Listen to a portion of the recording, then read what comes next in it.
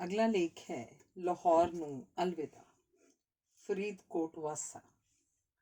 5 ਜੁਲਾਈ 1947 ਨੂੰ ਅਸਾਂ ਲਾਹੌਰ ਵਿੱਚੋਂ ਆਪਣਾ ਸਮਾਨ ਸਮੇਟਣਾ ਆਰੰਭ ਕਰ ਦਿੱਤਾ ਸੀ। ਮੇਰਾ ਛੋਟਾ ਭਰਾ ਸਰਦਾਰ ਮਹਿਤਾਬ ਸਿੰਘ ਪਹਿਲਾਂ ਹੀ ਸਾਨੂੰ ਛੱਡ ਕੇ ਆਪਣੇ ਸਹੁਰੇ ਘਰ ਅੰਮ੍ਰਿਤਸਰ ਚਲਾ ਗਿਆ ਸੀ। ਜਿਸ ਤਰ੍ਹਾਂ ਅਸੀਂ ਸਾਰਾ ਸਮਾਨ ਲਾਹੌਰੋਂ ਫਰੀਦਕੋਟ ਲੈ ਕੇ ਗਏ, ਇਹਦਾ ਵਰਣਨ ਪਹਿਲਾਂ ਆ ਚੁੱਕਾ ਹੈ। ਲਾਹੌਰੋਂ ਦਫ਼ਤਰੀਆਂ ਦੇ ਘਰੋਂ ਅਸੀਂ ਕਿਤਾਬਾਂ ਦੇ ਗੱਡੇ ਲਿਆ ਕੇ ਕਿਤਾਬਾਂ ਆਪਣੇ ਘਰ ਦੀ ਬੈਠਕ 'ਚ ਬੰਦ ਕਰ ਦਿੱਤੀਆਂ ਸਨ। ਅਸੀਂ ਸੋਚਦੇ ਸੀ ਕਿ ਹਾਲਾਤ ਠੀਕ ਹੋ ਜਾਣ ਤੇ ਇਸ ਮਾਲ ਨੂੰ ਸੰਭਾਲ ਲਾਂਗੇ। ਈਸ਼ਵਰ ਚਿੱਤਰਕਾਰ ਨੇ ਮੇਰਾ ਇੱਕ ਖੂਬਸੂਰਤ ਚਾਰਕੋਲ ਸਕੈਚ ਤਿਆਰ ਕੀਤਾ ਸੀ, ਉਹ ਵੀ ਉੱਥੇ ਸਜਾ ਕੇ ਰੱਖ ਆਏ ਸਾਂ। ਉਧਰ ਦੁਕਾਨ ਤੇ ਵੀ ਆਪਣੀਆਂ ਪ੍ਰਕਾਸ਼ਨਾਂ ਦੀ ਇੱਕ ਕਾਪੀ ਸਜਾ ਕੇ ਰੱਖ ਆਏ ਸਾਂ। ਮਹਾਰਾਜਾ ਫਰੀਦਕੋਟ ਨਾਲ ਵੀ ਮੇਰੇ ਸਬੰਧ ਚੰਗੇ ਬਣ ਚੁੱਕੇ ਸਨ। ਮੈਨੂੰ ਦੇਸ਼ ਵੰਡ ਤੋਂ 6 ਮਹੀਨਾ ਪਹਿਲਾਂ doctor Hardit Singh Dhillon principal Faridkot college ਦੀ ਲੜਕੀ ਦੀ ਸ਼ਾਦੀ 'ਤੇ ਜਾਣਾ ਪਿਆ। ਰਿਸੈਪਸ਼ਨ ਵੇਲੇ ਰਾਜਾ ਸਾਹਿਬ ਨਾਲ ਡੇਢ ਘੰਟਾ ਬੈਠਣ ਦਾ ਮੌਕਾ ਮਿਲਿਆ। ਉਸ ਮੁਲਾਕਾਤ ਦੇ ਸਿੱਟੇ ਵਜੋਂ ਪ੍ਰੋਫੈਸਰ ਹਰਬੰਸ ਸਿੰਘ ਨੂੰ ਫਰੀਦਕੋਟ ਦਾ ਇਤਿਹਾਸ ਲਿਖਣ ਬਾਰੇ ਕਿਹਾ ਗਿਆ ਸੀ। 2000 ਕਾਪੀ ਦਾ ਐਡੀਸ਼ਨ ਛਾਪਿਆ ਗਿਆ ਤੇ ਮੈਂ ਫਰੀਦਕੋਟ ਆਪਣੇ ਨਾਲ ਕੇਵਲ 2-4 ਕਾਪੀਆਂ ਲੈ ਕੇ ਗਿਆ ਸਾਂ। ਇਸ ਦੂਰ ਅੰਦੇਸ਼ੀ ਦਾ ਸਿੱਟਾ ਸਮਝੋ ਕਿ ਅਸੀਂ ਫਰੀਦਕੋਟ ਸਹੀ ਸਲਾਮਤ ਪਹੁੰਚ ਗਏ। ਪਰਿਵਾਰ ਦੇ ਕਿਸੇ ਮੈਂਬਰ ਨੂੰ ਕੋਈ ਲਾਸ਼ ਜਾਂ ਖੂਨ ਖਰਾਬਾ ਨਹੀਂ ਦੇਖਣਾ ਪਿਆ। ਹਾਂ, ਜਿਸ ਵੇਲੇ ਫਰੀਦਕੋਟ ਰਿਆਸਤ ਦੇ ਮੁਸਲਮਾਨਾਂ ਨੂੰ ਕਾਫਲੇ ਦੀ ਸ਼ਕਲ 'ਚ ਪਾਕਿਸਤਾਨ ਭੇਜਣਾ ਪਿਆ ਤਾਂ ਮਹਾਰਾਜਾ ਦੀ ਫਰਾਖ ਦਿਲੀ ਤੇ ਲੋਕ ਪਿਆਰ ਸਾਹਮਣੇ ਨਜ਼ਰ ਆਇਆ। ਕਾਫਲੇ ਦੇ ਕਿਸੇ ਮੁਸਲਮਾਨ ਨੂੰ ਝਰੀਟ ਤੱਕ ਨਹੀਂ ਸੀ ਲੱਗੀ। ਫਰੀਦਕੋਟ ਮਿਲਟਰੀ ਉਹਨਾਂ ਦੇ ਅੰਗ ਸੰਗ ਸੀ। ਇੰਨਾ ਜ਼ਰੂਰ ਹੋਇਆ ਕਿ ਕਾਫਲੇ ਜਾਣ ਨਾਲ ਸਾਰਾ ਸ਼ਹਿਰ ਮੱਖੀਆਂ ਨਾਲ ਭਰ ਗਿਆ ਤੇ ਇੱਕ ਹਫ਼ਤਾ ਖਾਣ ਲਈ ਕੋਈ ਸਬਜ਼ੀ ਆਦਿ ਨਹੀਂ ਸੀ ਮਿਲੀ। ਕੇਵਲ ਦਾਲ ਖਾ ਕੇ ਗੁਜ਼ਾਰਾ ਕਰਨਾ ਪਿਆ। ਮਹਾਰਾਜਾ ਫਰੀਦਕੋਟ ਨੇ ਜੰਗੀ ਪੱਧਰ ਤੇ ਸਫਾਈ ਤੇ ਮੱਖੀ ਮਾਰ ਮੁਹਿੰਮ ਸ਼ੁਰੂ ਕਰ ਦਿੱਤੀ, ਜਿਹਦੇ ਨਾਲ ਲੋਕ ਜੀਵਨ ਸੁਖਾਵਾਂ ਹੋ ਗਿਆ। ਸਬਜ਼ੀਆਂ ਆਦਿ ਵੀ ਫਿਰੋਜ਼ਪੁਰ, ਬਠਿੰਡੇ ਆਦਿ ਤੋਂ ਆਉਣੀਆਂ ਸ਼ੁਰੂ ਹੋ ਗਈਆਂ। ਮਹਾਰਾਜਾ ਫਰੀਦਕੋਟ ਬਹੁਤ ਲੋਕਪ੍ਰਿਯ ਸਨ।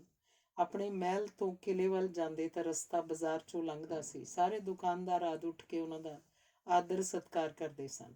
ਇੱਕ ਦਿਨ ਰਾਜਾ ਸਾਹਿਬ ਮੈਨੂੰ ਕਹਿਣ ਲੱਗੇ, ਤੂੰ ਸਾਡੇ ਕਲੱਬ 'ਚ ਕਿਉਂ ਨਹੀਂ ਆਉਂਦਾ? ਮੈਂ ਕਿਹਾ, ਮੈਂ ਕਲੱਬ 'ਚ ਆ ਕੇ ਤਾਸ਼ ਖੇਡਾਂ ਜਾਂ ਹੋਰ ਗੇਮਸ ਵਿੱਚ ਹਿੱਸਾ ਲਵਾਂ ਤਾਂ ਪੈਸੇ ਦੀ ਲੋੜ ਪਏਗੀ। ਉਹਨਾਂ ਨੇ ਪੁੱਛਿਆ, ਤੇਰਾ ਸਾਡੇ ਵੱਲ ਕੋਈ ਬਿੱਲ ਬਕਾਇਆ ਤਾਂ ਨਹੀਂ? ਮੈਂ ਕਿਹਾ, 1000 ਰੁਪਇਆ ਲਾਇਬ੍ਰੇਰੀ ਦੀਆਂ ਕਿਤਾਬਾਂ ਦਾ ਸੀ, ਉਹ ਤੁਹਾਡੇ ਪਾਸੋਂ ਸਰਦਾਰ ਹਰਬੰਸ ਸਿੰਘ ਜੀ ਨੂੰ ਲੈ ਕੇ ਗ੍ਰੇਟਰ ਈਸਟ ਪੰਜਾਬ ਦੇ ਕਾਗਜ਼ ਤੇ ਛਪਾਈ ਤੇ ਖਰਚ ਕਰ ਲਿਆ ਸੀ ਤੇ ਹੁਣ ਹਜ਼ੂਰ ਸਰਦਾਰ ਹਰਬੰਸ ਸਿੰਘ ਰਚਿਤ ਹਿਸਟਰੀ ਆਫ ਫਰੀਦਕੋਟ ਦੀਆਂ 2000 ਕਾਪੀਆਂ ਲਾਹੌਰ ਦੇ ਜ਼ਿਲ੍ਹ ਆਸ-ਪਾਸ ਪਈਆਂ ਹਨ। ਮੇਰੇ ਪਾਸ ਕੇਵਲ 3 ਕਾਪੀਆਂ ਹਨ। ਉੱਥੋਂ ਤੂੰ ਇਹ ਕਿਤਾਬਾਂ ਕਿਉਂ ਨਹੀਂ ਲਿਆਇਆ? ਮੈਂ ਕਿਹਾ, ਸਰਕਾਰ ਇੰਨੀ ਮਿਲਟਰੀ ਪੁਲਿਸ ਹੁੰਦਿਆਂ ਵੀ ਤੁਸੀਂ ਮੁਜੰਗ ਵਿਖੇ ਫਰੀਦਕੋਟ ਹਾਊਸ ਤੋਂ ਕੋਈ ਕਾਲੀਨ ਆਦਿ ਸਮਾਨ ਨਹੀਂ ਲਿਆ ਸਕੇ। ਰਾਜਾ ਸਾਹਿਬ ਚੁੱਪ ਹੋ ਗਏ। ਲਿਆਓ, 3 ਕਾਪੀਆਂ ਲਿਆਓ। ਮੇਰਾ ਘਰ ਉੱਥੇ ਨੇੜੇ ਹੀ ਸੀ। 3 ਕਾਪੀਆਂ ਲਿਆ ਕੇ ਰਾਜਾ ਸਾਹਿਬ ਦੇ ਪੇਸ਼ ਕਰ ਦਿੱਤੀਆਂ। ਮੇਰੇ ਪਾਸੋਂ ਕਿਤਾਬਾਂ ਲੈ ਕੇ ਉਹਨਾਂ ਨੇ ਬਟਨ ਦਬਾਇਆ ਤੇ ਕਹਿਣ ਲੱਗੇ, ਮੀਆਂ ਉਮਰਾਓ ਸਿੰਘ, ਇਹਨਾਂ ਤੋਂ ਕਿਤਾਬਾਂ ਦਾ ਬਿੱਲ ਬਣਵਾ ਕੇ ਮੇਰੇ ਸਾਹਮਣੇ ਅਦਾਇਗੀ ਕਰ ਦਿਓ। ਮੈਨੂੰ 4350 ਰੁਪਏ 10 ਮਿੰਟਾਂ ਦੇ ਅੰਦਰ ਅੰਦਰ ਮਿਲ ਗਏ। ਰਾਜਾ ਸਾਹਿਬ ਕਹਿਣ ਲੱਗੇ, ਹੁਣ ਤਾਂ ਕਲੱਬ 'ਚ ਆਇਆ ਕਰੋਗੇ ਨਾ? ਮੈਂ ਕਲੱਬ 'ਚ ਕੀ ਜਾਣਾ ਸੀ, ਮੈਂ ਤਾਂ ਦੁਕਾਨ ਦੀ ਭਾਲ 'ਚ ਬੜੀ ਸ਼ਸ਼ੋਪੰਚ 'ਚ ਸਾਂ। ਦੁਕਾਨ ਦੀ ਭਾਲ 'ਚ ਪਹਿਲਾਂ ਜਲੰਧਰ ਤੇ ਫਿਰ ਲੁਧਿਆਣੇ। ਜਦ ਜਲੰਧਰ ਮੈਂ ਸਕੱਤਰੇਤ 'ਚ ਪਹੁੰਚਾ ਤਾਂ ਉੱਥੇ ਮੈਨੂੰ ਗਿਆਨੀ ਕਰਤਾਰ ਸਿੰਘ ਮਿਲ ਗਏ। ਕਹਿਣ ਲੱਗੇ, ਆਓ ਜੀਵਨ ਸਿੰਘ ਜੀ, ਕੀ ਸੇਵਾ ਕਰਾਂ ਤੁਹਾਡੀ? ਮੈਂ ਕਿਹਾ, ਕੋਈ ਦੁਕਾਨ ਅਲਾਟ ਕਰਵਾ ਦਿਓ। ਉਸੇ ਵੇਲੇ ਮੈਨੂੰ ਜੀਪ 'ਚ ਬਿਠਾ ਕੇ ਸੁੰਦਰਦਾਸ ਮਿੱਡਾ DC ਜਲੰਧਰ ਦੇ ਪਾਸ ਲੈ ਗਏ। ਗਿਆਨੀ ਕਰਤਾਰ ਸਿੰਘ ਦੀ ਬੜੀ ਇੱਜ਼ਤ ਤੇ ਮਾਣ ਸੀ। ਸੁਰਿੰਦਰ ਦਾਸ ਮਿੱਡਾ ਮੈਨੂੰ ਸਰਦਾਰ ਦਵਿੰਦਰ ਸਿੰਘ ਮੈਜਿਸਟਰੇਟ, ਜੋ ਕਿ ਅਲਾਟਮੈਂਟ ਅਫਸਰ ਸਨ, ਕੋਲ ਲੈ ਗਏ। ਕਹਿਣ ਲੱਗੇ, ਸਰਦਾਰ ਜੀਵਨ ਸਿੰਘ ਗਿਆਨੀ ਕਰਤਾਰ ਸਿੰਘ ਦੇ ਖਾਸ ਆਦਮੀ ਹਨ ਤੇ ਲਾਹੌਰ ਦੇ ਮਸ਼ਹੂਰ ਪ੍ਰਕਾਸ਼ਕ ਇਹਨਾਂ ਨੂੰ GT ਰੋਡ ਤੇ ਦੁਕਾਨ ਅਲਾਟ ਕਰ ਦਿਓ। ਸਰਦਾਰ ਦਵਿੰਦਰ ਸਿੰਘ ਨੇ ਮੈਨੂੰ ਕਾਰ 'ਚ ਬਿਠਾਇਆ ਤੇ GT ਰੋਡ ਤੇ ਜਾ ਕੇ ਆਪਣੇ ਅਸਿਸਟੈਂਟ ਨੂੰ ਕਿਹਾ, ਇਹਨਾਂ ਨੂੰ ਸਾਹਮਣੇ ਦਰਵਾਜ਼ੇ ਦਾ ਤਾਲਾ ਖੋਲ ਕੇ ਦੁਕਾਨ ਦਿਖਾ ਦਿਓ। ਦੁਕਾਨ ਇੱਕ ਬਹੁਤ ਵੱਡਾ ਹਾਲ ਸੀ, ਜਿਹਦੇ 8 ਦਰਵਾਜ਼ੇ ਸਨ। ਸਰਦਾਰ ਜੀਵਨ ਸਿੰਘ ਜੀ, ਇਹ ਹਾਲ ਤੁਹਾਨੂੰ ਸੂਟ ਕਰ ਜਾਏਗਾ? ਲੋਹੇ ਦੀ ਚਾਬੀ ਰੱਖ ਲਓ ਤੇ ਸਵੇਰੇ ਮੇਰੇ ਦਫ਼ਤਰ ਆ ਕੇ ਇਹਦਾ ਅਲਾਟਮੈਂਟ ਆਰਡਰ ਲੈ ਲੈਣਾ।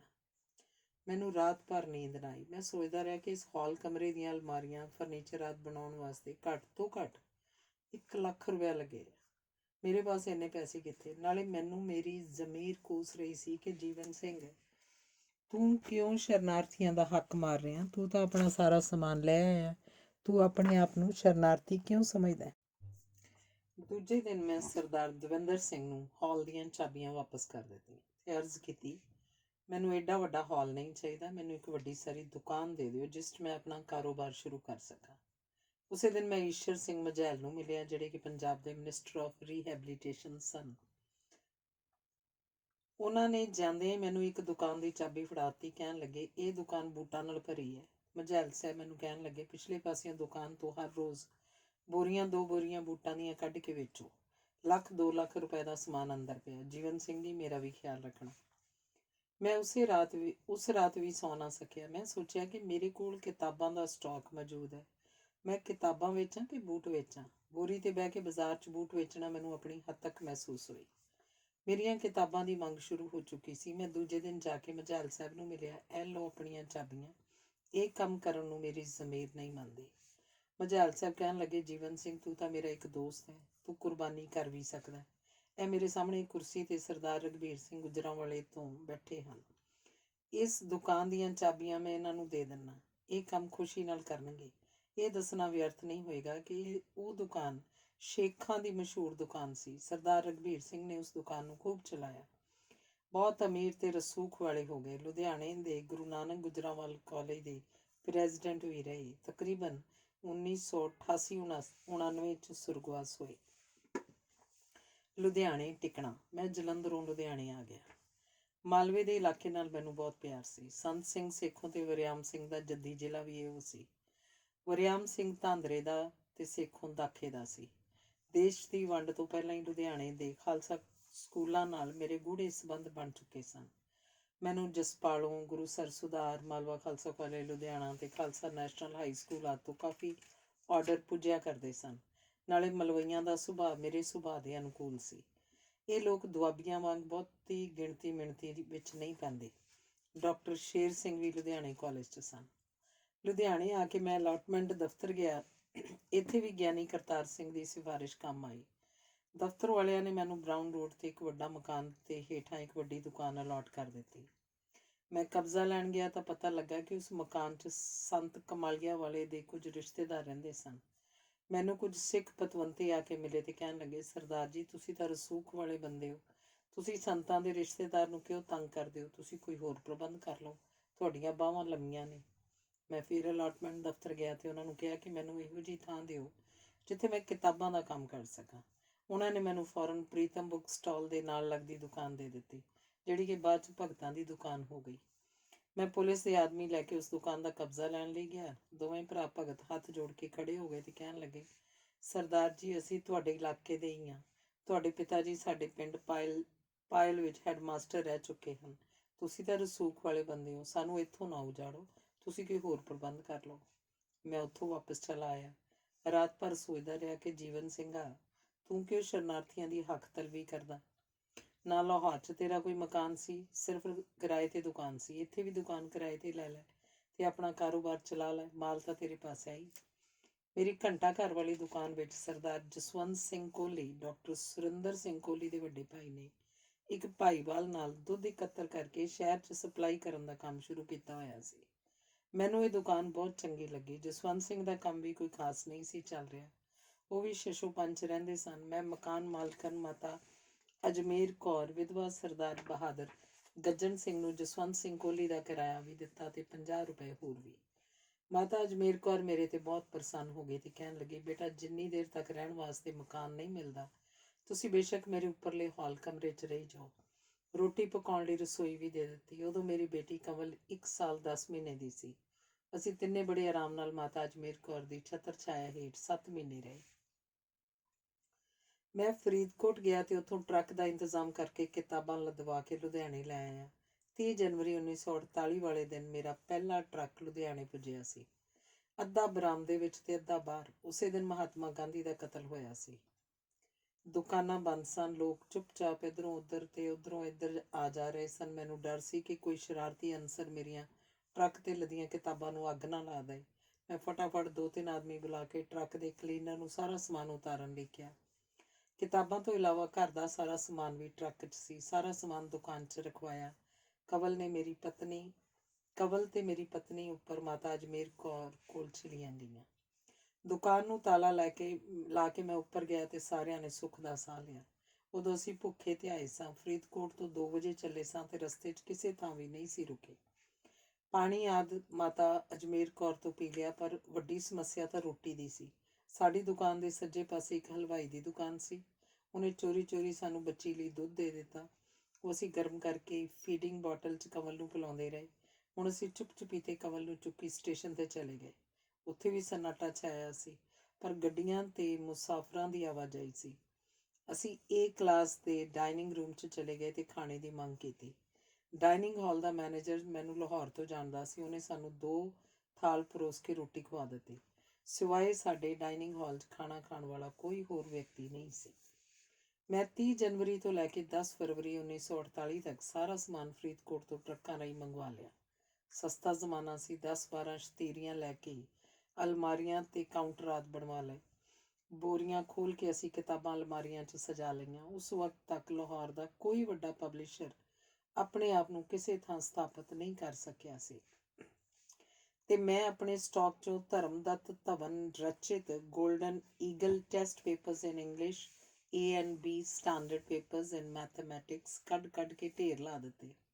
ਉਹਨਾਂ ਪੇਪਰਾਂ ਦੀ ਮੰਗ ਲਾਹੌਰ ਤੋਂ ਬਾਅਦ ਸਾਰੇ ਈਸਟ ਪੰਜਾਬ 'ਚ ਬਹੁਤ ਸੀ। ਹੋਰ ਕੋਈ ਟੈਸਟ ਪੇਪਰ ਮਿਲਦੇ ਨਹੀਂ ਸਨ ਤੇ ਪੇਪਰ ਹੱਥੋਂ ਹੱਥੀ ਵਿਕ ਗਏ। ਮੇਰੀ ਮਾਇਕ ਹਾਲਤ ਬਹੁਤ ਆਸੂਦਾ ਹੋ ਗਈ। ਪ੍ਰੋਫੈਸਰ ਜਗਜੀਤ ਸਿੰਘ ਰਾਂਝਾ ਦਾ ਅਲਜਬਰਾ ਵੀ ਖੂਬ ਵਿਕਣ ਲੱਗ ਪਿਆ, ਕਿਉਂਕਿ ਉਹਦਾ ਆਪਣਾ ਅਸਰ ਰਸੂਖ ਵੀ ਕਾਫੀ ਸੀ। ਛੋਟਾ ਭਾਈ ਮਹਿਤਾਬ ਸਿੰਘ ਅੰਮ੍ਰਿਤਸਰ ਚਲਾ ਗਿਆ ਸੀ ਤੇ ਉੱਥੇ ਕਿਸੇ ਕਾਰਖਾਨੇ 'ਚ ਨੌਕਰੀ ਕਰ ਲਈ ਸੀ। ਮੈਂ ਉਹਨੂੰ ਚਿੱਠੀ ਲਿਖੀ ਕਿ ਦੁਕਾਨ ਦਾ ਕੰਮ ਬਹੁਤ ਚੱਲ ਗਿਆ, ਆ ਕੇ ਆਪਣੀ ਕੁਰਸੀ ਸੰਭਾਲ।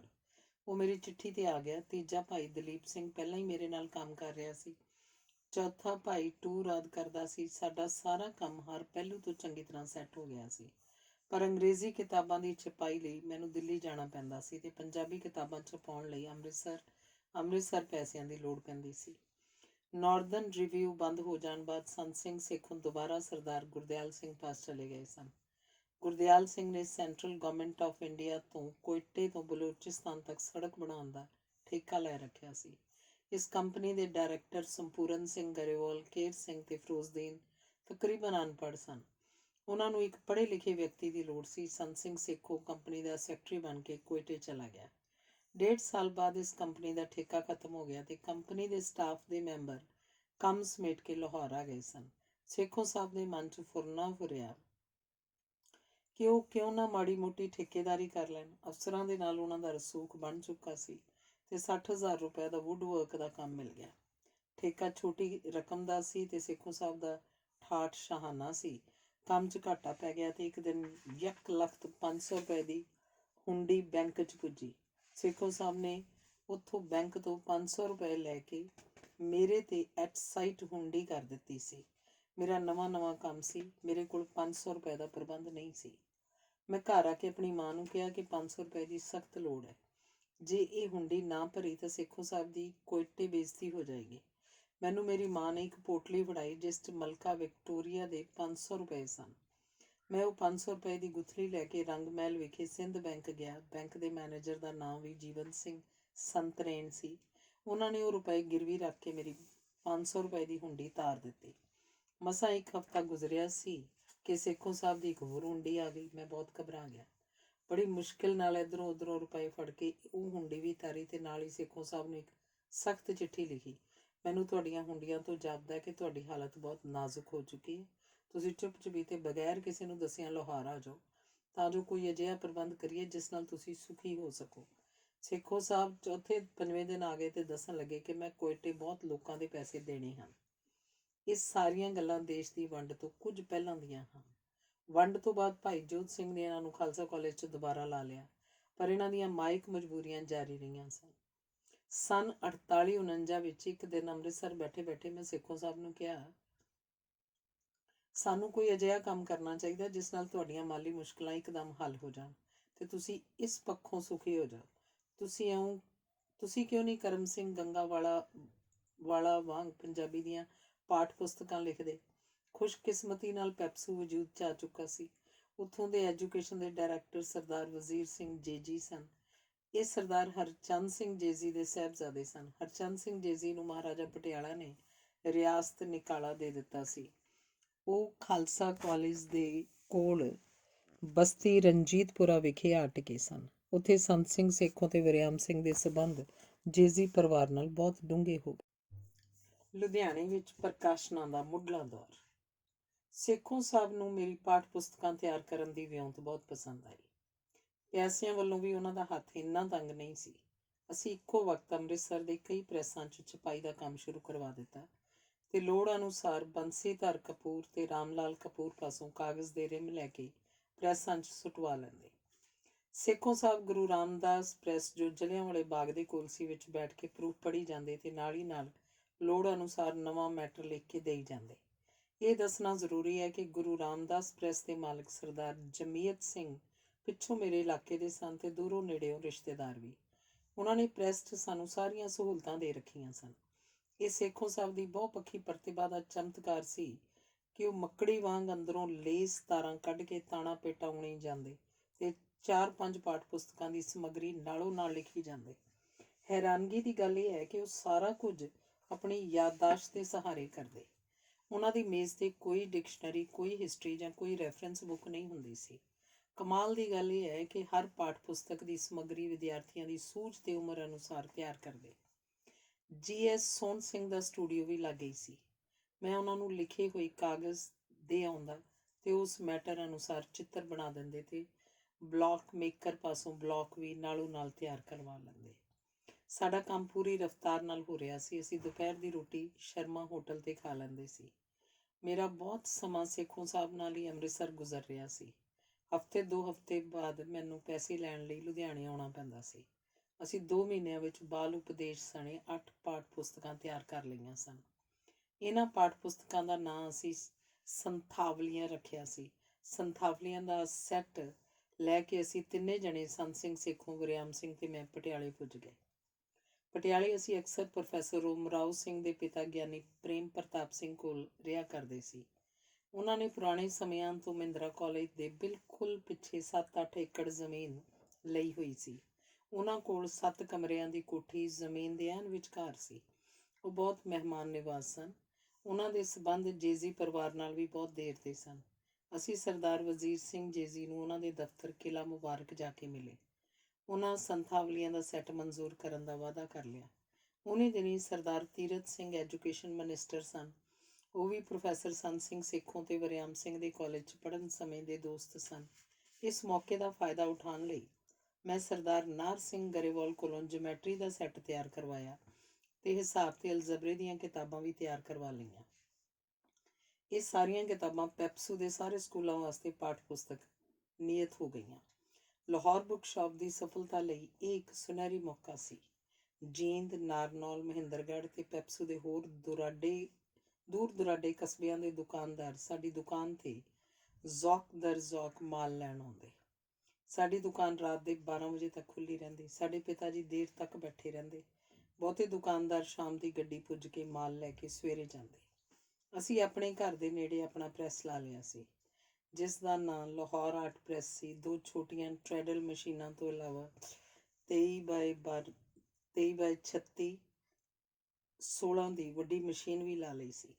ਇਹ ਮਸ਼ੀਨ ਮੈਂ ਦਰਿਆ ਗੰਜ ਦਿੱਲੀ ਤੋਂ ਲੈ ਆਇਆ ਸੀ। ਸਾਡੀ ਪ੍ਰੈਸ ਦੀਆਂ 3 ਸ਼ਿਫਟਾਂ ਚੱਲਦੀਆਂ ਸਨ। ਫਿਰ ਵੀ ਕਈ ਵਾਰ ਦੁਕਾਨਦਾਰਾਂ ਨੂੰ ਮਾਲ ਨਾ ਮਿਲਣ ਦੀ ਪਰੇਸ਼ਾਨੀ ਹੁੰਦੀ ਸੀ।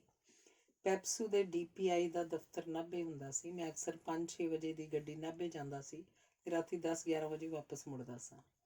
DPI ਸਰਦਾਰ ਹਰਨਾਮ ਸਿੰਘ ਅਰੋੜਾ ਸਨ, ਜਿਹੜੇ ਕਿ ਖਾਲਸਾ ਕਾਲਜ ਅੰਮ੍ਰਿਤਸਰ 'ਚ ਪਹਿਲਾਂ ਅਰਥ ਸ਼ਾਸਤਰ ਦੇ ਪ੍ਰੋਫੈਸਰ ਹੁੰਦੇ ਸਨ। ਮੈਂ ਉਹਨਾਂ ਕੋਲੋਂ ਪੜ੍ਹਿਆ ਤਾਂ ਨਹੀਂ ਸਾਂ, ਪਰ ਮੇਰਾ ਤਾਲੁਕਾਤ ਉਹਨਾਂ ਨਾਲ ਬਹੁਤ ਦੋਸਤਾਨਾ ਹੋ ਗਏ ਸਨ। ਰਾਮ ਜਵਾਇਆ ਮਾਲਕ ਅਤਰਚੰਦ ਕਪੂਰ ਐਂਡ ਸੰਸ ਦੀ ਕੋਸ਼ਿਸ਼ ਸੀ ਕਿ ਕਿਸੇ ਤਰ੍ਹਾਂ ਸਾਡੇ 'ਚ ਨੇੜਤਾ ਦੇ ਸੰਬੰਧ ਹੋ ਸਕਣ। ਮੈਂ ਵਰਿਆਮ ਸਿੰਘ ਤੇ ਸੰਤ ਸਿੰਘ ਸ਼ਿਮਲੇ ਗਏ ਸਾਂ। ਰਾਏ ਸਾਹਿਬ ਰਾਮ ਜਵਾਇਆ ਵੀ ਉੱਥੇ ਹੀ ਸਾਨੂੰ ਮਾਲ ਰੋਡ 'ਤੇ ਮਿਲ ਗਿਆ ਤੇ ਕਹਿਣ ਲੱਗਾ ਕਿ ਭਾਈ ਜੀਵਨ ਸਿੰਘ ਅੱਜ ਮੇਰਾ ਮਹਿਮਾਨ ਹੈ। ਅਸੀਂ ਦੋਵੇਂ ਸੀਸਲ ਹੋਟਲ ਚਲੇ ਗਏ। ਉੱਥੇ ਬਿਊਟੀ ਕੰਟੈਸਟ ਹੋਣਾ ਸੀ। ਅਸੀਂ ਦੋਵੇਂ ਰਾਮ ਜਵਾਇਆ ਤੇ ਮੈਂ ਇੱਕ ਕੰਟੈਸਟ ਦੇ ਜੱਜ ਮਿੱਥੇ ਗਏ। ਬਿਊਟੀ ਕੰਟੈਸਟ ਰਾਤ ਦੇ 11 ਵਜੇ ਖਤਮ ਹੋਇਆ ਤੇ ਅਸੀਂ ਆਪੋ ਆਪਣੇ ਟਿਕਾਣੇ 'ਤੇ ਆ ਗਏ। ਦੂਜੇ ਦਿਨ ਰਾਮ ਜਵਾਇਆ ਕਪੂਰ ਕਲਾਰਕ ਹੋਟਲ 'ਚ ਲੈ ਗਿਆ ਜਿੱਥੇ ਉਹ ਠਹਿਰਿਆ ਹੋਇਆ ਸੀ। ਦੁਪਹਿਰ ਦਾ ਖਾਣਾ ਉੱਥੇ ਖਾਣਾ ਸੀ। ਰਾਮ ਜਵਾਇਆ ਬਾਥਰੂਮ ਚਲਾ ਗਿਆ ਸੀ। ਹੋਟਲ ਦੇ ਮੈਨੇਜਰ ਨੇ ਮੈਨੂੰ ਕਿਹਾ ਕਿ ਰਾਏ ਸਾਹਿਬ ਦਾ ਟੈਲੀਫੋਨ ਹੈ, ਤੁਸੀਂ ਸੁਣ ਲਓ। ਮੈਂ ਰਿਸੀਵਰ ਕੰਨ ਨਾਲ ਲਾਇਆ ਤਾਂ ਇੱਕ ਜਾਣੀ ਪਛਾਣੀ ਆਵਾਜ਼ ਸੀ। ਬੋਲਣ ਵਾਲਾ ਡਾਕਟਰ ਹਰਨਾਮ ਸਿੰਘ ਸੀ। ਉਹ ਤਾਰਾ ਦੇਵੀ ਤੋਂ ਬੋਲ ਰਿਹਾ ਸੀ ਤੇ ਮੈਂ ਵੀ ਆਪਣੀ ਆਵਾਜ਼ ਮੋਟੀ ਜੀ ਕਰ ਲਈ। ਡਾਕਟਰ ਹਰਨਾਮ ਸਿੰਘ ਕਹਿਣ ਲੱਗਾ, ਮੈਂ ਲਾਹੌਰ ਬੁੱਕ ਸ਼ਾਪ ਵਾਲਿਆਂ ਦਾ ਇੰਤਜ਼ਾਮ ਕਰ ਦਿੱਤਾ ਹੈ। ਤੁਹਾਡੀਆਂ 8 ਪੁਸਤਕਾਂ ਇਸ ਸਾਲ ਤੋਂ ਲੱਗ ਜਾਣਗੀਆਂ। ਮੈਂ ਕਿਹਾ, ਡਾਕਟਰ ਸਾਹਿਬ, ਮੈਂ ਜੀਵਨ ਸਿੰਘ ਤੁਹਾਡਾ ਟੈਲੀਫੋਨ ਸੁਣ ਰਿਹਾ। ਮੈਂ ਤੁਹਾਡੇ ਦਾਅ ਪੇਚ ਨਹੀਂ ਚੱਲਣ ਦਿਆਂਗਾ।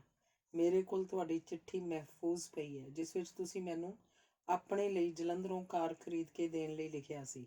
ਉਹਦੀ ਫੋਟੋਸਟੇਟ ਕਾਪੀ ਮੇਰੇ ਕੋਲ ਹੈ, ਆ ਕੇ ਦੇਖ ਲਓ। ਇਹ ਸੁਣ ਕੇ ਡਾਕਟਰ ਹਰਨਾਮ ਸਿੰਘ ਘਬਰਾ ਗਿਆ। ਕਹਿਣ ਲੱਗਾ, ਮੈਂ ਕੱਲ੍ਹ ਤੁਹਾਨੂੰ ਸ਼ਿਮਲੇ ਆ ਕੇ ਮਿਲਾਂਗਾ। ਮੈਂ ਉਹ ਚਿੱਠੀ ਵਾਪਸ ਲੈਣੀ ਹੈ। ਜੀਵਨ ਸਿੰਘ, ਤੇਰਾ ਕੰਮ ਕੋਈ ਨਹੀਂ ਵਿਗੜੇਗਾ। ਸੰਥਾਵਲੀਆਂ ਦਾ ਸਿਲਸਿਲਾ 3 ਸਾਲ ਚੱਲਦਾ ਰਿਹਾ। ਮੈਂ ਨਾਭੇ ਐਜੂਕੇਸ਼ਨ ਦੇ ਦਫ਼ਤਰ ਗਿਆ ਹੋਇਆ ਸਾਂ। ਸੈਕਟਰੀਏਟ ਦੇ ਬਾਹਰ ਚਾਹ ਦੀ ਦੁਕਾਨ 'ਤੇ ਮੈਨੂੰ ਮਸ਼ਹੂਰ ਨੇਤਾ ਕਰਤਾਰ ਸਿੰਘ ਦੀਵਾਨਾ ਮਿਲ ਗਿਆ। ਕਹਿਣ ਲੱਗਾ, ਸਰਦਾਰ ਜੀਵਨ ਸਿੰਘ ਅੱਜ ਗਿਆਨੀ ਗੁਰਮੁਖ ਸਿੰਘ ਮੁਸਾਫਰ ਮੁਬਾਰਕ ਸਿੰਘ ਨੂੰ ਨਾਲ ਲੈ ਕੇ ਹੁਣੇ ਮੇਰੇ ਸਾਹਮਣੇ ਗਿਆਨ ਸਿੰਘ ਰਾੜੇਵਾਲਾ ਨੂੰ ਮਿਲੇ ਹਨ। ਮੁਬਾਰਕ ਸਿੰਘ ਨੇ ਸ਼ਿਕਾਇਤ ਕੀਤੀ ਸੀ ਕਿ ਲਾਹੌਰ ਬੁੱਕ ਸ਼ਾਪ ਦੀਆਂ ਸੰਥਾਵਲੀਆਂ ਸਾਡੀਆਂ ਪਾਠ ਪੁਸਤਕਾਂ ਨੂੰ ਬਿਲਕੁਲ ਵਿਕਣ ਨਹੀਂ ਦਿੰਦੀਆਂ। 1-2 ਸਾਲ ਲਈ ਸਾਡੀਆਂ ਪਾਠ ਪੁਸਤਕਾਂ ਨੂੰ ਸੋਲ ਟੈਕਸਟ ਬੁੱਕਸ ਲਾ ਦਿਓ, ਅਸੀਂ ਵੀ ਰੋਟੀ ਖਾਣ ਜੋਗੇ ਹੋ ਜਾਵਾਂਗੇ। ਮੁਸਾਫਰ ਨੇ ਵੀ ਉਹਦੀ ਇਸ ਗੱਲ ਦੀ ਪੂਰੀ ਹਿਮਾਇਤ ਕੀਤੀ ਸੀ। ਸਰਦਾਰ ਗਿਆਨ ਸਿੰਘ ਰਾੜੇਵਾਲਾ ਨੇ ਪੂਰੀ ਸਹਾਇਤਾ ਕਰਨ ਦਾ ਇਕਰਾਰ ਕਰ ਲਿਆ। ਗਿਆਨੀ ਗੁਰਮੁਖ ਸਿੰਘ ਮੁਸਾਫਰ ਉਨੀ ਦਿਨੀ ਪੰਜਾਬ ਦੇ ਮਸ਼ਹੂਰ ਨੇਤਾ ਸਨ। ਉਹਨਾਂ ਦੀ ਸਿਫਾਰਿਸ਼ ਨੂੰ ਅਣਗੌਲਿਆ ਨਹੀਂ ਕੀਤਾ ਜਾ ਸਕਦਾ ਸੀ। ਮੈਂ ਸੁਣ ਕੇ ਕਾਫੀ ਘਬਰਾ ਗਿਆ। ਮੈਂ ਸੈਕਟਰੀਏਟ ਦੇ ਸੇਨ 'ਚ ਖੜਾ ਹੀ ਸਾਂ ਕਿ ਮੈਨੂੰ ਦੂਰੋਂ ਮੁਸਾਫਰ ਸਾਹਿਬ ਨਜ਼ਰ ਆ ਗਏ। ਉਹ ਕਿਸੇ ਦਫ਼ਤਰੋਂ ਨਿਕਲੇ ਸਨ ਤੇ ਮੁਬਾਰਕ ਸਿੰਘ ਉਹਨਾਂ ਦੇ ਨਾਲ ਸੀ। ਮੈਂ ਮੁਸਾਫਰ ਸਾਹਿਬ ਨੂੰ ਬਾਹੋਂ ਫੜ ਕੇ ਆਖਿਆ, ਮੁਸਾਫਰ ਜੀ, ਤੁਸੀਂ ਭੁੱਲ ਗਏ ਹੋ ਕਿ ਮੈਂ ਤੁਹਾਡੀ ਖਾਤਰ ਕੀ ਕੁਝ ਨਹੀਂ ਕੀਤਾ। ਸੰਨ 42 ਵਿੱਚ ਰਾਵਲਪਿੰਡੀ ਜੇਲ੍ਹ ਤੋਂ ਤੁਸੀਂ ਮੈਨੂੰ ਚਿੱਠੀ ਲਿਖੀ ਤੇ ਮੈਂ ਉਚੇਚਾ ਰਾਵਲਪਿੰਡੀ ਸਰਦਾਰ ਮੇਲਾ ਸਿੰਘ ਦੇ ਘਰ ਪਹੁੰਚਿਆ। ਉਹ ਮੈਨੂੰ ਨਾਲ ਲੈ ਕੇ ਤੁਹਾਡੇ ਕੋਲ ਜੇਲ੍ਹ 'ਚ ਪੁੱਜ ਗਏ। ਤੁਸੀਂ ਮੈਨੂੰ ਕਿਹਾ ਸੀ, ਜੀਵਨ ਸਿੰਘ, ਮੇਰੇ ਘਰ ਦੀ ਮਾਲੀ ਹਾਲਤ ਬਹੁਤ ਕਮਜ਼ੋਰ ਹੈ। ਮੇਰੀ ਪੁਸਤਕ ਜੀਵਨ ਪੰਧ ਦੀ 1000 ਕਾਪੀ ਮੇਰੇ ਘਰ ਪਈ ਹੈ। ਤੁਸੀਂ 100 ਕਾਪੀਆਂ ਹਰ ਮਹੀਨੇ ਲੈ ਕੇ 200 ਰੁਪਇਆ ਮਹੀਨਾ ਮੇਰੇ ਘਰ ਪਹੁੰਚਾ ਦਿਆ ਕਰੋ। ਮੈਂ 10 ਮਹੀਨਿਆਂ 'ਚ 2000 ਰੁਪਇਆ ਤੁਹਾਡੇ ਘਰ ਪਹੁੰਚਾਇਆ। ਆਪ ਨੂੰ ਇਹ ਵੀ ਯਾਦ ਹੋਏਗਾ ਕਿ ਤੁਸੀਂ ਮੈਨੂੰ ਪ੍ਰੋਫੈਸਰ ਤੇਜਾ ਸਿੰਘ ਦੇ ਘਰ ਖਾਣੇ 'ਤੇ ਬੁਲਾਇਆ। ਖਾਣਾ ਖਾਂਦਿਆਂ ਹੀ ਮੈਂ ਆਪ ਜੀ ਨੂੰ 300 ਰੁਪਏ ਪ੍ਰੇਮ ਬਾਣ ਤੇ ਇੱਕ ਐਡੀਸ਼ਨ ਦੀ ਪੇਸ਼ਗੀ ਰਾਇਲਟੀ ਦਿੱਤੀ। ਤੁਸੀਂ ਪ੍ਰੋਫੈਸਰ ਤੇਜਾ ਸਿੰਘ ਸਾਹਮਣੇ ਮੇਰੀ ਰੱਜ ਕੇ ਪ੍ਰਸ਼ੰਸਾ ਕੀਤੀ ਕਿ ਜੀਵਨ ਸਿੰਘ ਦੋਸਤਾਂ ਦਾ ਦੋਸਤ ਹੈ। ਮੈਥੋਂ ਭੁੱਲ ਹੋ ਗਈ ਜੀਵਨ ਸਿੰਘ। ਆਓ ਰਾੜਾ ਸਾਹਿਬ ਦੇ ਦਫ਼ਤਰ ਚੱਲੀਏ। ਸਿੱਖ ਪਬਲਿਸ਼ਿੰਗ ਹਾਊਸ ਦੀ ਮੈਂ ਕਿਸੇ ਹੋਰ ਤਰੀਕੇ ਨਾਲ ਮਦਦ ਕਰ ਦਿਆਂਗਾ। ਸਰਦਾਰ ਕਰਤਾਰ ਸਿੰਘ ਦੀਵਾਨਾ ਵੀ ਉੱਥੇ ਬੈਠੇ ਸਨ। ਕਹਿਣ ਲੱਗੇ, ਲਓ ਸਰਦਾਰ ਸਾਹਿਬ, ਲਾਹੌਰ ਬੁੱਕ ਸ਼ਾਪ ਵਾਲਿਆਂ ਦਾ ਕੰਮ ਵਿਗੜ ਚੱਲਿਆ ਸੀ, ਹੁਣ ਜਾਪਦਾ ਇਹ ਕੰਮ ਬਣ ਗਿਆ। ਮੁਸਾਫਰ ਜੀ ਹੱਸ ਪਏ। ਕਿਹਾ, ਸਰਦਾਰ ਸਾਹਿਬ, ਸਰਦਾਰ ਜੀਵਨ ਸਿੰਘ ਮੇਰੇ ਮਿੱਤਰ ਨੇ। ਮੇਰੇ ਹੱਥੋਂ ਇਹਨਾਂ ਦਾ ਕੋਈ ਨੁਕਸਾਨ ਨਹੀਂ ਹੋਣਾ ਚਾਹੀਦਾ। ਇਸ ਤਰ੍ਹਾਂ ਲਾਹੌਰ ਬੁੱਕ ਸ਼ਾਪ ਦੇ ਸਿਰ ਤੋਂ ਇੱਕ ਵੱਡੀ ਬਿਪਤਾ ਟਲ ਗਈ। ਸੇਖੋਂ ਸਾਹਿਬ ਨੂੰ ਸੰਥਾਵਲੀਆਂ ਤੋਂ ਚੋਖੀ ਆਮਦਨ ਹੋਈ। ਸੇਖੋਂ ਸਾਹਿਬ ਪੈਸੇ ਆਉਣ ਨਾਲ ਸਿਆਸੀ ਸੱਤਾ ਪ੍ਰਾਪਤ ਕਰਨ ਦੇ ਸੁਪਨੇ ਲੈਣ ਲੱਗ ਪਏ। 1952 ਵਿੱਚ ਉਹਨਾਂ ਨੇ ਪਾਰਲੀਮਾਨੀ ਦੇ ਅਸੈਂਬਲੀ ਸੀਟਾਂ ਲੜਨ ਦਾ ਨਿਸ਼ਚਾ ਕਰ ਲਿਆ। ਲੁਧਿਆਣੇ ਆ ਕੇ ਆਪਣੇ ਸਿਆਸੀ ਹਮਦਰਦਾਂ ਨੂੰ ਮਿਲੇ। ਸੇਖੋਂ ਸਾਹਿਬ ਦੇ ਕਹਿਣ ਅਨੁਸਾਰ ਮੈਂ 6 ਨਵੇਂ ਪ੍ਰਭਾਤ ਸਾਈਕਲ ਖਰੀਦ ਕੇ ਉਹਨਾਂ ਦੇ ਵਰਕਰਾਂ ਨੂੰ ਦਿੱਤੇ। ਇਹਨਾਂ ਸਾਈਕਲਾਂ 'ਤੇ ਸੇਖੋਂ ਸਾਹਿਬ ਦੇ ਵਰਕਰ ਪਿੰਡ ਪ੍ਰਚਾਰ ਖਾਤਰ ਜਾਂਦੇ ਸਨ। ਸੇਖੋਂ ਸਾਹਿਬ ਦੀ ਲਾਪਰਵਾਹੀ ਦੇਖੋ, ਉਹਨਾਂ ਨੇ ਵਰਕਰਾਂ ਤੋਂ ਸਾਈਕਲ ਵਾਪਸ ਹੀ ਨਹੀਂ ਲਏ। ਕੋਇਟੇ ਦੇ ਲੋਕਾਂ ਨੂੰ ਪਤਾ ਲੱਗ ਗਿਆ ਸੀ ਕਿ ਸੇਖੋਂ ਸਾਹਿਬ ਦੀ ਮਾਲੀ ਹਾਲਤ ਚੰਗੀ ਹੈ। ਉਹ ਨਾ ਪਾਸ ਖਾਲਸਾ ਕਾਲਜ ਜਾਂਦੇ। ਸੇਖੋਂ ਸਾਹਿਬ ਲਾਹੌਰ ਬੁੱਕ ਸ਼ਾਪ ਦੇ ਨਾਂ ਚਿੱਠੀ ਲਿਖ ਦਿੰਦੇ ਕਿ ਇੰਨੇ ਪੈਸੇ ਮੇਰੇ ਹਿਸਾਬ 'ਚੋਂ ਇਹਨਾਂ ਨੂੰ ਦੇ ਦਿਓ। ਇਹ ਸੇਖੋਂ ਸਾਹਿਬ ਦੀ ਨੇਕ ਨੀਤੀ ਤੇ ਸ਼ਰਾਫਤ ਦਾ ਸਬੂਤ ਹੈ ਕਿ ਇਹਨਾਂ ਲੋਕਾਂ ਪਾਸ ਕੋਈ ਲਿਖਤ ਪੜ੍ਹਤ ਨਹੀਂ ਸੀ ਹੁੰਦੀ, ਪਰ ਇਹਦੇ ਬਾਵਜੂਦ ਸੇਖੋਂ ਸਾਹਿਬ ਉਹਨਾਂ ਨੂੰ ਜੋ ਕੁਝ ਲਿਆ ਸੀ ਵਾਪਸ ਦਿੰਦੇ। ਕਈ ਵਾਰ ਉਹਨਾਂ ਨੂੰ ਲਏ ਹੋਏ ਕਰਜ਼ੇ ਤੋਂ ਵੱਧ ਪੈਸੇ ਮੋੜ ਦਿੰਦੇ। ਜਿਸ ਤਰ੍ਹਾਂ ਕਿ ਦੁਨੀ ਸਿੰਘ ਨੂੰ 375 ਰੁਪਏ ਦੀ ਥਾਂ 500 ਰੁਪਏ ਦਿਵਾ ਦਿੱਤੇ, ਕਿਉਂਕਿ ਦੁਨੀ ਸਿੰਘ ਨੂੰ ਇੰਨੇ ਪੈਸਿਆਂ ਦੀ ਲੋੜ ਸੀ।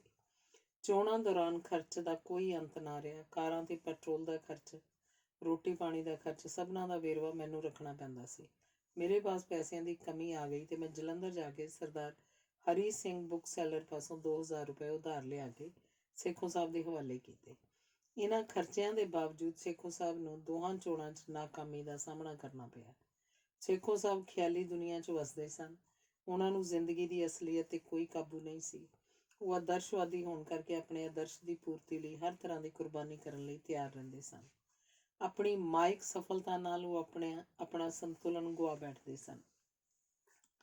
ਕਈ ਵਾਰੀ ਯੂਨੀਵਰਸਿਟੀ ਪੱਧਰ 'ਤੇ ਵੱਡੇ ਵੱਡੇ ਆਗੂਆਂ ਨਾਲ ਲੋਹਾ ਲੈਣ ਲਈ ਤਿਆਰ ਰਹਿੰਦੇ ਸਨ। ਮੈਂ ਸੇਖੋਂ ਸਾਹਿਬ ਦੇ ਕੰਮਾਂ 'ਚ ਦਿਲਚਸਪੀ ਘਟਾ ਲਈ। ਮੈਂ ਸੋਚਿਆ ਕਿ ਇਹ ਨਾ ਹੋਏ ਕਿ ਮੈਂ ਇਹਨਾਂ ਦੇ ਪਿੱਛੇ ਲੱਗ ਕੇ ਆਪਣੇ ਕਾਰੋਬਾਰ 'ਚ ਪਿੱਛੇ ਰਹਿ ਜਾਵਾਂ। ਸੇਖੋਂ ਸਾਹਿਬ ਨਾਲ ਮੇਰਾ ਯੂਨੀਵਰਸਿਟੀ ਮੀਟਿੰਗਾਂ 'ਚ ਆਉਣਾ ਜਾਣਾ ਘਟ ਗਿਆ।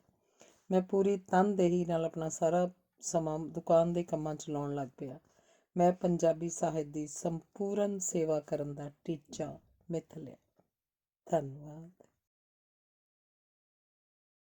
ਸਰਦਾਰ ਜੀਵਨ ਸਿੰਘ ਦੀ ਸਵੈ ਜੀਵਨੀ ਦਾ ਅਗਲਾ ਲੇਖ ਹੈ ਪੰਜਾਬੀ ਸੱਭਿਆਚਾਰ ਨਾਲ ਸੰਬੰਧਿਤ ਪ੍ਰਕਾਸ਼ਨਾਂ ਤੇ ਆਲੋਚਨਾਤਮਕ ਸਾਹਿਤ। ਸੱਭਿਆਚਾਰਕ ਪ੍ਰਕਾਸ਼ਨਾਂ। ਮੇਰੇ ਸਾਹਮਣੇ ਪੰਜਾਬੀ ਸਾਹਿਤ ਦੇ ਸੱਭਿਆਚਾਰ ਦੀ ਉੱਨਤੀ ਦੀ ਰੂਪ ਰੇਖਾ ਉਕਰੀ ਗਈ। ਉਸੇ ਰੂਪ ਰੇਖਾ ਦੇ ਅਧੀਨ ਮੈਂ ਸੰਤੋਖ ਸਿੰਘ ਧੀਰ ਦੀ ਪੁਸਤਕ ਲੋਕ ਗੀਤਾਂ ਬਾਰੇ ਪੰਜਾਬ ਦੀਆਂ ਕਹਾਣੀਆਂ, ਧਰਤੀ ਮੰਗਦੀ ਮੀਂਹ ਵੇ ਤੇ ਰੰਧਾਵਾ ਸਾਹਿਬ ਦੀ ਯਾਦਗਾਰੀ ਤੇ ਸਚਿੱਤਰ ਪੁਸਤਕ ਪੰਜਾਬ ਦੇ ਲੋਕ ਗੀਤ ਤੇ ਸੁਖਦੇਵ ਮਾਦਪੁਰੀ ਦੀਆਂ ਲੋਕ ਬੁਝਾਰਤਾਂ, ਜਰੀ ਦਾ ਟੋਟਾ ਤੇ ਨੈਣਾ ਦੇ ਵਣਜਾਰੇ ਆਦਿ ਪੁਸਤਕਾਂ ਛਪੀਆਂ ਤੇ ਪੰਜਾਬੀ ਸੱਭਿਆਚਾਰ 'ਚ ਆਪਣਾ ਭਰਪੂਰ ਯੋਗਦਾਨ ਪਾਉਣਾ ਸ਼ੁਰੂ ਕਰ ਦਿੱਤਾ। ਰੰਧਾਵਾ ਸਾਹਿਬ ਦੀ ਪੁਸਤਕ ਪੰਜਾਬ ਦੇ ਲੋਕ ਗੀਤ ਪ੍ਰਕਾਸ਼ਿਤ ਕਰਨ ਦੀ ਵਾਰਤਾ ਵੀ ਬਹੁਤ ਦਿਲਚਸਪ ਹੈ। ਇੱਕ ਦਿਨ ਰੰਧਾਵਾ ਸਾਹਿਬ ਮੇਰੀ ਦੁਕਾਨ ਤੇ ਆਏ ਤੇ ਕਹਿਣ ਲੱਗੇ, 2 ਹਫ਼ਤੇ ਦੇ ਅੰਦਰ ਪੰਜਾਬ ਦੇ ਲੋਕ ਗੀਤਾਂ ਨਾਲ ਸੰਬੰਧਿਤ ਵੱਧ ਤੋਂ ਵੱਧ ਕਿਤਾਬਾਂ ਇਕੱਠੀਆਂ ਕਰ ਦੇ। ਉਨੀ ਦਿਨੀ ਲੋਕ ਗੀਤਾਂ ਦੀਆਂ ਕਿਤਾਬਾਂ ਉਰਦੂ ਅੱਖਰਾਂ ਵਿੱਚ ਵੀ ਛਪੀਆਂ ਮਿਲਦੀਆਂ ਸਨ। ਮੈਂ 25 ਕਿਤਾਬਾਂ ਅੰਮ੍ਰਿਤਸਰ ਤੇ ਹੋਰ ਥਾਵਾਂ ਤੋਂ ਇਕੱਠੀਆਂ ਕਰਕੇ ਰੰਧਾਵਾ ਸਾਹਿਬ ਨੂੰ ਪੇਸ਼ ਕਰ ਦਿੱਤੀਆਂ। ਉਹਨਾਂ ਉਹ ਸਾਰੀਆਂ ਕਿਤਾਬਾਂ ਨੌਰੰਗ ਸਿੰਘ ਤੇ ਕੁਲਵੰਤ ਸਿੰਘ ਵਿਰਕ ਦੇ ਹਵਾਲੇ ਕਰ ਦਿੱਤੀਆਂ ਤੇ ਉਹਨਾਂ ਨੂੰ ਕਿਹਾ ਕਿ ਪੰਜਾਬ ਦੇ ਲੋਕ ਗੀਤ ਇਕੱਤਰ ਕਰ ਦਿਓ। 1 ਮਹੀਨੇ ਦੇ ਅੰਦਰ ਅੰਦਰ ਲੋਕ ਗੀਤ ਇਕੱਠੇ ਹੋ ਗਏ। ਰੰਧਾਵਾ ਸਾਹਿਬ ਦੀ ਐਲਬਮ ਵਿੱਚ ਪੰਜਾਬੀ ਸੱਭਿਆਚਾਰ ਨਾਲ ਤਾਲਕ ਰੱਖਦੀਆਂ ਅਨੇਕਾਂ ਤਸਵੀਰਾਂ ਸਨ ਜੋ ਲੋਕ ਗੀਤਾਂ ਨਾਲ ਮੇਲ ਖਾਂਦੀਆਂ ਸਨ। ਰੰਧਾਵਾ ਸਾਹਿਬ ਸਾਰਾ ਖਰੜਾ ਤਿਆਰ ਕਰਵਾ ਕੇ ਦਿੱਲੀ ਸਰਦਾਰ ਪ੍ਰੀਤਮ ਸਿੰਘ ਨਵਯੁਗ ਪ੍ਰੈਸ ਨੂੰ ਦੇ ਆਏ। ਨਵਯੁਗ ਪ੍ਰੈਸ ਨਵਾਂ ਚਾਲੂ ਹੋਇਆ ਸੀ। ਰੰਧਾਵਾ ਸਾਹਿਬ ਨੂੰ ਸਰਦਾਰ ਪ੍ਰੀਤਮ ਸਿੰਘ ਦੀ ਛਪਾਈ ਬਾਰੇ ਸੁਚੱਜੀ ਸੂਝ ਉੱਤੇ ਪੂਰਾ ਭਰੋਸਾ ਸੀ। ਲੁਧਿਆਣੇ ਆ ਕੇ ਮੈਨੂੰ ਹੁਕਮ ਕੀਤਾ ਕਿ ਨਵਯੁਗ ਪ੍ਰੈਸ ਨੂੰ 5000 ਦਾ ਡਰਾਫਟ ਭੇਜ ਦੇ। ਮੈਂ ਉਹਨਾਂ ਨੂੰ ਪੰਜਾਬ ਦੇ ਲੋਕ ਗੀਤ ਛਪਣ ਲਈ ਦੇ ਆਇਆ। ਕਿਤਾਬ ਦਾ ਟਾਈਟਲ ਕਈ ਰੰਗਾਂ ਦੀ ਫੁਲਕਾਰੀ ਤੇ ਆਧਾਰਿਤ ਹੈ। ਇਹ ਫੁਲਕਾਰੀ ਆਪ ਰੰਧਾਵਾ ਸਾਹਿਬ ਫਿਰੋਜ਼ਪੁਰ ਤੋਂ ਇੱਕ ਡਗਰੂ ਪਿੰਡ ਚੋਂ ਲੈ ਗਏ ਸਨ। ਕਿਤਾਬ ਛਪੀ ਬਹੁਤ ਸਾਰੀਆਂ ਤਸਵੀਰਾਂ ਦੇ ਨਾਲ ਸ਼ਿੰਗਾਰੀ ਹੋਈ। ਜਿਸ ਵਕਤ ਕਿਤਾਬ ਛਪ ਕੇ ਸਾਡੇ ਪਾਸ ਪੁੱਜੀ ਤਾਂ ਸਾਰਾ ਸਟਾਫ ਉਸ ਦਿਨ ਕਿਤਾਬ ਵੱਲ ਦੇਖਦਾ ਰਿਹਾ। ਇਸ ਪੁਸਤਕ ਦੀ ਪ੍ਰਕਾਸ਼ਨਾ ਨਾਲ ਪੰਜਾਬੀ ਸਾਹਿਤ 'ਚ ਇੱਕ ਨਵਾਂ ਰਿਕਾਰਡ ਕਾਇਮ ਹੋ ਗਿਆ। ਉਸ ਦੀ ਕੀਮਤ ਕੇਵਲ 15 ਰੁਪਏ ਸੀ। ਲੋਕ ਅਕਸਰ ਵਿਆਹਾਂ ਸ਼ਾਦੀਆਂ ਦੇ ਮੌਕਿਆਂ ਤੇ ਇਸ ਕਿਤਾਬ ਨੂੰ ਸੁਗਾਤ ਵਜੋਂ ਦੇਣ ਲਈ ਲੈ ਜਾਂਦੇ। ਰੰਧਾਵਾ ਸਾਹਿਬ ਦੇ ਅਸਰ ਰਸੂਖ ਨਾਲ ਬਹੁਤ ਸਾਰੀਆਂ ਕਾਪੀਆਂ ਸਰਕਾਰੀ ਦਫ਼ਤਰਾਂ ਨੂੰ ਚਲੀਆਂ ਗਈਆਂ। ਪੰਜਾਬ ਦੇ ਸਾਰੇ BDO ਦਫ਼ਤਰਾਂ ਨੇ 2-2 ਕਾਪੀਆਂ ਖਰੀਦੀਆਂ। 36 ਸਾਲ ਬਾਅਦ ਹੁਣ ਅਸੀਂ ਇਸ ਕਿਤਾਬ ਦਾ ਨਵਾਂ ਐਡੀਸ਼ਨ ਤਿਆਰ ਕਰਵਾਇਆ। ਇਸ ਕਿਤਾਬ ਵਿੱਚ ਅਜੈਬ ਚਿੱਤਰਕਾਰ ਤੇ ਸੁਖਦੇਵ ਮਾਦਪੁਰੀ ਦੇ ਸੁਝਾਵਾਂ ਅਨੁਸਾਰ ਵਾਧਾ ਕੀਤਾ ਗਿਆ। ਅਜੈਬ ਚਿੱਤਰਕਾਰ ਨੇ ਹਰ ਕਾਂਡ ਤੋਂ ਪਹਿਲਾਂ ਇੱਕ ਨੋਟ ਦਿੱਤਾ ਹੈ। ਇਹਨਾਂ ਸਾਰੀਆਂ ਤਬਦੀਲੀਆਂ ਨੂੰ ਖੇਤੀ ਯੂਨੀਵਰਸਿਟੀ ਦੇ ਸਟਨ ਹਾਲ 'ਚ ਬੈਠਿਆਂ ਰੰਧਾਵਾ ਸਾਹਿਬ ਨੇ ਪ੍ਰਵਾਨਗੀ ਦੇ ਦਿੱਤੀ ਸੀ। ਅਜੈਬ ਚਿੱਤਰਕਾਰ ਦੇ ਨੋਟਾਂ ਨੂੰ ਵੀ ਰੰਧਾਵਾ ਸਾਹਿਬ ਨੇ ਪਸੰਦ ਕੀਤਾ। ਇਹ ਗੱਲ ਉਹਨਾਂ ਦੇ ਕਾਲਵਸ ਹੋਣ ਤੋਂ ਕੁਝ ਹਫ਼ਤੇ ਪਹਿਲਾਂ ਦੀ ਹੈ। ਸਤੰਬਰ 1991 ਵਿੱਚ ਇਸ ਪੁਸਤਕ ਦਾ ਦੂਜਾ ਐਡੀਸ਼ਨ ਬੜੀ ਠਾਠ ਨਾਲ ਪ੍ਰਕਾਸ਼ਿਤ ਹੋ ਗਿਆ। ਪਰ ਅਫਸੋਸ ਕਿ ਇਹਦੇ ਮਹਾਨ ਕਰਤਾ ਰੰਧਾਵਾ ਸਾਹਿਬ ਸਾਡੇ 'ਚ ਨਹੀਂ ਹਨ। ਰੰਧਾਵਾ ਸਾਹਿਬ ਨੇ ਇਸ ਨਵੇਂ ਐਡੀਸ਼ਨ ਦੀ ਰਾਇਲਟੀ ਪੰਜਾਬੀ ਸਾਹਿਤ ਅਕੈਡਮੀ ਲੁਧਿਆਣਾ ਨੂੰ ਦਿਵਾ ਦਿੱਤੀ। ਪੰਜਾਬੀ ਕਿਤਾਬਾਂ ਛਾਪਣ ਦਾ ਪ੍ਰੋਗਰਾਮ ਨਿਰੰਤਰ ਚੱਲਦਾ ਰਿਹਾ। ਮੇਰਾ ਪੂਰਾ ਧਿਆਨ ਸਕੂਲ ਤੇ ਕਾਲਜ ਦੀਆਂ ਟੈਕਸਟ ਬੁੱਕਾਂ ਛਾਪਣ ਦੀ ਬਜਾਏ ਪੰਜਾਬ ਦੀ ਸੱਭਿਅਤਾ, ਪੰਜਾਬ ਦੇ ਇਤਿਹਾਸ ਨਾਲ ਸੰਬੰਧਿਤ ਪੁਸਤਕਾਂ ਛਾਪਣ ਵੱਲ ਹੋ ਗਿਆ। ਬਾਲਗ ਵਿਦਿਆ ਨਾਲ ਸੰਬੰਧਿਤ ਪੁਸਤਕਾਂ ਚੋਖੀ ਗਿਣਤੀ 'ਚ ਪ੍ਰਕਾਸ਼ਿਤ ਕੀਤੀਆਂ। ਪ੍ਰੋਫੈਸਰ ਕਰਤਾਰ ਸਿੰਘ ਲਗਾਤਾਰ 3 ਸਾਲ ਭਾਰਤ ਸਰਕਾਰ ਪਾਸੋਂ ਪੁਰਸਕਾਰ ਪ੍ਰਾਪਤ ਕਰਦੇ ਰਹੇ। ਉਹਨਾਂ ਦੀਆਂ ਕਿਤਾਬਾਂ ਕੀ ਖਾਈਏ ਕਿੱਥੋਂ ਲਿਆਈਏ, ਨਵੇਂ ਰੰਗ ਨਵੇਂ ਤਰੰਗ, ਵਸੋ ਤੇ ਵਸਣ ਦਿਓ, ਲਾਲ ਸਿੰਘ ਕਮਲਾ ਅਕਾਲੀ ਨੂੰ ਵੀ ਲਗਾਤਾਰ 3 ਸਾਲ ਭਾਰਤ ਸਰਕਾਰ ਵੱਲੋਂ ਪੁਰਸਕਾਰ ਦਿੱਤਾ ਗਿਆ। ਉਹਨਾਂ ਦੀਆਂ ਕਿਤਾਬਾਂ ਦੇ ਨਾਂ ਹਨ ਭਾਰਤ ਦੇ ਭਰਪੂਰ ਭੰਡਾਰੇ, ਕਰਨੀਪੁਰੀ ਤੇ ਕਥਨੀਪੁਰੀ। ਸੋਹਣ ਸਿੰਘ ਸੀਤਲ ਵੀ ਲਗਾਤਾਰ 3 ਸਾਲ ਇਨਾਮ ਜਿੱਤਦੇ ਰਹੇ। ਉਹਨਾਂ ਦੀਆਂ ਕਿਤਾਬਾਂ ਦੇ ਨਾਂ ਸੱਭੇ ਸਾਂਝੀਵਾਲ ਸਦਾਇਨ ਤੇ ਸੁਰਗ ਸਵੇਰਾ ਆਦਿ ਸਨ। ਭਾਰਤ ਸਰਕਾਰ ਦੀ ਸ਼ਰਤ ਹੁੰਦੀ ਸੀ ਕਿ ਕੋਈ ਲੇਖਕ ਲਗਾਤਾਰ 3 ਸਾਲਾਂ ਤੋਂ ਵੱਧ ਇਨਾਮ ਨਹੀਂ ਲੈ ਸਕਦਾ। ਹਰ ਇੱਕ ਕਿਤਾਬ ਦੀ 1500 ਕਾਪੀ ਭਾਰਤ ਸਰਕਾਰ ਖਰੀਦ ਲੈਂਦੀ ਸੀ। ਸੱਭੇ ਇੱਕ ਹੈ ਪਹਿਚਾਨ ਬੋ ਰਚਿਤ ਗੁਰਦਿਆਲ ਸਿੰਘ ਫੁੱਲ ਨੂੰ ਵੀ ਇਨਾਮ ਮਿਲਿਆ। ਦਿਲਚਸਪੀ ਦੀ ਗੱਲ ਹੈ ਕਿ ਇਸ ਕਹਾਣੀ ਦਾ ਪਲਾਟ ਮੈਂ ਗੁਰਦਿਆਲ ਸਿੰਘ ਫੁੱਲ ਨੂੰ ਸੁਣਾ ਚੁੱਕਿਆ ਸੀ। ਕਿਸੇ ਲੋਹੇ ਦੇ ਕਾਰਖਾਨੇ ਵਿੱਚ ਇੱਕ ਬੰਗਾਲੀ ਪਰਿਵਾਰ ਤੇ ਇੱਕ ਸਿੱਖ ਪਰਿਵਾਰ ਨਾਲੋਂ ਨਾਲ ਕੁਆਟਰਾਂ 'ਚ ਰਹਿੰਦੇ ਸਨ। ਦੋਹਾਂ ਪਰਿਵਾਰਾਂ ਦਾ ਆਪਸ 'ਚ ਮੇਲ ਜੋਲ ਤਕਲਫਾਨਾ ਸੀ। ਜ਼ੁਬਾਨ ਦੀ ਸਮੱਸਿਆ ਕਰਕੇ ਬਹੁਤ ਨਿੱਘ ਨਹੀਂ ਸੀ। ਸਿੱਖ ਪਰਿਵਾਰ ਦਾ ਮੁੰਡਾ ਕਲਕੱਤੇ ਪੜ੍ਹਦਾ ਸੀ। ਉੱਥੇ ਉਹ ਬੰਗਾਲੀ ਜ਼ੁਬਾਨ ਸਿੱਖ ਗਿਆ ਤੇ ਉਹਨੇ ਟੈਗੋਰ ਆਦਿ ਦੀਆਂ ਪੁਸਤਕਾਂ ਪੜ੍ਹ ਲਈਆਂ। ਬੰਗਾਲੀ ਪਰਿਵਾਰ ਦਾ ਮੁੰਡਾ ਦਿੱਲੀ ਪੜ੍ਹਦਾ ਸੀ। ਉੱਥੇ ਸਿੱਖ ਮੁੰਡਿਆਂ ਦੇ ਮੇਲ ਜੋਲ ਨਾਲ ਉਹ ਪੰਜਾਬੀ ਪੜ੍ਹਨੀ ਸਿੱਖ ਗਿਆ ਤੇ ਅੰਮ੍ਰਿਤਾ ਪ੍ਰੀਤਮ ਦੀ ਕਵਿਤਾ ਦਾ ਦਿਲ ਦਾਦਾ ਹੋ ਗਿਆ ਸੀ। ਗਰਮੀ ਦੀਆਂ ਛੁੱਟੀਆਂ 'ਚ ਦੋਨੋਂ ਮੁੰਡੇ ਆਪਣੇ ਮਾਂ-ਪਿਓ ਕੋਲ ਆ ਗਏ। ਮੁੰਡੇ ਇੱਕ ਦੂਜੇ ਦੇ ਦੋਸਤ ਬਣ ਗਏ। ਦੋਵੇਂ ਇੱਕ ਦੂਜੇ ਦੀ ਜ਼ੁਬਾਨ ਨੂੰ ਚੰਗੀ ਤਰ੍ਹਾਂ ਪਿਆਰਦੇ ਤੇ ਸਤਿਕਾਰਦੇ ਸਨ। ਕੁਦਰਤੀ ਇਹ ਪੁਸਤਕ ਰਿਵਿਊ ਲਈ ਅੰਮ੍ਰਿਤਾ ਪ੍ਰੀਤਮ ਪਾਸ ਪੁੱਜ ਗਈ। ਉਸ ਨੂੰ ਕੌਮੀ ਏਕਤਾ ਬਾਰੇ ਇਸ ਕਿਤਾਬ ਦਾ ਪਲਾਟ ਬਹੁਤ ਪਸੰਦ ਆਇਆ। ਨਾਲੇ ਉਹਦਾ ਜ਼ਿਕਰੇ ਖੈਰ ਵੀ ਕਿਤਾਬ 'ਚ ਸ਼ਾਮਲ ਸੀ। ਮੈਂ ਉਸ ਦਿਨ ਉਹਦੇ ਪਾਸ ਬੈਠਾ ਸੀ। ਕਹਿਣ ਲੱਗੀ, ਇੱਕ ਛੋਟੀ ਜਿਹੀ ਕਿਤਾਬ ਮੈਂ ਹੁਣੇ ਪੜ੍ਹੀ ਹੈ। ਇਹਦਾ ਪਲਾਟ ਬਹੁਤ ਸਾਦਾ ਤੇ ਖੂਬਸੂਰਤ ਹੈ। ਮੈਂ ਸੁਣ ਕੇ ਚੁੱਪ ਹੋ ਗਿਆ। ਇਸ ਕਿਤਾਬ ਨੂੰ ਪਹਿਲਾ ਇਨਾਮ ਮਿਲ ਗਿਆ।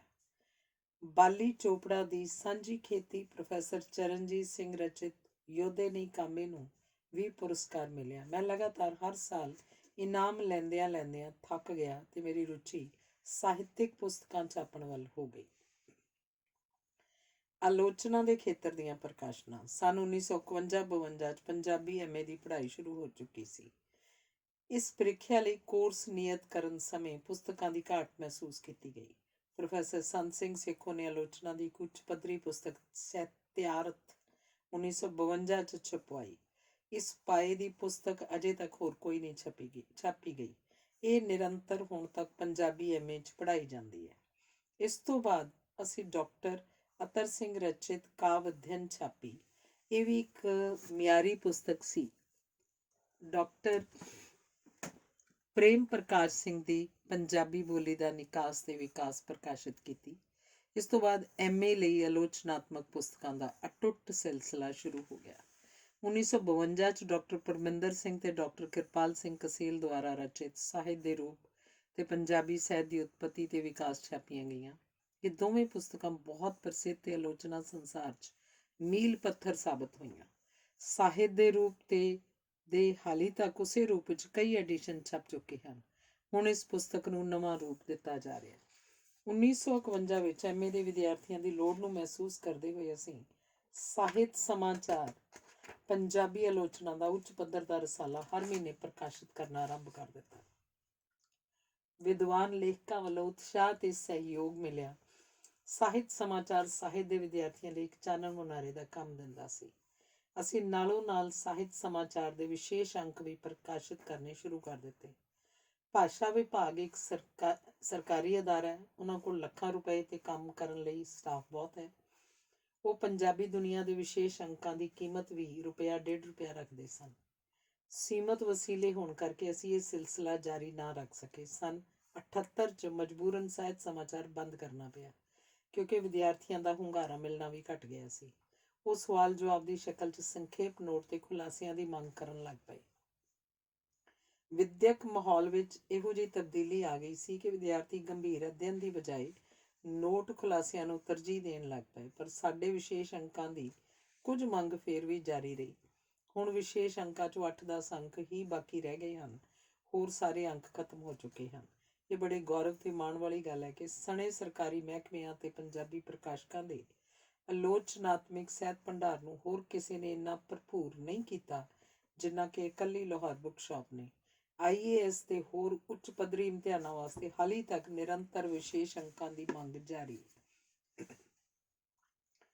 ਬਾਲ ਸਾਹਿਤ ਦੀ ਪ੍ਰਕਾਸ਼ਨਾ।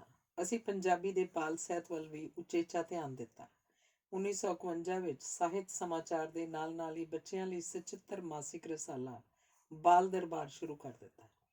ਅਜਾਇਬ ਚਿੱਤਰਕਾਰ ਸਾਡੇ ਪਾਸ ਆ ਗਏ। ਉਹਨਾਂ ਨੇ ਸਾਹਿਤ ਸਮਾਚਾਰ ਤੇ ਬਾਲ ਦਰਬਾਰ ਦਾ ਕੰਮ ਸੰਭਾਲ ਲਿਆ।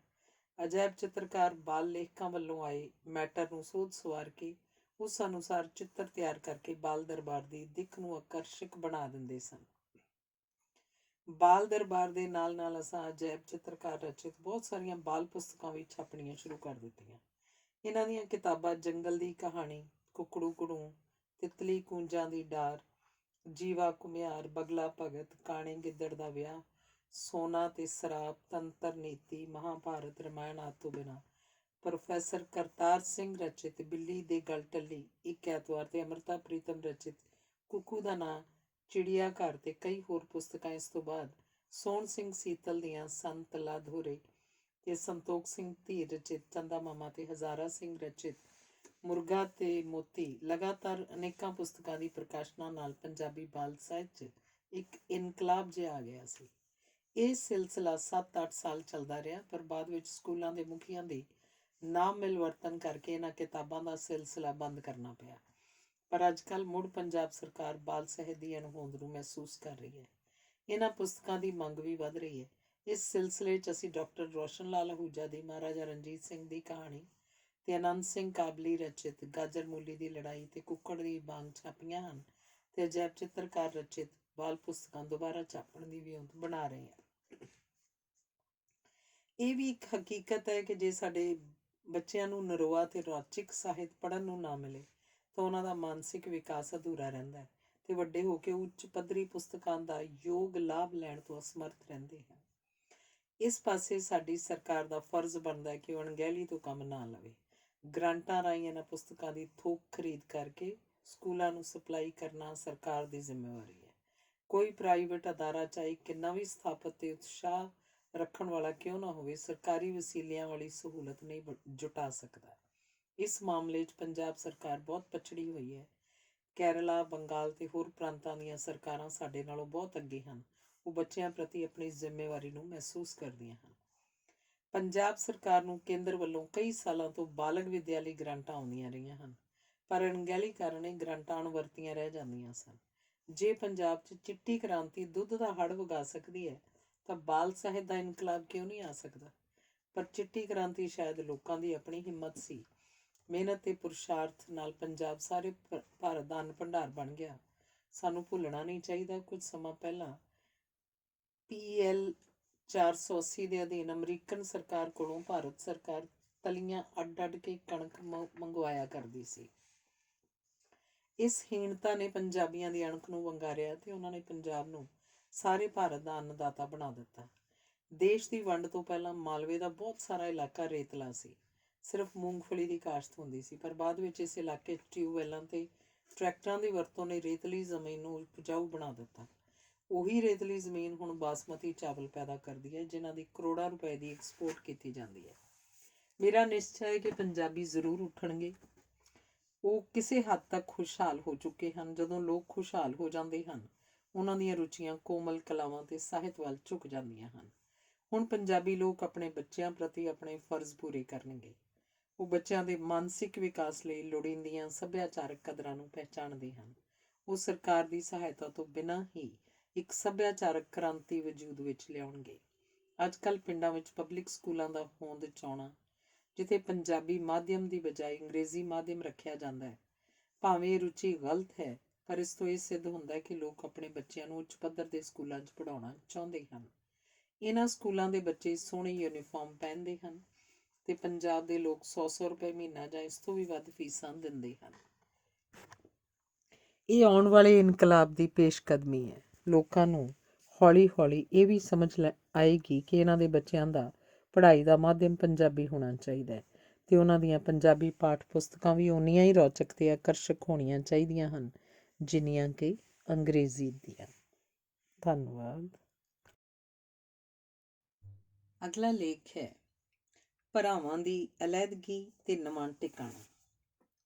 1954 'ਚ ਮੇਰੇ ਭਾਈ ਮਹਿਤਾਬ ਸਿੰਘ ਨੇ ਵੱਖਰੇ ਹੋ ਜਾਣ ਦੀ ਇੱਛਾ ਪ੍ਰਗਟ ਕੀਤੀ ਤੇ ਨਾਲ ਹੀ ਮੇਰੇ ਚੌਥੇ ਭਾਈ ਮਹਿੰਦਰ ਸਿੰਘ ਨੇ ਵੱਖਰਾ ਪ੍ਰੈਸ ਲਾਉਣ ਦੀ ਸਲਾਹ ਬਣਾ ਲਈ। ਮੈਂ 2-3 ਦਿਨ ਬੜਾ ਸ਼ਸ਼ੋਪੰਜ 'ਚ ਪਿਆ ਰਿਹਾ। ਮੈਂ ਸੋਚਦਾ ਰਿਹਾ ਕਿ ਮਹਿਤਾਬ ਸਿੰਘ ਤੋਂ ਬਿਨਾਂ ਮੈਂ ਕੰਮ ਕਿਸ ਤਰ੍ਹਾਂ ਚੱਲਦਾ ਰੱਖ ਸਕਾਂਗਾ। ਕੁਦਰਤੀ ਦੂਜੇ ਦਿਨ ਜਲੰਧਰ ਸੈਂਟਰਲ ਮਾਡਲ ਸਕੂਲ ਵਿਖੇ ਪੰਜਾਬੀ ਬੋਰਡ ਦੀ ਮੀਟਿੰਗ ਸੀ। ਮੈਂ ਮਹਿਤਾਬ ਸਿੰਘ ਨੂੰ ਨਾਲ ਲੈ ਕੇ ਜਲੰਧਰ ਚਲਾ ਗਿਆ। ਮੀਟਿੰਗ 'ਚ ਬਹੁਤ ਸਮਾਂ ਨਾ ਲੱਗਾ। ਗਿਆਨੀ ਪ੍ਰੀਖਿਆ ਵਾਸਤੇ ਇੱਕੋ ਇੱਕ ਕਿਤਾਬ ਨਿਯਤ ਕਰਨੀ ਸੀ। ਪ੍ਰੋਫੈਸਰ ਸੰਤ ਸਿੰਘ ਸੇਖੋਂ ਰਚਿਤ ਨਾਟ ਸੁਨੇਹੇ, ਜੋ 10-15 ਦਿਨ ਪਹਿਲਾਂ ਹੀ ਪ੍ਰਕਾਸ਼ਿਤ ਕੀਤੀ ਗਈ ਸੀ, ਪਾਠ ਪੁਸਤਕ ਨਿਯਤ ਹੋ ਗਈ। ਅਸੀਂ ਖੁਸ਼ੀ-ਖੁਸ਼ੀ ਮਾਈ ਹੀਰਾ ਗੇਟ ਬਾਜ਼ਾਰ ਆ ਗਏ। ਇਹ ਬਾਜ਼ਾਰ ਪੁਸਤਕ ਵਿਕਰੇਤਾਵਾਂ ਦਾ ਕੇਂਦਰ ਬਣ ਚੁੱਕਾ ਸੀ। ਐਤਵਾਰ ਦਾ ਦਿਨ ਸੀ। ਕਿਤਾਬਾਂ ਦੀਆਂ ਦੁਕਾਨਾਂ ਬੰਦ ਸਨ। ਹਰੀ ਸਿੰਘ ਐਂਡ ਸੰਸ ਦੀ ਦੁਕਾਨ ਦੇ ਬਾਹਰ ਕਈ ਨੌਜਵਾਨ ਮੁੰਡੇ ਤਾਸ਼ ਖੇਡ ਰਹੇ ਸਨ। ਉਹ ਸਾਰੇ ਦੁਕਾਨਾਂ ਦੇ ਕਾਮੇ ਸਨ। ਸਾਡੇ ਪੁੱਛਣ ਤੇ ਇੱਕ ਜਣੇ ਨੇ ਸਾਨੂੰ ਦੱਸਿਆ ਕਿ ਨਾਲ ਵਾਲੀ ਦੁਕਾਨ ਬੰਦ ਪਈ ਹੈ ਤੇ ਇਹਦਾ ਮਾਲਕ ਉੱਪਰਲੀ ਛੱਤ ਤੇ ਰਹਿੰਦਾ ਹੈ। ਉਹ ਸਾਨੂੰ ਦੋਹਾਂ ਨੂੰ ਉੱਪਰ ਲੈ ਗਿਆ। ਉਹ ਜ਼ਮਾਨਾ ਮੰਦਾ ਸੀ ਤੇ ਦੁਕਾਨਾਂ ਆਦਿ ਦੇ ਕਿਰਾਏ ਵੀ ਘੱਟ ਸਨ।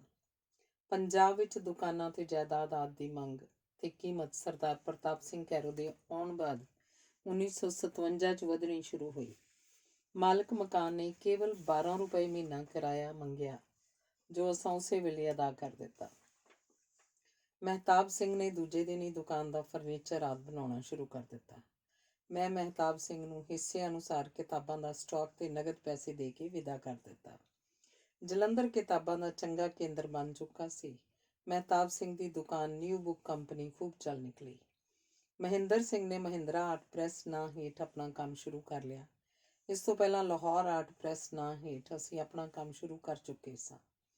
ਮਹਿੰਦਰ ਸਿੰਘ 2 ਮਸ਼ੀਨਾਂ ਵੀ ਲੈ ਗਿਆ ਤੇ ਆਪਣੇ ਹਿੱਸੇ ਨਾਲੋਂ ਦੁੱਗਣੀ ਰਕਮ ਨਗਦ ਲੈ ਕੇ ਅਲੱਗ ਹੋ ਗਿਆ।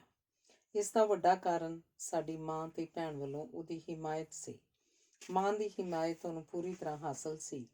ਮੈਂ ਝਗੜੇ ਤੋਂ ਡਰਦੇ ਨੇ ਉਹਦੀਆਂ ਸਾਰੀਆਂ ਸ਼ਰਤਾਂ ਮੰਨ ਲਈਆਂ ਤੇ ਲਾਹੌਰ ਬੁੱਕ ਸ਼ਾਪ ਦਾ ਇੰਚਾਰਜ ਤੀਜਾ ਭਰਾ ਦਲੀਪ ਸਿੰਘ ਹੋ ਗਿਆ ਤੇ ਨਾਲ ਮੇਰੇ ਪਿਤਾ ਜੀ ਕੈਸ਼ ਸੰਭਾਲਣ ਤੇ ਬੈਠ ਗਏ।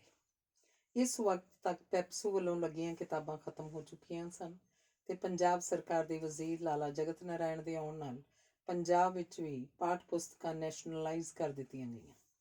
ਦੁਕਾਨਾਂ ਦਾ ਜ਼ਿਆਦਾ ਕੰਮ MA ਤੇ ਗਿਆਨੀ ਦੀਆਂ ਪਾਠ ਪੁਸਤਕਾਂ ਤੇ ਜਨਰਲ ਕਿਤਾਬਾਂ ਦਾ ਰਹਿ ਗਿਆ ਸੀ। ਰੰਧਾਵਾ ਸਾਹਿਬ ਅਕਸਰ ਦੁਕਾਨ ਤੇ ਆਉਂਦੇ ਸਨ। ਉਹ ਬਹੁਤ ਖੁਸ਼ ਹੁੰਦੇ ਕਿ ਲਾਹੌਰ ਬੁੱਕ ਸ਼ਾਪ ਤੇ ਇੰਨੇ ਪ੍ਰਤਿਭਾਸ਼ੀਲ ਵਿਅਕਤੀ ਕੰਮ ਕਰਦੇ ਹਨ।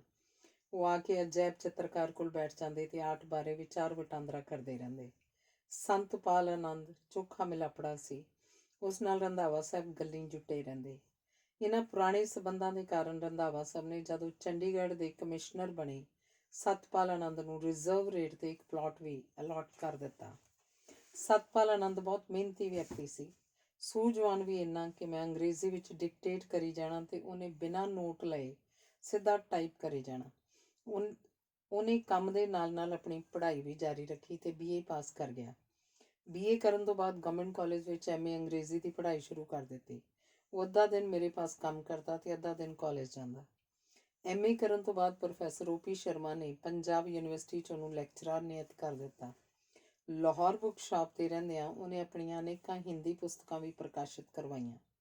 ਉਹਦੀਆਂ ਕੁਝ ਪੁਸਤਕਾਂ ਦੇ ਨਾਂ ਇਸ ਤਰ੍ਹਾਂ ਹਨ: ਚੀਨ ਕੀ ਕਹਾਣੀਆਂ 2 ਭਾਗ, ਹਾਜੀ ਬਾਬਾ ਇਸਫਹਾਨੀ, पेंटर थोरी, युग की आवाज़, जीने के लिए, ਸਾਹਿਰ ਲੁਧਿਆਣਵੀ ਦਾ ਮੁਕੱਦਮਾ।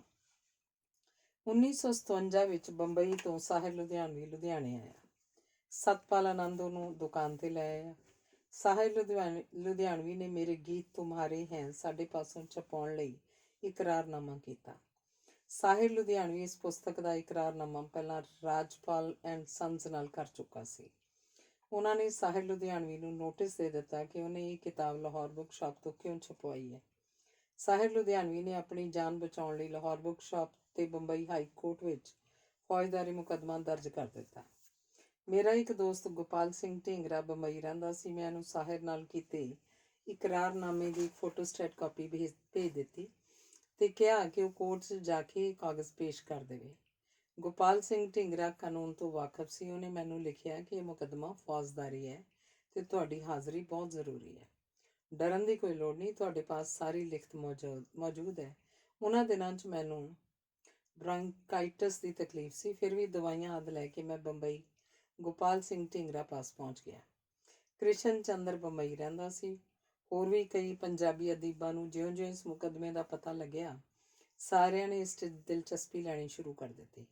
ਇੱਕ ਦਿਨ ਮੈਨੂੰ ਕ੍ਰਿਸ਼ਨ ਚੰਦਰ ਕਾਰ 'ਚ ਲੈ ਕੇ ਸਾਹਿਰ ਨੂੰ ਲੱਭਦਾ ਰਿਹਾ, ਪਰ ਉਹ ਕਿਤੇ ਨਾ ਮਿਲਿਆ। ਮੁਕੱਦਮੇ ਵਾਲੇ ਦਿਨ ਉਹ ਮੁਕੱਦਮਾ ਵਾਪਸ ਲੈਣ ਲਈ ਦਰਖਾਸਤ ਲਿਖ ਲਿਆਇਆ ਸੀ।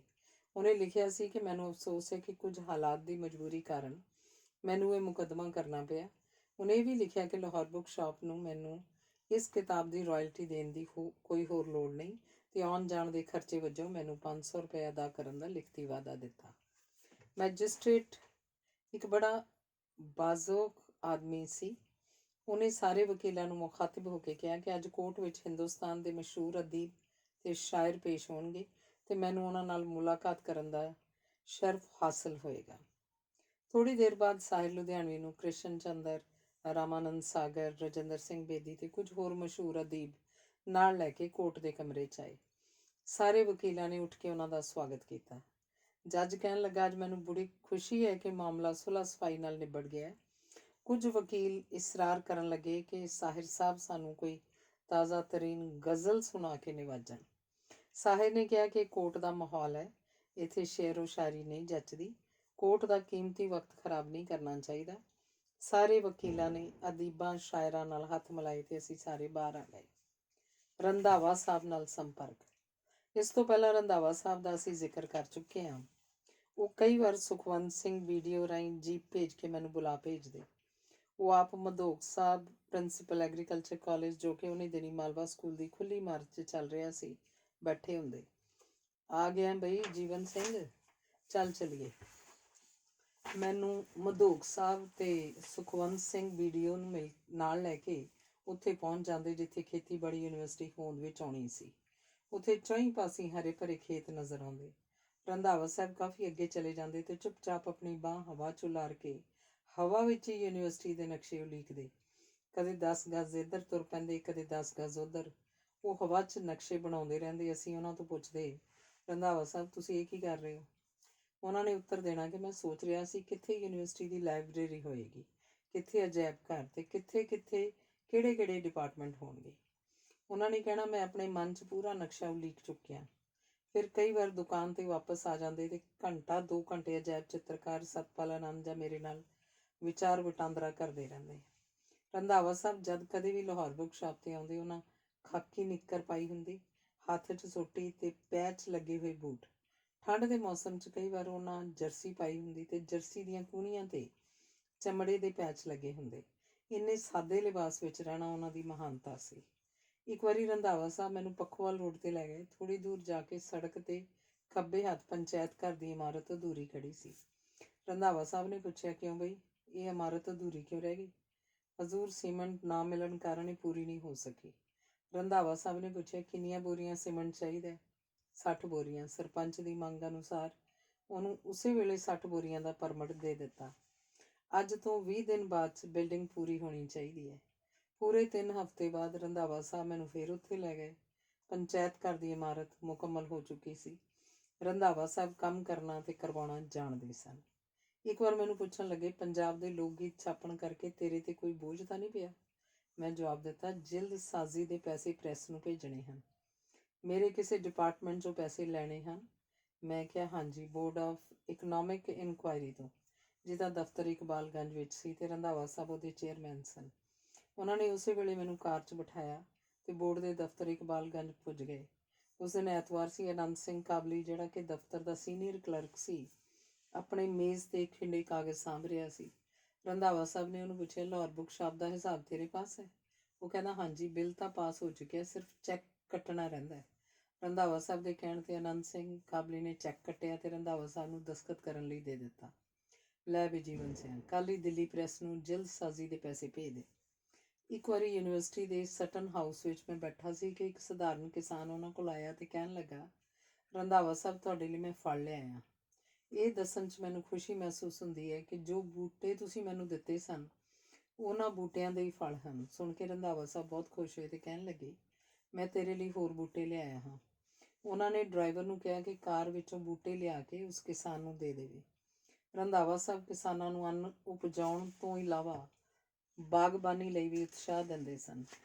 ਉਸੇ ਦਿਨ ਸਟਨ ਹਾਊਸ 'ਚ ਬੈਠਿਆਂ ਰੰਧਾਵਾ ਸਾਹਿਬ ਕਹਿਣ ਲੱਗੇ, ਪੰਜਾਬ 'ਚ ਜੋ ਹਿੰਦੂ ਸਿੱਖ ਦੀ ਖਿੱਚੋਤਾਣ ਹੈ, ਮੈਂ ਤਾਂ ਬਹੁਤ ਤੰਗ ਆ ਚੁੱਕਿਆ। ਸਰਕਾਰ ਇਸ ਪਾਸੇ ਜ਼ਰਾ ਧਿਆਨ ਨਹੀਂ ਦਿੰਦੀ। ਜੇ ਮੈਂ ਇੱਕ ਟਰਮ ਲਈ ਪੰਜਾਬ ਦਾ ਗਵਰਨਰ ਬਣ ਜਾਵਾਂ ਤਾਂ ਮੈਂ ਇਸ ਗੁੱਥੀ ਨੂੰ ਹਮੇਸ਼ਾ ਲਈ ਸੁਲਝਾ ਦਿਆਂ। ਹਿੰਦੂ ਸਿੱਖ ਭਾਈ ਭਾਈ ਹਨ, ਉਹਨਾਂ ਵਿੱਚ ਨਫ਼ਰਤ ਕਿਉਂ ਬੀਜੀ ਜਾ ਰਹੀ ਹੈ? ਇੱਕ ਦੂਜੇ ਤੋਂ ਦੂਰ ਹੁੰਦੇ ਜਾ ਰਹੇ ਹਨ। ਮੈਂ ਆਪਣੀ ਟਰਮ 'ਚ ਪੰਜਾਬ ਦੇ ਕਿਸਾਨਾਂ ਨੂੰ ਜਿੱਥੇ ਕਿਤੇ ਵੀ ਕੋਈ ਟਿਊਬਵੈੱਲ ਹੈ ਉੱਥੇ ਬਾਗ ਬਗੀਚੇ ਲਾਉਣ ਤੇ ਸਬਜ਼ੀਆਂ ਕਾਸ਼ਤ ਕਰਨ ਤੋਂ ਇਲਾਵਾ ਮੱਛੀਆਂ ਪਾਲਣ ਲਈ ਵੀ ਮਜਬੂਰ ਕਰਾਂਗਾ। ਇਸ ਤਰ੍ਹਾਂ ਪੰਜਾਬ ਦਾ ਕਾਇਆਕਲਪ ਹੋ ਸਕਦਾ। ਥੋੜ੍ਹੀ ਹੋਰ ਮਿਹਨਤ ਕਰਕੇ ਕਿਸਾਨ ਆਪਣੀ ਲੋੜ ਅਨੁਸਾਰ ਸਬਜ਼ੀਆਂ ਤੇ ਫਲ ਆਪਣੀ ਰੋਜ਼ਾਨਾ ਖੁਰਾਕ ਦਾ ਹਿੱਸਾ ਬਣਾ ਸਕਦੇ ਹਨ। ਇਸ ਖੁਸ਼ਹਾਲੀ ਦੇ ਨਾਲ ਨਾਲ ਕਿਸਾਨਾਂ ਦਾ ਮਾਨਸਿਕ ਵਿਕਾਸ ਵੀ ਹੋਏਗਾ। ਪੰਜਾਬ ਦੇ ਰਵਾਇਤੀ ਮੇਲਿਆਂ ਨੂੰ ਉਹਨਾਂ ਇੱਕ ਨਵੀਂ ਸੇਧ ਦਿੱਤੀ। ਪਹਿਲਾਂ ਮੇਲਿਆਂ 'ਤੇ ਜਾ ਕੇ ਕਿਸਾਨ ਸ਼ਰਾਬ ਪੀਂਦੇ, ਖਰੂਦ ਮਚਾਉਂਦੇ ਤੇ ਸਿਰ ਪਾੜਦੇ ਪੜਵਾਉਂਦੇ ਸਨ। ਪਰ ਰੰਧਾਵਾ ਸਾਹਿਬ ਨੇ ਇਹਨਾਂ ਮੇਲਿਆਂ 'ਤੇ ਖੇਤੀਬਾੜੀ ਯੂਨੀਵਰਸਿਟੀ ਵੱਲੋਂ ਨੁਮਾਇਸ਼ਾਂ ਦੀ ਪਿਰਤ ਚਲਾ ਦਿੱਤੀ।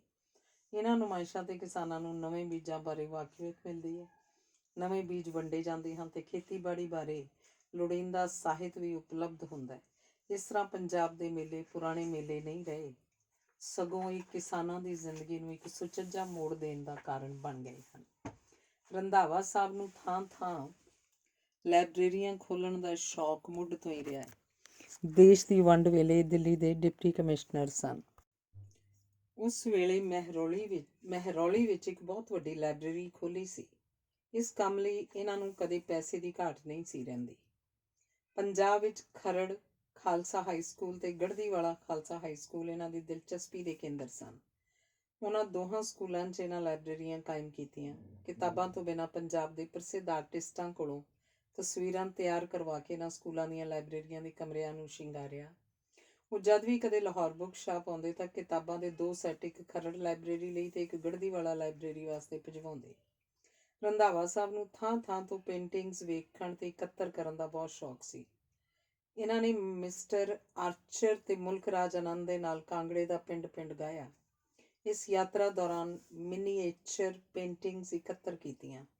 ਇੱਥੇ ਜਿੱਥੇ ਇਹਨਾਂ ਨੂੰ ਸੂਹ ਮਿਲਦੀ ਇਹ ਉਸ ਪਿੰਡ 'ਚ ਪਹੁੰਚ ਜਾਂਦੇ ਤੇ ਰਾਜਾ ਸੰਸਾਰ ਚੰਦ ਦੇ ਕਲਾ ਭੰਡਾਰ ਨੂੰ ਵੀ ਇਕੱਤਰ ਕਰੀ ਜਾਂਦੇ। ਕਈ ਥਾਵਾਂ 'ਤੇ ਪੇਂਟਿੰਗਸ ਅਣਗੌਲੀਆਂ ਤੇ ਅਣਸੰਭਾਲੀਆਂ ਪਈਆਂ ਸਨ। ਇਹਨਾਂ ਨੇ ਇਹਨਾਂ ਪੇਂਟਿੰਗਸ ਨੂੰ ਸੰਭਾਲਿਆ।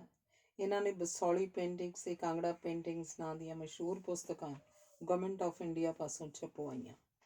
ਰੰਧਾਵਾ ਸਾਹਿਬ ਨੇ ਕੁੱਲੂ, ਕਾਂਗੜਾ, ਹਰਿਆਣਾ ਤੇ ਪੰਜਾਬ ਦੇ ਲੋਕ ਗੀਤ ਇਕੱਤਰ ਕਰਕੇ ਉਹਨਾਂ ਨੂੰ 4 ਪੁਸਤਕਾਂ ਦੇ ਰੂਪ 'ਚ ਛਪਵਾਇਆ। ਇਹਨਾਂ ਪੁਸਤਕਾਂ ਦੇ ਅਧਿਐਨ ਤੋਂ ਇਹ ਸਿੱਧ ਹੁੰਦਾ ਹੈ ਕਿ ਪੰਜਾਬ, ਕੁੱਲੂ, ਕਾਂਗੜਾ ਤੇ ਹਰਿਆਣਾ ਦੀ ਸੱਭਿਆਚਾਰਕ ਸਾਂਝ ਅਟੁੱਟ ਹੈ। ਪੰਜਾਬੀ ਸੂਬਾ ਬਣਾ ਕੇ ਪੰਜਾਬ ਦੇ ਸਿਆਸਤਦਾਨਾਂ ਨੇ ਉਸ ਸੱਭਿਆਚਾਰ ਸਾਂਝ 'ਤੇ ਸੱਟ ਮਾਰੀ ਹੈ। ਇਹ ਉਹਨਾਂ ਦੀ ਤੰਗ ਦਿਲੀ ਦਾ ਸਿੱਟਾ ਹੈ ਕਿ ਸਾਡੇ ਪਾਸੋਂ ਡਲਹੌਜ਼ੀ, ਸ਼ਿਮਲਾ, ਕਾਂਗੜਾ ਵਰਗੇ ਪਹਾੜ ਖੁੱਸ ਗਏ। ਮੈਨੂੰ ਚੇਤਾ ਹੈ ਕਿ ਧਰਮਸ਼ਾਲਾ ਦੇ ਇਲਾਕੇ 'ਚ ਹਰਨਾਮ ਸਿੰਘ ਬਰਾੜ BDO ਦੇ ਹੁਕਮ ਨਾਲ ਸਕੂਲਾਂ ਵਿੱਚ ਹਰ ਮਹੀਨੇ 1000 ਕਾਪੀਆਂ ਬਾਲ ਦਰਬਾਰ ਦੀਆਂ ਜਾਂਦੀਆਂ ਸਨ। ਇਹਨਾਂ ਸਾਰੇ ਇਲਾਕਿਆਂ ਦੇ ਲੋਕ ਗੀਤਾਂ ਵਿੱਚ ਭਾਵਨਾ ਇੱਕੋ ਹੈ, ਸਿਰਫ ਬੋਲੀ 'ਚ ਮਾਮੂਲੀ ਸਥਾਨਕ ਰੰਗਣ ਵੱਖੋ ਵੱਖ ਹੈ। ਇਹ ਕੁਦਰਤੀ ਨਿਯਮ ਹੈ ਕਿ ਬੋਲੀ ਹਰ ਚੌਥੇ ਪੰਜਵੇਂ ਕੋਹ 'ਤੇ ਕੁਝ ਨਾ ਕੁਝ ਬਦਲ ਜਾਂਦੀ ਹੈ। ਜੇ ਸਾਡਾ ਤੰਗ ਦਿਲ ਸਿਆਸਤਦਾਨਾਂ ਨੇ ਆਪਣੇ ਆਪਣੇ ਸਵਾਰਥ ਤੋਂ ਉੱਪਰ ਉੱਠ ਕੇ ਲੋਕ ਗੀਤਾਂ ਦੀ ਅਟੁੱਟ ਸਾਂਝ ਨੂੰ ਘੋਖਿਆ ਹੁੰਦਾ ਤਾਂ ਪੰਜਾਬ ਟੋਟੇ ਨਾ ਹੁੰਦਾ। ਕਾਂਗੜੇ, ਡਲਹੌਜ਼ੀ ਆਦਿ ਇਲਾਕਿਆਂ ਦੀ ਬੋਲੀ ਪੰਜਾਬੀ ਸੀ। ਉੱਥੋਂ ਦੇ ਵਸਨੀਕ ਇਸ ਬੋਲੀ ਨੂੰ ਬੋਲਦੇ ਤੇ ਸਮਝਦੇ ਸਨ। ਸਕੂਲਾਂ 'ਚ ਪੰਜਾਬੀ ਪੜ੍ਹਾਈ ਜਾਂਦੀ ਸੀ। ਹੁਣ ਪੰਜਾਬੀ ਸੂਬਾ ਬਣਨ ਨਾਲ ਪੰਜਾਬੀ ਪਾਠਕਾਂ ਦਾ ਘੇਰਾ ਬਹੁਤ ਸੀਮਤ ਹੋ ਗਿਆ। ਇਹ ਵੰਡ ਬਹੁਤ ਗੈਰ ਕੁਦਰਤੀ ਸੀ। ਪੰਜਾਬ ਲਈ ਇਹ ਵੱਡਾ ਦੁਖਾਂਤ ਸੀ। ਇਸ ਦੁਖਾਂਤ ਬਾਰੇ ਸੋਚ ਕੇ ਰੰਧਾਵਾ ਸਾਹਿਬ ਬਹੁਤ ਦੁਖੀ ਹੁੰਦੇ ਸਨ। ਸਾਡੇ ਕੋਲ ਕੋਈ ਪਹਾੜ ਨਹੀਂ ਰਿਹਾ। ਕੁਦਰਤੀ ਸੋਮਿਆਂ ਤੋਂ ਅਸੀਂ ਵਾਂਝੇ ਹੋ ਗਏ। ਇਸ ਗੈਰ ਕੁਦਰਤੀ ਵੰਡ ਦਾ ਪੰਜਾਬ ਦੀਆਂ ਆਉਣ ਵਾਲੀਆਂ ਨਸਲਾਂ ਉੱਤੇ ਬੜਾ ਅਣਸੁਖਾਵਾਂ ਪ੍ਰਭਾਵ ਪਏਗਾ। ਸੰਨ 1959 ਤੱਕ ਸਾਡਾ ਪ੍ਰਕਾਸ਼ਨ ਦਾ ਸਿਲਸਿਲਾ ਨਿਰੰਤਰ ਜਾਰੀ ਰਿਹਾ, ਪਰ ਕੁਝ ਅਜਿਹੇ ਕਾਰਨ ਬਣੇ ਜਿਨ੍ਹਾਂ ਕਰਕੇ ਤੀਜੇ ਭਰਾ ਦਲੀਪ ਸਿੰਘ ਨੂੰ ਵੀ ਲਾਹੌਰ ਬੁੱਕ ਸ਼ਾਪ ਛੱਡ ਕੇ ਜਾਣਾ ਪਿਆ। ਦਲੀਪ ਸਿੰਘ ਦੀਆਂ ਕੁਝ ਅਜਿਹੀਆਂ ਬੇਨੀਮੀਆਂ ਦੇਖੀਆਂ ਗਈਆਂ ਜਿਨ੍ਹਾਂ ਨੂੰ ਨਜ਼ਰਅੰਦਾਜ਼ ਨਹੀਂ ਸੀ ਕੀਤਾ ਜਾ ਸਕਦਾ। ਦਲੀਪ ਸਿੰਘ ਨੂੰ ਵੱਖ ਕਰਨ ਸਮੇਂ ਸਰਦਾਰ ਪ੍ਰੇਮ ਸਿੰਘ ਐਡਵੋਕੇਟ ਜਲੰਧਰ ਤੇ ਜਸਵੰਤ ਸਿੰਘ ਕੰਵਲ ਨਾਵਲਿਸਟ ਸਾਲਸ ਤੌਰ ਤੇ ਨਿਪਟਾਰਾ ਕਰਨ ਲਈ ਨਿਯੁਕਤ ਕੀਤੇ ਗਏ ਸਨ। ਮੈਂ ਆਪਣਾ ਸਾਰਾ ਕੇਸ ਇਹਨਾਂ ਪਾਸ ਰੱਖਿਆ ਤੇ ਦਲੀਪ ਸਿੰਘ ਦੀਆਂ ਬੇਨਿਯਮੀਆਂ ਦੇ ਸਬੂਤ ਪੇਸ਼ ਕੀਤੇ। ਸਰਦਾਰ ਪ੍ਰੇਮ ਸਿੰਘ ਮੇਰੇ ਨਾਲ ਸਹਿਮਤ ਹੋ ਗਏ। ਸਰਦਾਰ ਪ੍ਰੇਮ ਸਿੰਘ ਐਡਵੋਕੇਟ ਨੇ ਮੇਰੇ ਹੱਕ 'ਚ ਫੈਸਲਾ ਕਰ ਦਿੱਤਾ। ਜਸਵੰਤ ਸਿੰਘ ਕੰਵਲ ਜਜ਼ਬਾਤੀ ਤੌਰ ਤੇ ਦਲੀਪ ਸਿੰਘ ਦੇ ਹੱਕ ਵਿੱਚ ਸੀ। ਮੈਂ ਪ੍ਰੇਮ ਸਿੰਘ ਵਾਲਾ ਫੈਸਲਾ ਮੰਨ ਲਿਆ। ਕੰਵਲ ਨੇ ਨਾਰਾਜ਼ ਹੋ ਕੇ ਆਪਣੇ ਨਾਵਲਾਂ ਤੇ ਕਹਾਣੀ ਸੰਗ੍ਰਹਿਆਂ ਦੇ ਹੱਕ ਮੈਥੋਂ ਵਾਪਸ ਲੈ ਲਏ। ਹੁਣ ਨਵੀਂ ਪਰੇਸ਼ਾਨੀ ਇਹ ਵੀ ਸੀ ਕਿ ਦੁਕਾਨ ਦੇ ਸੇਲਸਮੈਨ ਦਾ ਕੰਮ ਕੌਣ ਕਰੇ। ਸੇਲਸਮੈਨ ਨੂੰ ਕਿਤਾਬਾਂ ਦੀ ਕੀਮਤ ਆਦਿ ਦਾ ਪੂਰਾ ਪਤਾ ਹੋਣਾ ਚਾਹੀਦਾ ਹੈ। ਨਾਲ ਹੀ ਇਹ ਵੀ ਕਿ ਕਿਹੜੀ ਕਿਤਾਬ ਕਿਸ ਪ੍ਰਕਾਸ਼ਕ ਤੋਂ ਮੰਗਵਾਉਣੀ ਹੈ। ਇਸ ਕੰਮ ਲਈ ਅਸੀਂ ਓਮ ਪ੍ਰਕਾਸ਼ ਸ਼ਰਮਾ ਦੀ ਚੋਣ ਕੀਤੀ। ਉਹਨੂੰ ਪਹਿਲਾਂ ਹੀ ਦੁਕਾਨ ਤੇ ਇਸ ਕੰਮ ਦਾ ਤਜਰਬਾ ਸੀ। ਹੈਰਾਨੀ ਦੀ ਗੱਲ ਇਹ ਹੈ ਕਿ ਉਹ ਮਹੀਨੇ ਦੇ ਅੰਦਰ ਅੰਦਰ ਇਸ ਕੰਮ ਵਿੱਚ ਮਾਹਿਰ ਹੋ ਗਿਆ। ਦਲੀਪ ਸਿੰਘ ਨੇ ਲੁਧਿਆਣਾ ਬੁੱਕ ਸ਼ਾਪ ਦੇ ਨਾਂ ਹੇਠ ਦੁਕਾਨ ਖੋਲ੍ਹ ਲਈ। ਕਈ ਮਸ਼ਹੂਰ ਲੇਖਕਾਂ ਦੀਆਂ ਕਿਤਾਬਾਂ ਛਾਪੀਆਂ, ਪਰ 2 ਸਾਲ ਦੇ ਅੰਦਰ ਅੰਦਰ ਫੇਲ ਹੋ ਗਿਆ। ਉਨੀ ਦਿਨੀ ਬਲਾਕ ਸੰਮਤੀਆਂ ਨੂੰ ਕਿਤਾਬਾਂ ਸਪਲਾਈ ਕਰਨ ਦਾ ਕੰਮ ਕਾਫੀ ਰਹਿੰਦਾ ਸੀ। ਹਰਨਾਮ ਸਿੰਘ ਮੁਸਾਫਰ ਤੇ ਅਰਜਨ ਸਿੰਘ ਆਦਿ ਬਾਹਰ ਆਰਡਰ ਲੈਣ ਵਾਸਤੇ ਰੱਖ ਲਏ ਸਨ, ਪਰ ਇਹ ਦੋਵੇਂ ਧੋਖਾ ਦੇਣ ਵਾਸਤੇ ਵੱਡੇ ਆਰਡਰ ਲੈ ਆਉਂਦੇ ਸਨ। ਉਹਨਾਂ 'ਚੋਂ ਅੱਧ ਤੋਂ ਜ਼ਿਆਦਾ ਮਾਲ ਵਾਪਸ ਆ ਜਾਂਦਾ। ਜਿੰਨਾ ਮੁਨਾਫਾ ਉਹਨਾਂ ਦੇ ਕੰਮ ਤੋਂ ਹੁੰਦਾ, ਉਸ ਤੋਂ ਵੱਧ TADA ਆਦਿ ਦਾ ਖਰਚ ਹੋ ਜਾਂਦਾ। ਮੈਨੂੰ ਖੁਸ਼ ਕਰਨ ਲਈ ਉਹ ਬੋਗਸ ਆਰਡਰ ਲੈ ਆਉਂਦੇ। ਅਸੀਂ ਮਾਲ ਭੇਜਦੇ। 2-4 ਮਹੀਨੇ ਬਾਅਦ ਅੱਧਾ ਪਚੱਧਾ ਮਾਲ ਵਾਪਸ ਆ ਜਾਂਦਾ। ਨਵਤੇਜ ਸਿੰਘ ਗੁਰਬਖਸ਼ ਸਿੰਘ ਪ੍ਰੀਤਲੜੀ ਦਾ ਬੇਟਾ ਅਕਸਰ ਹਫ਼ਤਿਆਂ ਬੱਧੀ ਮੇਰੇ ਕੋਲ ਆ ਕੇ ਰਹਿੰਦਾ। ਪਹਿਲੇ 1-2 ਦਿਨ ਉਸਨੇ ਆਉਣ ਦਾ ਮਕਸਦ ਮੈਨੂੰ ਨਾ ਦੱਸਣਾ। ਹੌਲੀ ਹੌਲੀ 2-3 ਦਿਨ ਬਾਅਦ ਉਹਨੇ ਆਪਣੇ ਪਿਤਾ ਗੁਰਬਖਸ਼ ਸਿੰਘ ਦੀਆਂ ਮਾਇਕ ਕਠਿਨਾਈਆਂ ਬਾਰੇ ਗੱਲ ਸ਼ੁਰੂ ਕਰਨੀ। ਉਹਨੇ 1000-2000 ਲੋੜ ਅਨੁਸਾਰ ਲੈ ਜਾਣੇ ਤੇ ਹਰ ਵਾਰ ਗੁਰਬਖਸ਼ ਸਿੰਘ ਦੀ ਕਿਸੇ ਨਾ ਕਿਸੇ ਕਿਤਾਬ ਦਾ ਇੱਕ ਐਡੀਸ਼ਨ ਛਾਪਣ ਦਾ ਹੱਕ ਦੇ ਜਾਣਾ। ਨਵਾਂ ਟਿਕਾਣਾ। ਅਸੀਂ ਉਨੀ ਦਿਨੀ ਰਾਮਨਗਰ ਸਰਦਾਰ ਰਘਬੀਰ ਸਿੰਘ ਐਡਵੋਕੇਟ ਦੇ ਘਰ ਰਹਿੰਦੇ ਸੀ। ਰਘਬੀਰ ਸਿੰਘ ਇੱਕ ਚੰਗਾ ਵਕੀਲ ਸੀ, ਪਰ ਸ਼ਰਾਬ ਦੀ ਇਲਤ ਨੇ ਉਹਨੂੰ ਨਕਾਰਾ ਕਰ ਦਿੱਤਾ ਸੀ। ਸਾਰੇ ਮਕਾਨ ਦੇ ਹੇਠਲੇ ਪੋਰਸ਼ਨ ਦੇ 3 ਕਮਰੇ ਤੇ ਬਰਾਮਦੇ ਛੱਡ ਕੇ ਬਾਕੀ ਸਾਰੇ ਕਮਰਿਆਂ 'ਚ ਮੈਂ ਰੈਕ ਲਵਾ ਲਈ ਸਨ ਤੇ ਕਿਤਾਬਾਂ ਸਟੋਰ ਕਰ ਲਈਆਂ ਸਨ। ਅਸੀਂ ਰਘਬੀਰ ਸਿੰਘ ਨੂੰ 478 ਰੁਪਏ ਮਹੀਨਾ ਕਿਰਾਇਆ ਦਿੰਦੇ ਸਾਂ। ਰਘਬੀਰ ਸਿੰਘ ਦੀਆਂ 3 ਲੜਕੀਆਂ ਸਨ, ਲੜਕਾ ਨਹੀਂ ਸੀ। ਮੇਰੀ ਪਤਨੀ ਦਾ ਉਹਨਾਂ ਬੱਚੀਆਂ ਨਾਲ ਬੜਾ ਪਿਆਰ ਬਣਿਆ ਸੀ। 2 ਬੱਚੀਆਂ ਦੇ ਵਿਆਹ ਅਸੀਂ ਆਪਣੇ ਹੱਥੀਂ ਕੀਤੇ। ਮੇਰੀ ਪਤਨੀ ਮਿਸਿਸ ਰਘਬੀਰ ਸਿੰਘ ਨਾਲ ਬਾਜ਼ਾਰ ਜਾ ਕੇ ਦਾਜ ਦੇ ਸਾਰੇ ਕੱਪੜੇ ਆਦਿ ਖਰੀਦ ਲਿਆਉਂਦੀ। ਸਰਦਾਰ ਰਘਬੀਰ ਸਿੰਘ ਦੇ ਕੁੜਮ ਸਰਦਾਰ ਸੰਪੂਰਨ ਸਿੰਘ ਨਾਲ ਮੇਰੇ ਸਬੰਧ ਸਰਦਾਰ ਸੰਤ ਸਿੰਘ ਸੇਖੋਂ ਤੇ ਵਰਿਆਮ ਸਿੰਘ ਰਾਹੀਂ ਬੜੇ ਚੰਗੇ ਸਨ। ਵੱਡੀ ਲੜਕੀ ਤਾਰੀ ਦੇ ਵਿਆਹ 'ਚ ਅਸੀਂ ਖੁੱਲ੍ਹ ਕੇ ਹਿੱਸਾ ਲਿਆ। ਸਾਡਾ ਖਿਆਲ ਸੀ ਕਿ ਅਸੀਂ ਉਸੇ ਮਕਾਨ 'ਚ ਰਹਿਣਾ ਹੈ। ਇਹ ਚੇਤੇ ਵੀ ਨਹੀਂ ਸੀ ਕਿ ਇਹ ਮਕਾਨ ਸਾਨੂੰ ਯਕਲਖਤ ਛੱਡਣਾ ਪਏਗਾ। ਨਵਤੇਜ ਮੇਰੇ ਕੋਲ ਠਹਿਰਿਆ ਹੋਇਆ ਸੀ। ਮੈਂ ਰਘਬੀਰ ਸਿੰਘ ਨੂੰ ਰੁੱਕਾ ਲਿਖ ਕੇ ਭੇਜਿਆ ਕਿ 1 ਮਹੀਨੇ ਦਾ ਕਿਰਾਇਆ ਅਸੀਂ ਮੁਰੰਮਤ ਆਦਿ ਦੇ ਖਰਚਣਾ ਚਾਹੁੰਦੇ ਹਾਂ। ਵਿਹੜੇ ਦੇ ਫਰਸ਼ ਦੀ ਹਾਲਤ ਬਹੁਤ ਖਰਾਬ ਹੋ ਚੁੱਕੀ ਸੀ, ਪਰ ਰਘਬੀਰ ਸਿੰਘ ਨੇ ਉਸ ਰੁੱਕੇ ਦੀ ਪਿੱਠ ਤੇ ਲਿਖ ਭੇਜਿਆ, ਮੈਂ ਇਹੋ ਜਿਹੀ ਕੋਈ ਇਜਾਜ਼ਤ ਨਹੀਂ ਦੇ ਸਕਦਾ। ਜੇ ਤੁਸੀਂ ਇਹ ਨਹੀਂ ਰਹਿਣਾ ਚਾਹੁੰਦੇ ਤਾਂ ਬੇਸ਼ੱਕ ਅੱਜ ਹੀ ਹੋਰ ਪ੍ਰਬੰਧ ਕਰ ਲਓ। ਜਿਸ ਤਰ੍ਹਾਂ ਬਿਜਲੀ ਦੇ ਕਰੰਟ ਦਾ ਝਟਕਾ ਲੱਗਦਾ ਹੈ, ਸਾਨੂੰ ਉਸੇ ਤਰ੍ਹਾਂ ਮਹਿਸੂਸ ਹੋਇਆ। ਅਸੀਂ ਸਾਰੀ ਰਾਤ ਜਾਗਦਿਆਂ ਕੱਟੀ। ਆਖਰ ਇਸ ਸਿੱਟੇ ਤੇ ਅਪੜੇ ਕਿ ਸਾਡਾ ਇੱਥੇ ਰਹਿਣਾ ਫਜ਼ੂਲ ਹੈ। ਸਾਨੂੰ ਕੋਈ ਨਵੀਂ ਥਾਂ ਅਵਸ਼ ਲੱਭਣੀ ਚਾਹੀਦੀ ਹੈ। ਮੈਨੂੰ ਚੇਤੇ ਆਇਆ ਕਿ 10 ਦਿਨ ਪਹਿਲਾਂ ਸਰਦਾਰ ਜੋਗਿੰਦਰ ਸਿੰਘ ਗਰੇਵਾਲ ਮੇਰੇ ਘਰ ਆਏ ਸਨ। ਉਹਨਾਂ ਨੇ ਆਪਣੀ ਲੜਕੀ ਦੀ ਸ਼ਾਦੀ ਦੇ ਮੌਕੇ ਲਈ ਨਵੀਂ ਬੀੜ ਲੈ ਕੇ ਜਾਣੀ ਸੀ। ਉਹ ਆਉਂਦਿਆਂ ਕਹਿਣ ਲੱਗੇ, ਸਰਦਾਰ ਜੀਵਨ ਸਿੰਘ, ਇਹ ਵੀ ਕੋਈ ਥਾਂ ਹੈ ਤੇਰੇ ਰਹਿਣ ਵਾਸਤੇ? ਸਵੇਰੇ ਉੱਠਦਿਆਂ ਸਾਰ ਮੈਂ ਤੇ ਨਵਤੇਜ ਦੋਵੇਂ ਸਾਈਕਲ ਤੇ ਸਰਦਾਰ ਜੋਗਿੰਦਰ ਸਿੰਘ ਗਰੇਵਾਲ ਦੇ ਘਰ ਪਹੁੰਚ ਗਏ। ਇਹ ਕੋਈ 6-6:30 ਵਜੇ ਦਾ ਵਕਤ ਸੀ। ਉਹ ਚੌਂਕੀ ਕੋਲ ਮੰਜੇ ਤੇ ਬੈਠੇ ਸਨ। ਆਓ ਭਾਈ ਜੀਵਨ ਸਿੰਘ, ਪਹਿਲਾਂ ਨਾਸ਼ਤਾ ਕਰ ਲਓ, ਫਿਰ ਗੱਲਾਂ ਕਰਾਂਗੇ। ਅਸੀਂ ਨਾਲ ਪਈਆਂ 2 ਕੁਰਸੀਆਂ ਤੇ ਬੈਠ ਗਏ ਤੇ ਮੇਥੀ ਦੇ ਪਰੌਂਠੇ ਦਹੀਂ ਨਾਲ ਖਾਧੇ। ਮੈਂ ਕਿਹਾ, ਸਰਦਾਰ ਜੋਗਿੰਦਰ ਸਿੰਘ ਜੀ, ਕੋਈ ਥਾਂ ਟਿਕਾਣਾ ਦਿਓ। ਮੈਂ ਪੁਰਾਣਾ ਮਕਾਨ ਤੁਹਾਡੇ ਕਹਿਣ ਤੇ ਛੱਡਣਾ ਚਾਹੁੰਦਾ। ਉਹਨਾਂ ਨੇ ਵੀ ਸਾਈਕਲ ਫੜਿਆ ਤੇ ਅਸੀਂ ਤਿੰਨੇ ਕਾਲਜ ਰੋਡ ਵਿਖੇ ਗੁਰਪ੍ਰਸਾਦ ਕਾਟੇਜ ਆ ਗਏ। ਸਰਦਾਰ ਜੋਗਿੰਦਰ ਸਿੰਘ ਇੱਥੇ ਜੰਮੇ ਤੇ ਪਲੇ ਸਨ ਤੇ ਇਹਨਾਂ ਦੇ ਭਾਈ ਸਰਦਾਰ ਚੇਤਨ ਸਿੰਘ, ਸਰਦਾਰ ਮਹਿੰਦਰ ਸਿੰਘ ਵੀ ਇਸੇ ਮਕਾਨ ਦੇ ਜੰਮਪਲ ਸਨ। ਇਨੀ ਦਿਨੀ ਇਹ ਮਾਲਵਾ ਕਾਲਜ ਦੇ ਖਾਲਸਾ ਕਾਲਜ ਫਾਰ ਵੂਮੈਨ 'ਚ ਪੜ੍ਹਦੀਆਂ ਸਿੱਖ ਲੜਕੀਆਂ ਦਾ ਹੋਸਟਲ ਸੀ। ਗਰਮੀਆਂ ਦੀਆਂ ਛੁੱਟੀਆਂ ਹੋ ਚੁੱਕੀਆਂ ਸਨ। ਗੁਰਪ੍ਰਸਾਦ ਕਾਟੇਜ ਖਾਲੀ ਸੀ। ਸਾਈਕਲਾਂ ਤੇ ਆ ਕੇ ਸਿੱਧੇ ਗੋਦਾਮਾਂ ਦੇ ਪਾਸ ਖੜੇ ਹੋਏ। ਦੇਖ ਬਈ ਜੀਵਨ ਸਿਆ, ਚੰਗੀ ਤਰ੍ਹਾਂ ਝਾਤੀ ਮਾਰ ਲੈ। ਮੈਂ ਕੁਝ ਮਿੰਟਾਂ 'ਚ ਸਾਰੇ ਕਮਰੇ ਆਦਿ ਦੇਖ ਲਏ। ਹਾਂਜੀ, ਮੈਨੂੰ ਪਸੰਦ ਹੈ, ਸਰਦਾਰ ਜੋਗਿੰਦਰ ਸਿੰਘ ਨੇ ਕਿਹਾ। ਅਸੀਂ ਸੜਕ ਤੋਂ ਪਾਰ 8 ਦੁਕਾਨਾਂ ਸਮੇਤ ਇਹ ਥਾਂ ਵੇਚਣੀ ਹੈ। ਜੇ ਤੇਰੀ ਹਿੰਮਤ ਹੈ ਤਾਂ ਗੱਲ ਕਰੀਏ। ਮੈਂ ਕਿਹਾ, ਸਰਦਾਰ ਜੀ, ਮਵੇਸ਼ੀ ਖਾਨੇ ਤੋਂ ਲੈ ਕੇ ਤੋੜ ਸੜਕ ਤੱਕ ਦੁਕਾਨਾਂ ਸਮੇਤ ਕਿੰਨੇ ਪੈਸੇ ਲਓਗੇ? ਸਾਰਾ ਸੌਦਾ ਬਗੈਰ ਪੈਮਾਇਸ਼ ਮੂੰਹ ਜ਼ਬਾਨੀ ਕੀਤਾ ਗਿਆ। ਕਹਿਣ ਲੱਗੇ 1,25,000। ਮੈਂ ਕਿਹਾ ਨਹੀਂ, 75,000। 10-15 ਮਿੰਟਾਂ ਵਿੱਚ ਹੀ ਸਾਰਾ ਸੌਦਾ ਤੈਅ ਹੋ ਗਿਆ। ਉਸੇ ਵੇਲੇ ਮੈਂ national bank of Lahore the 25,000 the check ਕੱਟ ਕੇ ਉਹਨਾਂ ਦੇ ਹਵਾਲੇ ਕੀਤਾ ਤੇ ਕਿਹਾ ਕਿ ਇੱਕ ਕਿਸ਼ਤ 30 ਜੂਨ 56 ਨੂੰ ਤੇ ਬਾਕੀ ਦੇ 30,000 30 ਜੂਨ 57 ਨੂੰ ਦੇ ਕੇ ਰਜਿਸਟਰੀ ਕਰਵਾ ਲਾਂਗੇ। ਉਹ ਹੀ ਗੱਲ ਮੰਨ ਗਏ। ਉਸ ਦਿਨ ਕਚਹਿਰੀ ਜਾ ਕੇ ਇਕਰਾਰਨਾਮੇ ਤੇ ਆਪਣੇ ਦਸਖਤ ਕਰਕੇ ਤੇ ਮੇਰੇ ਦਸਖਤ ਕਰਵਾ ਕੇ ਉਹਨਾਂ ਚਾਬੀਆਂ ਮੈਨੂੰ ਫੜਾ ਦਿੱਤੀਆਂ। ਅਸੀਂ 13 ਮਈ ਨੂੰ ਪੁਰਾਣੇ ਮਕਾਨ 'ਚੋਂ ਢੋ ਢੁਆਈ ਸ਼ੁਰੂ ਕਰ ਦਿੱਤੀ। ਇੱਥੇ ਸਾਰੀ ਥਾਂ ਥੇ ਪਈ ਸੀ। ਅਸੀਂ 50-60 ਮਜ਼ਦੂਰ ਤੇ ਮਿਸਤਰੀ ਲਾ ਕੇ ਉਸ ਸੁੰਨਸਾਨ ਤੇ ਥੇ ਵਾਲੀ ਥਾਂ ਨੂੰ ਪੱਧਰਾ ਕਰਵਾਇਆ। ਸੁੰਨੀ ਥਾਂ ਤੋਂ ਦਬੇ ਹੋਏ ਮੋਟੇ-ਮੋਟੇ ਸੰਗਲ ਮਿਲੇ ਤੇ ਸੱਪ ਵੀ ਬੇਸ਼ੁਮਾਰ ਨਿਕਲੇ, ਜਿਹੜੇ ਮਜ਼ਦੂਰਾਂ ਨੇ ਮਾਰ ਮੁਕਾਏ। ਸਾਰੇ ਮਵੇਸ਼ੀ ਖਾਨੇ ਨੂੰ ਧੋ ਕੇ ਦੁਰਗੰਧ ਦੂਰ ਕੀਤੀ। 3 ਤਰਖਾਣ ਲਾ ਕੇ ਉੱਥੇ ਰੈਕ ਬਣਵਾਏ ਤੇ ਪੁਰਾਣੇ ਵੀ ਮੁਰੰਮਤ ਕਰਵਾ ਕੇ ਫਿੱਟ ਕਰਵਾ ਦਿੱਤੇ। ਇਸ ਕੰਮ ਤੇ ਕੋਈ 15-20 ਦਿਨ ਲੱਗ ਗਏ। ਨਾਲ ਹੀ ਦੁਕਾਨਾਂ ਨਾਲ ਲੱਗਦਾ ਪ੍ਰੈਸ ਲਈ ਹਾਲ ਤਿਆਰ ਕਰਵਾਇਆ। ਇਹ 30 ਬਾਈ 125 ਸਾਈਜ਼ ਦਾ ਸੀ। 3 ਮਸ਼ੀਨਾਂ ਪੁਰਾਣੇ ਪ੍ਰੈਸ ਤੋਂ ਚੁਕਵਾ ਕੇ ਇੱਥੇ ਫਿੱਟ ਕਰਵਾਈਆਂ। ਦਫ਼ਤਰੀ ਖਾਨਾ ਅਖੀਰਲੀ ਦੁਕਾਨ 'ਚ ਖੋਲ੍ਹ ਦਿੱਤਾ ਗਿਆ, ਜਿਹੜਾ ਕਿ ਪ੍ਰੈਸ ਦੇ ਹਾਲ 'ਚ ਖੁੱਲ੍ਹਦਾ ਸੀ। ਦਫ਼ਤਰੀ ਖਾਨੇ ਵਿੱਚ ਛਪੀਆਂ ਕਿਤਾਬਾਂ ਦੇ ਫਰਮੇ ਫੋਲਡ ਹੁੰਦੇ ਤੇ ਜਿਲਦਾਂ ਬਣਦੀਆਂ।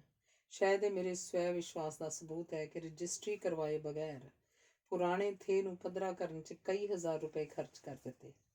ਪਰ ਆਮ ਲੋਕੀ ਮੇਰੇ ਸਵੈ ਵਿਸ਼ਵਾਸ ਨੂੰ ਬੇਸਮਝੀ ਦਾ ਹੀ ਨਾਂ ਦੇਣਗੇ। 125 ਬਾਈ 30 ਦਾ ਹਾਲ ਤਿਆਰ ਕਰਨ 'ਤੇ ਵੀ 30-40 ਹਜ਼ਾਰ ਰੁਪਏ ਖਰਚ ਕਰ ਦਿੱਤੇ। ਪਰ ਮੇਰਾ ਸਵੈ ਵਿਸ਼ਵਾਸ ਆਖਰ ਸਫਲ ਹੋ ਗਿਆ ਤੇ ਵੇਲੇ ਸਿਰ ਰਜਿਸਟਰੀ ਕਰਵਾ ਕੇ ਸਾਰੀ ਥਾਂ ਦਾ ਮਾਲਕ ਬਣ ਗਿਆ। ਕਿਤਾਬਾਂ ਦੀ ਸਾਂਭ ਸੰਭਾਲ ਕਰਦਿਆਂ 3-4 ਮਹੀਨੇ ਲੱਗ ਗਏ ਤੇ ਸਤੰਬਰ ਦਾ ਮਹੀਨਾ ਆ ਗਿਆ। ਸਤੰਬਰ 1955 'ਚ ਲਗਾਤਾਰ 5-6 ਦਿਨ ਮੀਂਹ ਪੈਂਦਾ ਰਿਹਾ। ਨਤੀਜੇ ਵਜੋਂ ਸਾਰਾ ਗੁਦਾਮ ਥਾਂ-ਥਾਂ ਤੋਂ ਚੋਣ ਲੱਗ ਪਿਆ। ਮੇਰੇ ਵਰਕਰਾਂ ਨੇ ਬੇਮਿਸਾਲ ਵਫਾਦਾਰੀ ਦਾ ਸਬੂਤ ਦਿੱਤਾ। ਸਾਰਿਆਂ ਨੇ ਇਕਜੁੱਟ ਹੋ ਕੇ ਕਿਤਾਬਾਂ ਦੇ ਬੰਡਲ ਚੁੱਕ ਕੇ ਮੀਂਹ ਪੈਂਦੇ ਵਿੱਚ ਹੀ ਰਿਹਾਇਸ਼ੀ ਕਮਰਿਆਂ 'ਚ ਲੈ ਆਂਦੇ। ਫਿਰ ਇੱਕ ਸਟੇਸ਼ਨ ਵੈਗਨ 'ਚ ਕਿਤਾਬਾਂ ਭਰ ਕੇ ਰਿਹਾਇਸ਼ੀ ਕਮਰਿਆਂ 'ਚ ਲੈ ਆਂਦੀਆਂ ਤੇ ਸਲਾਬੀਆਂ ਹੋਈਆਂ ਕਿਤਾਬਾਂ ਨੂੰ ਸਾਰੇ ਕਮਰਿਆਂ 'ਚ ਖਿਲਾਰ ਕੇ ਰੱਖ ਦਿੱਤਾ। ਸਾਡੀ ਅਕਾਊਂਟ ਬ੍ਰਾਂਚ ਵਿੱਚ ਡਾਕਟਰ ਹਰਚਰਨ ਸਿੰਘ, ਪ੍ਰਸਿੱਧ ਨਾਟਕਕਾਰ ਦੇ ਵੱਡੇ ਭਾਈ ਸੂਬੇਦਾਰ ਪ੍ਰਤਾਪ ਸਿੰਘ ਕੰਮ ਕਰਦੇ ਸਨ। ਉਹਨਾਂ ਨੇ ਪੂਰੀ ਤਨਦੇਹੀ ਤੇ ਅਣਥੱਕ ਮਿਹਨਤ ਨਾਲ ਕੰਮ ਕੀਤਾ।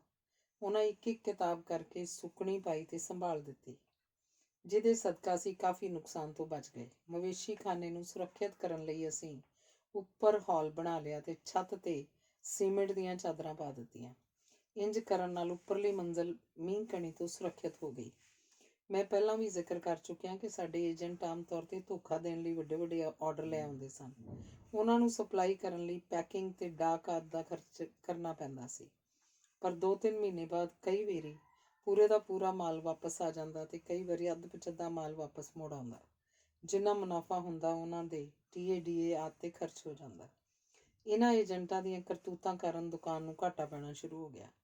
ਦੁਕਾਨ ਦੀ ਇਹ ਮੰਦੀ ਹਾਲਤ 1957 ਤੋਂ 1965 ਤੱਕ ਰਹੀ। ਆਮਦਨੀ ਘਟਦੀ ਗਈ, ਖਰਚ ਵੱਧਦੇ ਗਏ। 1964 ਵਿੱਚ ਹਾਲਤ ਤੋਂ ਮਜਬੂਰ ਹੋ ਕੇ ਮੈਨੂੰ ਆਪਣੀ ਜ਼ਮੀਨ ਦਾ 4000 ਗਜ਼ ਦਾ ਟੁਕੜਾ ਸਣੇ ਪ੍ਰੈਸ ਦੇ ਹਾਲ ਦੀ ਬਿਲਡਿੰਗ 'ਤੇ ਵੇਚਣਾ ਪਿਆ, ਜਿਸ ਨਾਲ ਮੈਂ ਦੁਕਾਨ ਸਿਰ ਚੜ੍ਹੇ ਕਰਜ਼ੇ ਉਤਾਰ ਸਕਿਆ। ਮੈਂ ਆਪ ਕਿਤਾਬਾਂ ਦੇ ਆਰਡਰ ਲੈਣ ਲਈ ਟੂਰ ਕਰਨੇ ਸ਼ੁਰੂ ਕਰ ਦਿੱਤੇ ਤੇ ਏਜੰਟਾਂ ਦੀ ਛਾਂਟੀ ਕਰ ਦਿੱਤੀ। 1968 ਵਿੱਚ ਮੇਰੇ ਲੜਕੇ ਤੇਜਿੰਦਰਬੀਰ ਸਿੰਘ ਨੇ BCom ਕਰਕੇ ਦੁਕਾਨ ਦਾ ਕੰਮ ਸੰਭਾਲ ਲਿਆ। 1967 'ਚ ਮੇਰੇ ਪਿਤਾ ਮੁਨਸ਼ੀ ਮਹਾਂ ਸਿੰਘ ਦੀ ਮੌਤ ਹੋ ਗਈ ਸੀ। 1962 'ਚ ਮਾਤਾ ਜੀ ਦੇ ਗੁਜ਼ਰ ਜਾਣ ਬਾਅਦ ਉਹ ਮੇਰੇ ਨਾਲ ਹੀ ਰਹੇ। ਉਹਨਾਂ ਦੀ ਚੰਗੀ ਸੇਵਾ ਸੰਭਾਲ ਹੁੰਦੀ ਰਹੀ। ਮੇਰੇ ਪਿਤਾ ਜੀ ਮੇਰੀ ਲੜਕੀ ਕਮਲ ਤੇ ਮੇਰੇ ਲੜਕੇ ਵੀਰ ਨੂੰ ਬਹੁਤ ਪਿਆਰ ਕਰਦੇ ਸਨ, ਕਿਉਂਕਿ ਇਹ ਦੋਵੇਂ ਉਹਨਾਂ ਦੀ ਬਹੁਤ ਸੇਵਾ ਸੰਭਾਲ ਕਰਦੇ ਸਨ। ਪਿਤਾ ਜੀ 1966-67 'ਚ ਬਿਮਾਰ ਰਹਿਣ ਲੱਗ ਪਏ ਸਨ। ਉਨੀ ਦਿਨੀ ਮੈਂ ਚੰਡੀਗੜ੍ਹ ਚਲਾ ਗਿਆ ਸੀ। ਪੰਜਾਬ ਸਰਕਾਰ ਨੇ ਕੁਝ ਬੇਬੁਨਿਆਦ ਕਾਰਨਾਂ ਕਰਕੇ ਲਾਹੌਰ ਬੁੱਕ ਸ਼ਾਪ, ਹਿੰਦ ਪਬਲਿਸ਼ਰਸ ਤੇ ਸਿੱਖ ਪਬਲਿਸ਼ਿੰਗ ਹਾਊਸ ਨੂੰ ਬਲੈਕ ਲਿਸਟ ਕਰ ਦਿੱਤਾ ਸੀ। ਮੈਂ ਇਹ ਖਬਰ ਰਾਜਪੁਰੇ BDO ਆਫਿਸ 'ਚ ਸੁਣੀ। ਉੱਥੋਂ ਹੀ ਮੈਂ ਘਰ ਟੈਲੀਫੋਨ ਕਰ ਦਿੱਤਾ ਤੇ ਘਰ ਵਾਲਿਆਂ ਨੂੰ ਆਰਡਰ ਬਾਰੇ ਸੂਚਿਤ ਕਰ ਦਿੱਤਾ। ਨਾਲ ਹੀ ਕਿਹਾ ਕਿ ਮੈਂ ਚੰਡੀਗੜ੍ਹ ਜਾ ਰਿਹਾ ਤੇ ਮੈਂ ਸਰਦਾਰ ਭਗਵੰਤ ਸਿੰਘ ਦੇ ਘਰ ਠਹਿਰਾਂਗਾ। ਮੇਰੇ ਕੱਪੜੇ, ਤੌਲੀਏ ਆਦਿ ਸੂਟਕੇਸ 'ਚ ਪਾ ਕੇ ਕੁਲਭੂਸ਼ਣ ਪ੍ਰੈਸ ਦੇ ਮੈਨੇਜਰ ਦੇ ਹੱਥ ਚੰਡੀਗੜ੍ਹ ਪਹੁੰਚਾ ਦੇਣਾ। ਸਰਦਾਰ ਭਗਵੰਤ ਸਿੰਘ ਸੈਕਟਰੀਏਟ ਵਿੱਚ ਕੰਮ ਕਰਦੇ ਸਨ ਤੇ ਪੁਰਾਣੇ ਉਕਾੜਾ ਨਿਵਾਸੀ ਸਨ। ਮੇਰਾ ਵਿਆਹ ਵੀ ਉਕਾੜੇ ਹੋਇਆ ਸੀ। ਮੈਂ ਭਗਵੰਤ ਸਿੰਘ ਦੇ 2-3 ਕਾਵਿ ਸੰਗ੍ਰਹਿ ਵੀ ਛਾਪੇ ਸਨ ਤੇ ਸਾਡੇ ਸੰਬੰਧ ਕਾਫੀ ਨਿੱਘੇ ਹੋ ਚੁੱਕੇ ਸਨ। ਭਗਵੰਤ ਸਿੰਘ ਨੇ ਸੌਖੇ ਸਮੇਂ ਮੇਰੀ ਖੂਬ ਮਦਦ ਕੀਤੀ। ਮੈਂ ਹਰ ਰੋਜ਼ ਉਹਨਾਂ ਦੇ ਨਾਲ ਸੈਕਟਰੀਏਟ ਚਲਾ ਜਾਂਦਾ ਤੇ ਉੱਥੇ ਉਹਨਾਂ ਦੇ ਕਮਰੇ 'ਚ ਬੈਠ ਕੇ ਬਲੈਕ ਲਿਸਟਿੰਗ ਆਰਡਰ ਵਿਰੁੱਧ ਪੈਰਵੀ ਕਰਦਾ। ਵਿਜੀਲੈਂਸ ਕਮਿਸ਼ਨਰ ਜਸਟਿਸ ਟੇਕ ਚੰਦ ਸਨ। ਉਹ ਹਾਈ ਕੋਰਟ ਦੇ ਰਿਟਾਇਰਡ ਜੱਜ ਸਨ ਤੇ ਕੱਟੜ ਆਰੀਆ ਸਮਾਜੀ। ਵਿਜੀਲੈਂਸ ਦੇ ਡਾਇਰੈਕਟਰ ਸਰਦਾਰ ਅਮਰ ਸਿੰਘ ਸਨ, ਜਿਹੜੇ ਪਿੱਛੋਂ ਮੇਰੀ ਤਹਿਸੀਲ ਖੁਸ਼ਾਬ ਇਲਾਕਾ ਥਲ ਦੇ ਵਸਨੀਕ ਸਨ। ਉਹ ਮੇਰੇ ਨਾਲ ਪੂਰੀ ਹਮਦਰਦੀ ਕਰਦੇ ਤੇ ਮੈਨੂੰ ਕੇਸ ਲੜਨ ਵਾਸਤੇ ਸੁਝਾਅ ਵੀ ਦਿੰਦੇ। ਸਰਦਾਰ ਭਗਵੰਤ ਸਿੰਘ ਨੇ ਇਸ ਕੇਸ 'ਚ ਮੇਰੀ ਪੁੱਜ ਕੇ ਮਦਦ ਕੀਤੀ। ਇਹਨਾਂ ਦੇ ਕਮਰੇ 'ਚ ਬੈਠ ਕੇ ਅਸੀਂ ਸਾਰੀਆਂ ਚਿੱਠੀਆਂ ਟਾਈਪ ਕਰਦੇ ਤੇ ਹਰ ਰੋਜ਼ ਕਿਸੇ ਨਾ ਕਿਸੇ ਫਾਈਲ ਦੀ ਮੰਗ ਕਰਦੇ ਜਿਹਦਾ ਮੇਰੇ ਕੇਸ ਨਾਲ ਸੰਬੰਧ ਹੁੰਦਾ। ਹਰ ਰੋਜ਼ ਸਾਡੀਆਂ ਚਿੱਠੀਆਂ ਵਿਜੀਲੈਂਸ ਕਮਿਸ਼ਨਰ ਦੇ ਦਫ਼ਤਰ ਜਾਂਦੀਆਂ ਤੇ ਉਹਨਾਂ ਦਾ ਬਾਕਾਇਦਾ ਜਵਾਬ ਵੀ ਆਉਂਦਾ। ਇਸ ਤਰ੍ਹਾਂ ਚਿੱਠੀਆਂ ਦਾ ਤਾਂਤਾ ਲੱਗਿਆ ਹੀ ਰਿਹਾ। ਸਿੱਖ ਪਬਲਿਸ਼ਿੰਗ ਹਾਊਸ ਤੇ ਹਿੰਦ ਪਬਲਿਸ਼ਰਜ਼ ਤਕਰੀਬਨ ਦੋਵੇਂ ਫਰਮਾਂ ਬੰਦ ਹੋ ਚੁੱਕੀਆਂ ਸਨ। ਉਹਨਾਂ ਵਿੱਚ ਬਲੈਕ ਲਿਸਟਿੰਗ ਖਿਲਾਫ ਕੇਸ ਲੜਨ ਦੀ ਨਾ ਕੋਈ ਹਿੰਮਤ ਸੀ ਤੇ ਨਾ ਹੀ ਦਿਲਚਸਪੀ। ਕੁਝ ਦਿਨਾਂ ਬਾਅਦ ਪ੍ਰੋਫੈਸਰ ਵਿਸ਼ਵਨਾਥ ਤਿਵਾੜੀ ਮੈਨੂੰ ਆਪਣੇ ਘਰ ਲੈ ਗਿਆ। ਉਹਨੇ ਮੇਰੀ ਰੱਜ ਕੇ ਮਦਦ ਕੀਤੀ ਤੇ ਵਿੱਤ ਅਨੁਸਾਰ ਉਹ ਇੱਧਰ ਉੱਧਰ ਹੱਥ ਪੈਰ ਮਾਰਦਾ ਰਿਹਾ। ਉਹਨੇ ਮੈਨੂੰ ਦੱਸਿਆ ਕਿ ਇਹਨਾਂ 3 ਫਰਮਾਂ ਦੀ ਬਲੈਕ ਲਿਸਟਿੰਗ ਦਾ ਕੰਮ ਇੱਕ ਸਾਜ਼ਿਸ਼ ਦਾ ਨਤੀਜਾ ਹੈ ਤਾਂ ਕਿ ਪੰਜਾਬੀ ਪ੍ਰਕਾਸ਼ਨਾਂ ਦਾ ਕੰਮ ਜੋ ਬੜੇ ਜ਼ੋਰਾਂ ਨਾਲ ਹੋ ਰਿਹਾ ਹੈ ਉਹਨੂੰ ਰੋਕ ਦਿੱਤਾ ਜਾਏ। ਉਨੀ ਦਿਨੀ ਪੰਜਾਬ ਵਿੱਚ ਹਿੰਦੀ ਪੁਸਤਕਾਂ ਦੀ ਪ੍ਰਕਾਸ਼ਨਾਂ ਦਾ ਕੰਮ ਨਾਮਤਰ ਹੀ ਸੀ। ਸਰਦਾਰ ਉੱਜਲ ਸਿੰਘ ਪੰਜਾਬ ਦੇ ਗਵਰਨਰ ਸਨ। ਉਹਨਾਂ ਨੇ ਵਿਜੀਲੈਂਸ ਕਮਿਸ਼ਨਰ ਤੋਂ ਮੇਰੀਆਂ ਫਾਈਲਾਂ ਮੰਗਵਾਈਆਂ। ਜਸਟਿਸ ਟੇਕ ਚੰਦ ਬੜਾ ਪਰੇਸ਼ਾਨ ਸੀ ਕਿ ਲਾਹੌਰ ਬੁੱਕ ਸ਼ਾਪ ਨੂੰ ਬਲੈਕਲਿਸਟ ਕਰਕੇ ਕੀ ਮੁਸੀਬਤ ਛੇੜ ਲਈ ਹੈ। ਕਾਮਰੇਡ ਰਾਮ ਕਿਸ਼ਨ ਪੰਜਾਬ ਦਾ ਚੀਫ ਮਿਨਿਸਟਰ ਸੀ। ਉਹ ਕਿਸੇ ਦੀ ਕੋਈ ਮਦਦ ਕਰਨ ਜੋਗਾ ਨਹੀਂ ਸੀ। ਉਹਦੇ ਬਾਅਦ ਗਿਆਨੀ ਗੁਰਮੁਖ ਸਿੰਘ ਮੁਸਾਫਰ ਪੰਜਾਬ ਦੇ ਚੀਫ ਮਿਨਿਸਟਰ ਬਣੇ। ਗੁਰਮੁਖ ਸਿੰਘ ਮੁਸਾਫਰ ਸਿੱਖ ਪਬਲਿਸ਼ਿੰਗ ਹਾਊਸ ਦੇ ਡਾਇਰੈਕਟਰ ਸਨ। ਮੈਂ ਮੁਸਾਫਰ ਜੀ ਨੂੰ ਮਿਲ ਕੇ ਕਿਹਾ ਕਿ ਤੁਸੀਂ ਇੱਕ ਬਲੈਕ ਲਿਸਟ ਫਰਮ ਦੇ ਡਾਇਰੈਕਟਰ ਹੋਣ ਦੇ ਬਾਵਜੂਦ ਪੰਜਾਬ ਦੇ ਚੀਫ ਮਿਨਿਸਟਰ ਹੋ, ਇਸ ਗੱਲ ਦਾ ਤੁਹਾਡੇ ਉੱਤੇ ਵੀ ਹਰਫ ਆਉਂਦਾ ਹੈ। ਮੁਸਾਫਰ ਜੀ ਨੇ ਮੇਰੀ ਗੱਲ ਤੋਂ ਪ੍ਰਭਾਵਿਤ ਹੋ ਕੇ ਸਤਪਾਲ ਮਿੱਤਲ ਨੂੰ, ਜਿਹੜਾ ਕਿ ਡਿਪਟੀ ਮਿਨਿਸਟਰ ਸੀ, ਕਿਹਾ ਕਿ ਕਿਸੇ ਤਰੀਕੇ ਨਾਲ ਇਸ ਆਰਡਰ ਨੂੰ ਵਾਪਸ ਲੈ ਲਓ। ਸਤਪਾਲ ਮਿੱਤਲ ਨੇ 2-3 ਸਖਤ ਚਿੱਠੀਆਂ ਵਿਜੀਲੈਂਸ ਮਿਨਿਸਟਰ ਨੂੰ ਲਿਖੀਆਂ ਕਿ ਦੱਸੋ ਕਿਸ ਬਿਨਾਂ ਤੇ ਇਹਨਾਂ 3 ਫਰਮਾਂ ਨੂੰ ਬਲੈਕਲਿਸਟ ਕੀਤਾ ਗਿਆ। ਮੈਂ ਇਹਨਾਂ ਦਿਨਾਂ 'ਚ ਆਪਣਾ ਕਿਤਾਬਾਂ ਦਾ ਦਫ਼ਤਰ ਚੰਡੀਗੜ੍ਹ 'ਚ ਅਰੋਮਾ ਹੋਟਲ ਦੇ ਸਾਹਮਣੇ ਖਰੈਤੀ ਲਾਲ ਮਲਹੋਤਰਾ ਦੇ ਮਕਾਨ 'ਚ ਸਾਹਿਤ ਸੰਗਮ ਦੇ ਨਾਂ ਹੇਠ ਖੋਲ੍ਹ ਲਿਆ ਸੀ। ਇਹ ਫਰਮ ਮੈਂ ਆਪਣੀ ਲੜਕੀ ਕਮਲ ਨੈਨ ਦੇ ਨਾਂ 'ਤੇ ਖੋਲ੍ਹੀ ਸੀ। ਮੇਰੇ ਦਫ਼ਤਰ ਵਿੱਚ ਚੰਗੀ ਰੌਣਕ ਲੱਗੀ ਰਹਿੰਦੀ ਸੀ। ਵਿਜੀਲੈਂਸ ਕਮਿਸ਼ਨਰ ਹੋਰ ਵੀ ਪਰੇਸ਼ਾਨ ਰਹਿਣ ਲੱਗ ਪਿਆ ਕਿ ਪੰਜਾਬ ਸਰਕਾਰ ਵੀ ਇਸ ਕੰਮ 'ਚ ਪੂਰੀ ਦਿਲਚਸਪੀ ਲੈਣ ਲੱਗ ਪਈ ਹੈ। ਸਾਡੀ ਫਾਈਲ ਚੋਖੀ ਮੋਟੀ ਬਣ ਗਈ ਸੀ। ਇਸ ਬਲੈਕ ਲਿਸਟਿੰਗ ਦੀ ਕਹਾਣੀ ਇੱਕ ਦਿਨ ਮੈਂ ਜਸਟਿਸ ਗੁਰਨਾਮ ਸਿੰਘ ਨੂੰ ਵਿਸਥਾਰ ਨਾਲ ਸੁਣਾਈ। ਉਹਨਾਂ ਦਾ ਲੜਕਾ ਗੁਰਬੀਰ ਸਿੰਘ ਡਾਕਟਰ ਅਤਰ ਸਿੰਘ ਦੇ ਨਾਲ ਦੁਕਾਨ 'ਤੇ ਆਉਂਦਾ ਜਾਂਦਾ ਸੀ। ਉਹ ਕਹਿਣ ਲੱਗੇ, ਫਿਕਰ ਨਾ ਕਰ, ਤੇਰਾ ਕੰਮ ਛੇਤੀ ਹੋ ਜਾਏਗਾ। ਜਦੋਂ ਗਿਆਨੀ ਗੁਰਮੁਖ ਸਿੰਘ ਮੁਸਾਫਰ ਤੋਂ ਬਾਅਦ ਜਸਟਿਸ ਗੁਰਨਾਮ ਸਿੰਘ ਮੁੱਖ ਮੰਤਰੀ ਬਣ ਗਏ ਤਾਂ ਉਹਨਾਂ ਨੇ ਪਹਿਲੇ ਹੀ ਦਿਨ ਮੇਰੀ ਫਾਈਲ ਮੰਗਵਾ ਲਈ। ਫਾਈਲ 'ਚ ਸਰਦਾਰ ਉੱਜਲ ਸਿੰਘ ਗਵਰਨਰ ਪੰਜਾਬ ਦੇ ਸਤਪਾਲ ਮਿੱਤਲ ਨਾਲ ਹੋਈ ਖਤੋ ਕਿਤਾਬਤ ਵੀ ਸ਼ਾਮਲ ਸੀ। ਉਹਨਾਂ ਨੇ ਵਿਜੀਲੈਂਸ ਕਮਿਸ਼ਨਰ ਦੇ ਅਹੁਦੇ ਨੂੰ ਵਿਅਰਥ ਸਮਝਿਆ ਤੇ ਵਿਜੀਲੈਂਸ ਕਮਿਸ਼ਨਰ ਦੀ ਪੋਸਟ ਹੀ ਖਤਮ ਕਰ ਦਿੱਤੀ। ਇਸ ਉਪਰੰਤ ਲਾਹੌਰ ਬੁੱਕ ਸ਼ਾਪ ਨੂੰ ਬਲੈਕ ਲਿਸਟ 'ਤੇ ਲਿਆਉਣ ਦੇ ਆਰਡਰ ਫੌਰੀ ਤੌਰ 'ਤੇ ਵਾਪਸ ਲੈ ਲਏ। ਪੂਰੇ 11 ਮਹੀਨੇ ਬਾਅਦ ਇਹ ਜਿੱਤ ਪ੍ਰਾਪਤ ਹੋਈ। ਇਸ ਮੁਹਿੰਮ ਵਿੱਚ ਸਭ ਤੋਂ ਜ਼ਿਆਦਾ ਹਿੱਸਾ ਸਰਦਾਰ ਭਗਵੰਤ ਸਿੰਘ ਦਾ ਸੀ, ਜਿਨ੍ਹਾਂ ਦਾ ਮੈਂ ਅੱਜ ਤੱਕ ਰਿਣੀ ਹਾਂ। ਧੰਨਵਾਦ। ਅਗਲਾ ਲੇਖ ਹੈ ਪ੍ਰਕਾਸ਼ਨਾਂ ਦੇ ਖੇਤਰ ਵਿੱਚ ਬੀਰ ਦਾ ਯੋਗਦਾਨ। ਲਾਹੌਰ ਬੁੱਕ ਸ਼ਾਪ ਦੇ ਇਤਿਹਾਸ ਵਿੱਚ ਇੱਕ ਸਿਹਤਮੰਦ ਮੋੜ। 1968 ਤੋਂ ਲਾਹੌਰ ਬੁੱਕ ਸ਼ਾਪ ਦਾ ਨਵਾਂ ਤੇ ਸਿਹਤਮੰਦ ਦੌਰ ਸ਼ੁਰੂ ਹੁੰਦਾ ਹੈ। ਤੇਜਿੰਦਰ ਬੀਰ ਸਿੰਘ ਨੇ ਆ ਕੇ ਸਾਰੇ ਕੰਮ ਦਾ ਜਾਇਜ਼ਾ ਲਿਆ। ਚੰਡੀਗੜ੍ਹ ਵਾਲੀ ਦੁਕਾਨ ਸਾਹਿਤ ਸੰਗਮ ਜੋ ਬੰਦ ਪਈ ਸੀ, ਖੋਲ੍ਹ ਕੇ ਸਾਰਾ ਸਮਾਨ ਟਰੱਕ ਰਾਹੀਂ ਲੁਧਿਆਣੇ ਲੈ ਆਇਆ। ਪੁਰਾਣੇ ਸਾਰੇ ਏਜੰਟਾਂ ਦੀ ਇੱਕ-ਇੱਕ ਕਰਕੇ ਛਾਂਟੀ ਕਰ ਦਿੱਤੀ। ਇਹ ਦੁਕਾਨ ਲਈ ਸਫੈਦ ਹਾਥੀ ਬਣ ਚੁੱਕੇ ਸਨ। ਕੰਮ ਥੋੜ੍ਹਾ ਕਰਦੇ ਤੇ ਗੱਲਾਂ ਜ਼ਿਆਦਾ ਕਰਦੇ ਸਨ। ਉਹਨਾਂ ਦੇ ਕੰਮ ਦਾ ਦੁਕਾਨ ਨੂੰ ਕੋਈ ਲਾਭ ਨਹੀਂ ਸੀ। ਤੇਜਿੰਦਰ ਬੀਰ ਸਿੰਘ ਨੇ ਕਿਤਾਬਾਂ ਛਾਪਣ ਦੇ ਕੰਮ 'ਤੇ ਰੋਕ ਲਾ ਦਿੱਤੀ। ਸਿਰਫ ਚੰਗੀਆਂ ਕਿਤਾਬਾਂ ਛਾਪਣ ਦਾ ਪ੍ਰੋਗਰਾਮ ਉਲੀਕ ਲਿਆ। ਆਮਦਨੀ ਦੇ ਜ਼ਰੀਏ ਵੱਧ ਗਏ। ਖਰਚਾ ਘਟ ਗਿਆ ਤੇ ਦੁਕਾਨ ਦੀ ਹਾਲਤ ਚੋਖੀ ਸੁਧਰ ਗਈ। ਉਹ ਸਵੇਰ ਤੋਂ ਸ਼ਾਮ ਤੱਕ ਦੁਕਾਨ ਤੇ ਬੈਠਦਾ, ਸਾਰੇ ਬਿੱਲ ਆਪ ਬਣਾਉਂਦਾ, ਬੀਕਾਮ ਹੋਣ ਕਰਕੇ ਅਕਾਊਂਟ ਦੇ ਕੰਮ 'ਚ ਪੂਰੀ ਦਿਲਚਸਪੀ ਲੈਂਦਾ। ਲਾਹੌਰ ਬੁੱਕ ਸ਼ਾਪ ਦੀ ਕਾਰਗੁਜ਼ਾਰੀ ਬਿਹਤਰ ਹੋ ਗਈ ਤੇ ਦਿਨ ਬ ਦਿਨ ਇਹਦੀ ਸਾਖ ਵੱਧਦੀ ਗਈ। 1972 'ਚ ਮੈਨੂੰ ਪੰਜਾਬ ਗੌਰਮੈਂਟ ਨੇ Punjab state paper distribution committee ਦਾ ਮੈਂਬਰ ਨਾਮਜ਼ਦ ਕੀਤਾ। ਹਾਲੇ ਤੱਕ ਵੀ ਮੈਂ ਉਸ ਕਮੇਟੀ ਦਾ ਮੈਂਬਰ ਚੱਲਿਆ ਆ ਰਿਹਾ। ਪਿਛਲੇ 3-4 ਸਾਲਾਂ ਤੋਂ ਪ੍ਰਕਾਸ਼ਕਾਂ ਨੂੰ ਤਾਜ਼ਾ ਕੋਟਾ ਨਹੀਂ ਦਿੱਤਾ ਜਾ ਰਿਹਾ। ਇਸ ਕਰਕੇ ਮੈਂ ਪਿਛਲੇ 2-3 ਸਾਲਾਂ ਤੋਂ ਮੀਟਿੰਗਾਂ ਵਿੱਚ ਸ਼ਾਮਲ ਨਹੀਂ ਹੁੰਦਾ। ਮੇਰਾ ਕੰਮ ਤਾਂ ਪ੍ਰਕਾਸ਼ਕਾਂ ਦੇ ਹੱਕਾਂ ਦੀ ਰਾਖੀ ਕਰਨਾ ਸੀ। ਆਮ ਤੌਰ 'ਤੇ ਜੁਆਇੰਟ ਸੈਕਟਰੀ ਐਜੂਕੇਸ਼ਨ ਇਸ ਕਮੇਟੀ ਦਾ ਚੇਅਰਮੈਨ ਹੁੰਦਾ ਹੈ। ਮੇਰੀ ਪੁੱਛ ਪ੍ਰਤੀਤ ਸ਼ੁਰੂ ਤੋਂ ਬਹੁਤ ਹੁੰਦੀ ਰਹੀ, ਕਿਉਂਕਿ ਸਾਰੀ ਕਮੇਟੀ ਵਿੱਚ ਗੈਰ ਸਰਕਾਰੀ ਮੈਂਬਰ ਮੈਂ ਹੀ ਹੁੰਦਾ ਸੀ। ਕਾਗਜ਼ ਦੀ ਵੰਡ ਦੀ ਸਾਰੀ ਜ਼ਿੰਮੇਵਾਰੀ ਮੇਰੇ ਉੱਪਰ ਹੀ ਸੁੱਟੀ ਜਾਂਦੀ ਸੀ। 1980 ਦੀ ਗੱਲ ਹੈ ਕਿ ਮੈਂ ਮੀਟਿੰਗ 'ਚ ਥੋੜ੍ਹਾ ਜਿਹਾ ਲੇਟ ਪਹੁੰਚਿਆ। ਸਰਦਾਰ ਅਮਰੀਕ ਸਿੰਘ ਪੁੰਨੀ ਐਜੂਕੇਸ਼ਨ ਸੈਕਟਰੀ ਉਸ ਮੀਟਿੰਗ ਦੇ ਪ੍ਰਧਾਨ ਸਨ। ਸਾਰੇ ਮੈਂਬਰ ਜੁੜੇ ਬੈਠੇ ਸਨ। ਪੁੰਨੀ ਸਾਹਿਬ ਮੈਨੂੰ ਪੁੱਛਣ ਲੱਗੇ, ਸਰਦਾਰ ਜੀਵਨ ਸਿੰਘ ਜੀ ਦੱਸੋ, ਜੇ ਕਿ ਤੁਹਾਡੀ ਤਜਵੀਜ਼ ਹੈ ਤਾਂ। ਮੈਂ ਕਿਹਾ ਜੀ, ਮੈਂ ਤੁਹਾਡੇ ਤੋਂ ਪ੍ਰੋਫੈਸਰ ਤੇਜਾ ਸਿੰਘ ਦੀ ਡਿਕਸ਼ਨਰੀ ਛਾਪਣ ਲਈ ਕਾਗਜ਼ ਦਾ ਕੋਟਾ ਲੈਣਾ ਸੀ। ਲਓ, ਕਿੰਨਾ ਚਾਹੀਦਾ ਹੈ? ਮੈਂ ਕਿਹਾ ਜੀ 5 ਟਨ ਨਾਲ ਗੁਜ਼ਾਰਾ ਹੋ ਜਾਏਗਾ। ਪੁੰਨੀ ਸਾਹਿਬ ਨੇ ਮੈਂਬਰਾਂ ਨੂੰ ਕਿਹਾ ਕਿ ਤੁਸੀਂ ਕੋਟੇ ਦੀ ਐਡਜਸਟਮੈਂਟ ਕਰੋ ਤੇ 5 ton quota Lahore book shop ਨੂੰ ਦੇ ਦਿਓ।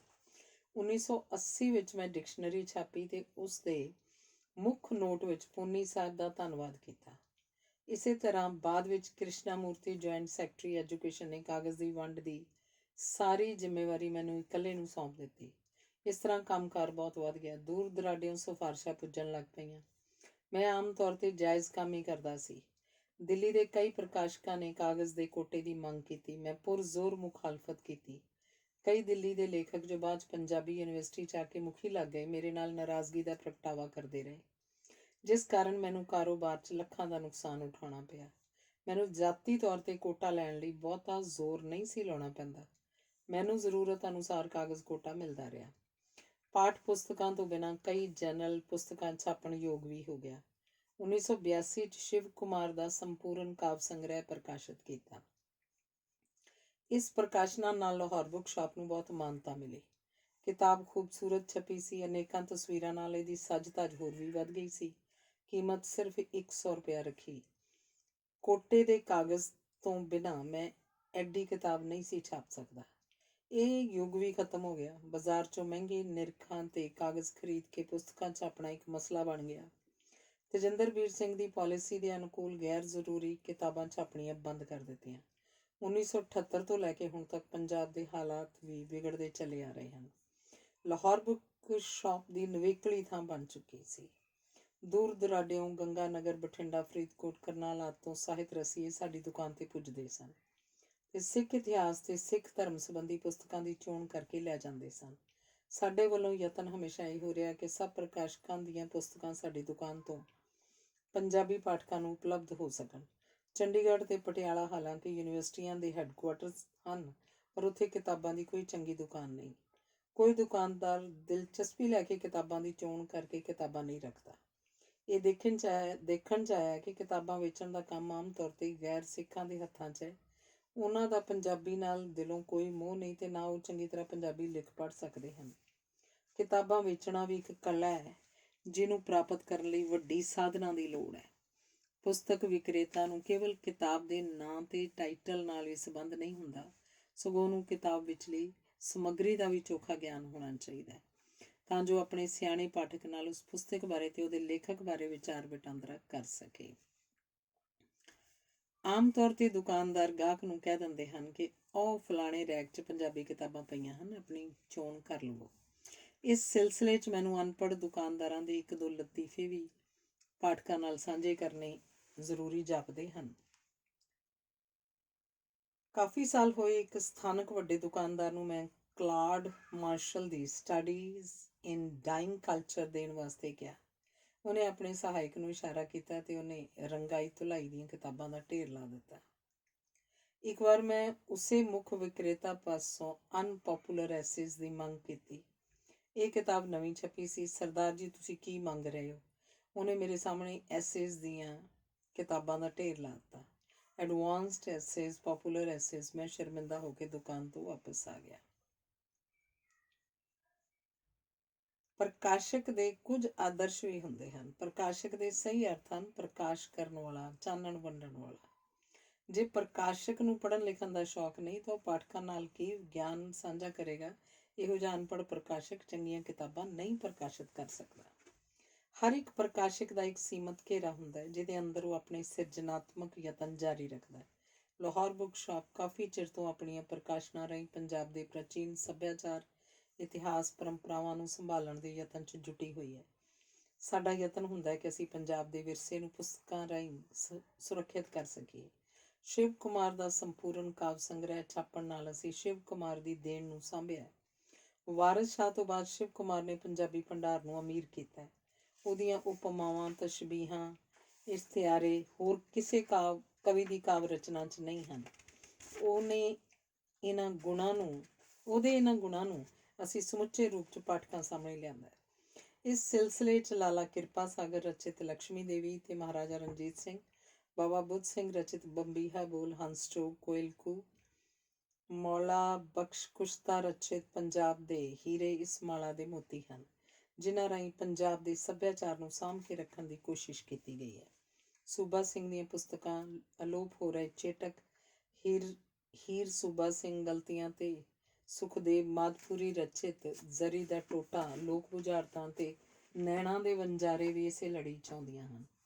MS ਰੰਧਾਵਾ ਰਚਿਤ ਪੰਜਾਬ ਦੀਆਂ ਪ੍ਰੀਤ ਕਹਾਣੀਆਂ ਖਾਸ ਤੌਰ ਤੇ ਵਰਣਨਯੋਗ ਹਨ। ਬਾਬਾ ਪ੍ਰੇਮ ਸਿੰਘ ਹੋਤੀ ਰਚਿਤ ਮਹਾਰਾਜਾ ਰਣਜੀਤ ਸਿੰਘ, ਹਰੀ ਸਿੰਘ ਨਲੂਆ, ਕਾਲੀ ਫੂਲਾ ਸਿੰਘ, ਕੰਵਰ ਨੌਨਿਹਾਲ ਸਿੰਘ, ਮਹਾਰਾਜਾ ਸ਼ੇਰ ਸਿੰਘ, ਨਵਾਬ ਕਪੂਰ ਸਿੰਘ ਤੇ ਸਿੱਖ ਇਤਿਹਾਸ ਦੇ ਕਰਨ ਦੇ ਰਾਹੀਂ ਸਿੱਖ ਇਤਿਹਾਸ ਨੂੰ ਸੁਰੱਖਿਅਤ ਕੀਤਾ ਗਿਆ।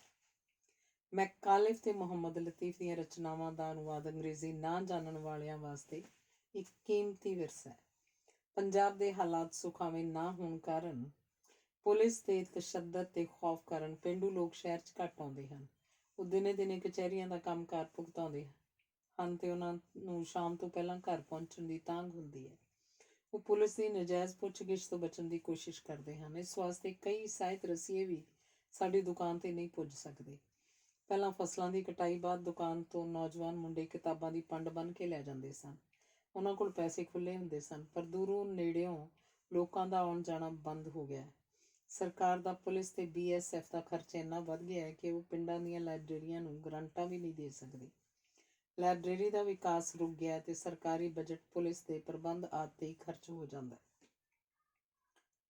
ਤੇ ਸੱਭਿਆਚਾਰਕ ਵਿਕਾਸ ਲਈ ਕੋਈ ਪੈਸਾ ਨਹੀਂ ਬਚਦਾ। ਹੁਣ ਸਿਰਫ ਪਾਠ ਪੁਸਤਕਾਂ ਦਾ ਕੰਮ ਹੀ ਰਹਿ ਗਿਆ। MA ਦੇ ਵਿਦਿਆਰਥੀ ਵੀ ਲੋੜੀਂਦੀਆਂ ਪੁਸਤਕਾਂ ਲੈ ਜਾਂਦੇ ਹਨ ਕਿਉਂਕਿ ਸਾਡੇ ਪਾਸ ਉੱਚ ਪੱਧਰ ਦੀਆਂ ਆਲੋਚਨਾਤਮਕ ਪੁਸਤਕਾਂ ਸਟਾਕ ਵਿੱਚ ਮੌਜੂਦ ਹੁੰਦੀਆਂ ਹਨ। ਇਸ ਵਾਸਤੇ MPhil ਤੇ PhD ਕਰਨ ਵਾਲੇ ਉਮੀਦਵਾਰ ਸਾਰੀਆਂ ਯੂਨੀਵਰਸਿਟੀਆਂ ਤੋਂ ਸਾਡੇ ਕੋਲ ਪੁੱਜਦੇ ਹਨ। ਦੁੱਖ ਦੀ ਗੱਲ ਹੈ ਕਿ ਚੰਡੀਗੜ੍ਹ, ਅੰਮ੍ਰਿਤਸਰ ਜਾਂ ਪਟਿਆਲੇ ਕੋਈ ਵੀ ਦੁਕਾਨ ਨਹੀਂ ਹੈ ਜਿੱਥੋਂ ਉਹਨਾਂ ਨੂੰ ਉੱਚ ਪੱਧਰ ਦੀਆਂ ਲੋੜੀਂਦੀਆਂ ਕਿਤਾਬਾਂ ਮਿਲ ਸਕਣ। ਉਹ ਪਾਠ ਪੁਸਤਕਾਂ ਦਾ ਵਪਾਰ ਕਰਕੇ ਹੀ ਆਪਣੀ ਰੋਜ਼ੀ ਰੋਟੀ ਕਮਾ ਲੈਂਦੇ ਹਨ। ਸਾਹਿਤਿਕ ਸੂਝ ਨਾ ਹੋਣ ਕਾਰਨ ਉਹਨਾਂ ਦੀ ਸਾਹਿਤ ਨਾਲ ਦਿਲਚਸਪੀ ਇੰਨੀ ਬਲਵਾਨ ਨਹੀਂ ਹੁੰਦੀ ਕਿ ਉੱਚ ਪੱਧਰ ਦੀਆਂ ਪੁਸਤਕਾਂ ਦੇ ਨਾਂ ਵੀ ਚੇਤੇ ਰੱਖ ਸਕਣ। ਸਾਡੇ ਪਾਸ ਜੰਮੂ, ਕੁਰੂਕਸ਼ੇਤਰ, ਦਿੱਲੀ, ਪਟਿਆਲਾ, ਚੰਡੀਗੜ੍ਹ ਤੇ ਅੰਮ੍ਰਿਤਸਰ ਦੇ ਵਿਦਿਆਰਥੀਆਂ ਦਾ ਆਉਣਾ ਜਾਣਾ ਅਕਸਰ ਰਹਿੰਦਾ ਹੈ। ਕਿਤਾਬਾਂ ਵੇਚਣ ਤੋਂ ਬਿਨਾਂ ਉਹਨਾਂ ਦੀ ਮਾੜੀ ਮੋਟੀ ਅਗਵਾਈ ਵੀ ਕਰ ਦਿੱਤੀ ਜਾਂਦੀ ਹੈ। ਵਿਦਿਆਰਥੀਆਂ ਨੂੰ ਬੜੇ ਪਿਆਰ ਨਾਲ ਆਪਣੇ ਕੋਲ ਬਿਠਾਇਆ ਜਾਂਦਾ ਹੈ। ਉਹਨਾਂ ਦੀਆਂ ਸਮੱਸਿਆਵਾਂ ਸੁਣੀਆਂ ਜਾਂਦੀਆਂ ਹਨ ਤੇ ਗੱਲਬਾਤ ਕਰਕੇ ਲੋੜੀਂਦੀ ਅਗਵਾਈ ਕਰਨ ਵਾਸਤੇ ਸਾਨੂੰ ਕੋਈ ਖੇਚਲ ਨਹੀਂ ਕਰਨੀ ਪੈਂਦੀ। IAS ਤੇ PCS ਦੇ ਵਿਦਿਆਰਥੀਆਂ ਨੂੰ ਵੀ, ਜਿਨ੍ਹਾਂ ਨੇ ਪੰਜਾਬੀ ਮਜ਼ਮੂਨ ਦੇ ਤੌਰ 'ਤੇ ਲਈ ਹੁੰਦੀ ਹੈ, ਪੂਰਾ ਸਹਿਯੋਗ ਮਿਲਦਾ ਹੈ। ਸਾਨੂੰ ਇਸ ਗੱਲ ਦਾ ਉਚੇਚਾ ਪ੍ਰਚਾਰ ਨਹੀਂ ਕਰਨਾ ਪੈਂਦਾ। ਵਿਦਿਆਰਥੀ ਇੱਕ ਦੂਜੇ ਨੂੰ ਸਾਡੇ ਬਾਰੇ ਦੱਸ ਦਿੰਦੇ ਹਨ। ਉਹ ਕਈ ਵਾਰ ਪਟਨਾ, ਦਿੱਲੀ, ਕਾਨਪੁਰ ਆਦਿ ਦੂਰ ਦੁਰਾਡੇ ਥਾਵਾਂ ਤੋਂ ਸਾਡੀ ਮਸ਼ਹੂਰੀ ਸੁਣ ਕੇ ਸਾਡੇ ਕੋਲ ਪੁੱਜਦੇ ਹਨ। ਸਾਡਾ ਪੂਰਾ ਯਤਨ ਹੁੰਦਾ ਹੈ ਕਿ ਅਸੀਂ ਉਹਨਾਂ ਦੀ ਯੋਗ ਸੇਵਾ ਕਰੀਏ। ਅੱਜ ਕੱਲ੍ਹ ਸਾਡਾ ਮੁੱਖ ਧੰਦਾ ਉਚੇਰੇ ਇਮਤਿਹਾਨਾਂ ਦੇ ਵਿਦਿਆਰਥੀਆਂ ਦੀ ਰਹਿਨੁਮਾਈ ਕਰਨਾ ਹੈ। ਅਸਚਰਜ ਦੀ ਗੱਲ ਹੈ ਕਿ ਪੁਸਤਕਾਂ ਦੀ ਵਿਕਰੀ ਦਿਨੋਂ ਦਿਨ ਘਟ ਰਹੀ ਹੈ। ਅਸੀਂ ਆਮ ਤੌਰ 'ਤੇ ਪਹਿਲਾਂ ਹਰ ਇੱਕ ਕਿਤਾਬ 1100 ਦੀ ਗਿਣਤੀ 'ਚ ਛਾਪਦੇ ਸੀ, ਪਰ ਹੁਣ ਸਾਨੂੰ ਗਿਣਤੀ ਘਟਾ ਕੇ 500 ਕਰਨੀ ਪਈ ਹੈ। ਸੁਣਨ 'ਚ ਆਇਆ ਹੈ ਕਿ ਕਈ ਪ੍ਰਕਾਸ਼ਕ ਕੇਵਲ 250 ਕਾਪੀਆਂ ਦਾ ਐਡੀਸ਼ਨ ਛਾਪਦੇ ਹਨ ਤੇ ਕੀਮਤਾਂ ਜ਼ਿਆਦਾ ਰੱਖ ਕੇ ਆਪਣਾ ਗੁਜ਼ਾਰਾ ਕਰ ਲੈਂਦੇ ਹਨ। ਪੰਜਾਬੀ ਲੇਖਕਾਂ ਦੀ ਗਿਣਤੀ ਦਿਨ ਬ ਦਿਨ ਵੱਧ ਰਹੀ ਹੈ। ਸਾਰੇ ਲੇਖਕ ਵੱਖ-ਵੱਖ ਗੁੱਟਬੰਦੀਆਂ 'ਚ ਵੰਡੇ ਹੋਏ ਹਨ। ਉਹਨਾਂ ਲੇਖਕਾਂ ਦਾ ਪੁਸਤਕਾਂ ਛਪਾਉਣ ਦਾ ਉਤਸ਼ਾਹ ਇੰਨਾ ਪ੍ਰਬਲ ਹੁੰਦਾ ਹੈ ਕਿ ਆਮ ਹਾਲਤ ਵਿੱਚ ਉਹ ਆਪਣੇ ਪਾਸੋਂ 1000-2000 ਰੁਪਏ ਦੇ ਕੇ ਕਿਤਾਬਾਂ ਛਪਾਉਣ ਦਾ ਪ੍ਰਬੰਧ ਕਰਦੇ ਹਨ। ਇਸੇ ਕਰਕੇ ਛੋਟੇ-ਮੋਟੇ ਪ੍ਰਕਾਸ਼ਕਾਂ ਦੀ ਗਿਣਤੀ ਵੱਧ ਗਈ ਹੈ। ਲੇਖਕ ਨੂੰ ਨਵੇਂ ਪ੍ਰਕਾਸ਼ਕ 100 ਕਿਤਾਬ ਦੇ ਕੇ ਰਾਇਲਟੀ ਆਦਿ ਦੇਣ ਤੋਂ ਮੁਕਤ ਹੋ ਜਾਂਦੇ ਹਨ। ਬਾਕੀ ਦੀਆਂ 150 ਕਾਪੀਆਂ ਆਪਣੇ ਰਸੂਖ ਨਾਲ ਨੇੜੇ-ਤੇੜੇ ਦੇ ਸਕੂਲਾਂ ਕਾਲਜਾਂ 'ਚ ਵੇਚ ਲੈਂਦੇ ਹਨ। ਕਿਤਾਬਾਂ ਦਾ ਮੁੱਲ ਜ਼ਿਆਦਾ ਰੱਖਿਆ ਹੁੰਦਾ, ਇਸ ਲਈ ਉਹਨਾਂ ਨੂੰ ਮਾੜਾ-ਮੋਟਾ ਮੁਨਾਫਾ ਮਿਲ ਜਾਂਦਾ ਹੈ। ਵੱਡੇ ਪ੍ਰਕਾਸ਼ਕਾਂ ਵਾਂਗ ਉਹਨਾਂ ਨੂੰ ਸਟਾਕ ਰੱਖਣ ਵਾਸਤੇ ਗੋਦਾਮ ਆਦਿ ਬਣਾਉਣ ਦੀ ਲੋੜ ਨਹੀਂ ਹੁੰਦੀ। ਉਹਨਾਂ ਨੂੰ ਵੱਡੇ ਪ੍ਰਕਾਸ਼ਕਾਂ ਵਾਲੀਆਂ ਮੁਸ਼ਕਲਾਂ ਦਾ ਸਾਹਮਣਾ ਨਹੀਂ ਕਰਨਾ ਪੈਂਦਾ। ਨਾ ਕੋਈ ਰਾਇਲਟੀ ਸਟੇਟਮੈਂਟ ਬਣਾਉਣੀ ਪੈਂਦੀ ਹੈ ਅਤੇ ਨਾ ਕੋਈ ਹਿਸਾਬ ਕਿਤਾਬ ਰੱਖਣਾ ਪੈਂਦਾ ਹੈ। ਸਾਡਾ ਦੁਖਾਂਤ ਇਹ ਹੈ ਕਿ ਸਾਡੇ ਪਾਸ ਵੱਡੇ ਗੋਦਾਮ ਆਪਣੀਆਂ ਕਿਤਾਬਾਂ ਨਾਲ ਭਰੇ ਪਏ ਹਨ। ਇਹਨਾਂ ਦੀ ਸੰਭਾਲ ਵਾਸਤੇ ਉਚੇਚਾ ਇੱਕ ਸੇਵਾਦਾਰ ਰੱਖਣਾ ਪੈਂਦਾ ਹੈ। ਪੁਸਤਕਾਂ ਦੇ ਦੋ ਵੱਡੇ ਦੁਸ਼ਮਣ ਸਿਉਂਕ ਤੇ ਸਲਾਬ ਹਨ। ਗੈਮੈਕਸੀਨ ਦਾ ਚੋਖਾ ਇਸਤੇਮਾਲ ਕਰਨਾ ਪੈਂਦਾ, ਫਿਰ ਵੀ ਸਿਉਂਕ ਇੰਨਾ ਖਿਆਲ ਰੱਖਣ ਦੇ ਬਾਵਜੂਦ ਕਿਤੇ ਨਾ ਕਿਤੇ ਹਮਲਾ ਕਰ ਦਿੰਦੀ ਹੈ। ਪੰਜਾਬੀ ਦੂਰ ਦੁਰਾਡੇ ਦੇਸ਼ਾਂ 'ਚ ਫੈਲੇ ਹੋਏ ਹਨ। ਅਮਰੀਕਾ, ਕੈਨੇਡਾ, ਇੰਗਲੈਂਡ, ਜਰਮਨੀ ਤੇ ਦੁਨੀਆ ਦਾ ਕੋਈ ਕੋਨਾ ਐਸਾ ਨਹੀਂ ਜਿੱਥੇ ਪੰਜਾਬੀ ਨਾ ਪੁੱਜੇ ਹੋਣ। ਉਹਨਾਂ ਪੰਜਾਬੀਆਂ ਦੀ ਹਾਲਤ ਪੰਜਾਬ ਦੇ ਵਸਨੀਕਾਂ ਨਾਲੋਂ ਕਿਤੇ ਬਿਹਤਰ ਹੁੰਦੀ ਹੈ। ਉਹ ਵੀ ਆਪਣੇ ਆਲੇ ਦੁਆਲੇ ਤੋਂ ਪ੍ਰਭਾਵਿਤ ਹੋ ਕੇ ਆਪਣੀ ਵੇਲ ਲਿਖਣ ਪੜ੍ਹਨ ਵਿੱਚ ਹੀ ਲਾ ਦਿੰਦੇ ਹਨ। ਕਈਆਂ ਦੀ ਤਾਂ ਸਾਹਿਤਕ ਰੁਚੀ ਇੰਨੀ ਬਲਵਾਨ ਹੁੰਦੀ ਹੈ ਕਿ ਉਹ ਆਪਣੀਆਂ ਰਚਨਾਵਾਂ ਨੂੰ ਛਪਾਉਣ ਲਈ ਬੜੇ ਉਤਾਵਲੇ ਤੇ ਚਾਹਵਾਨ ਹੁੰਦੇ ਹਨ।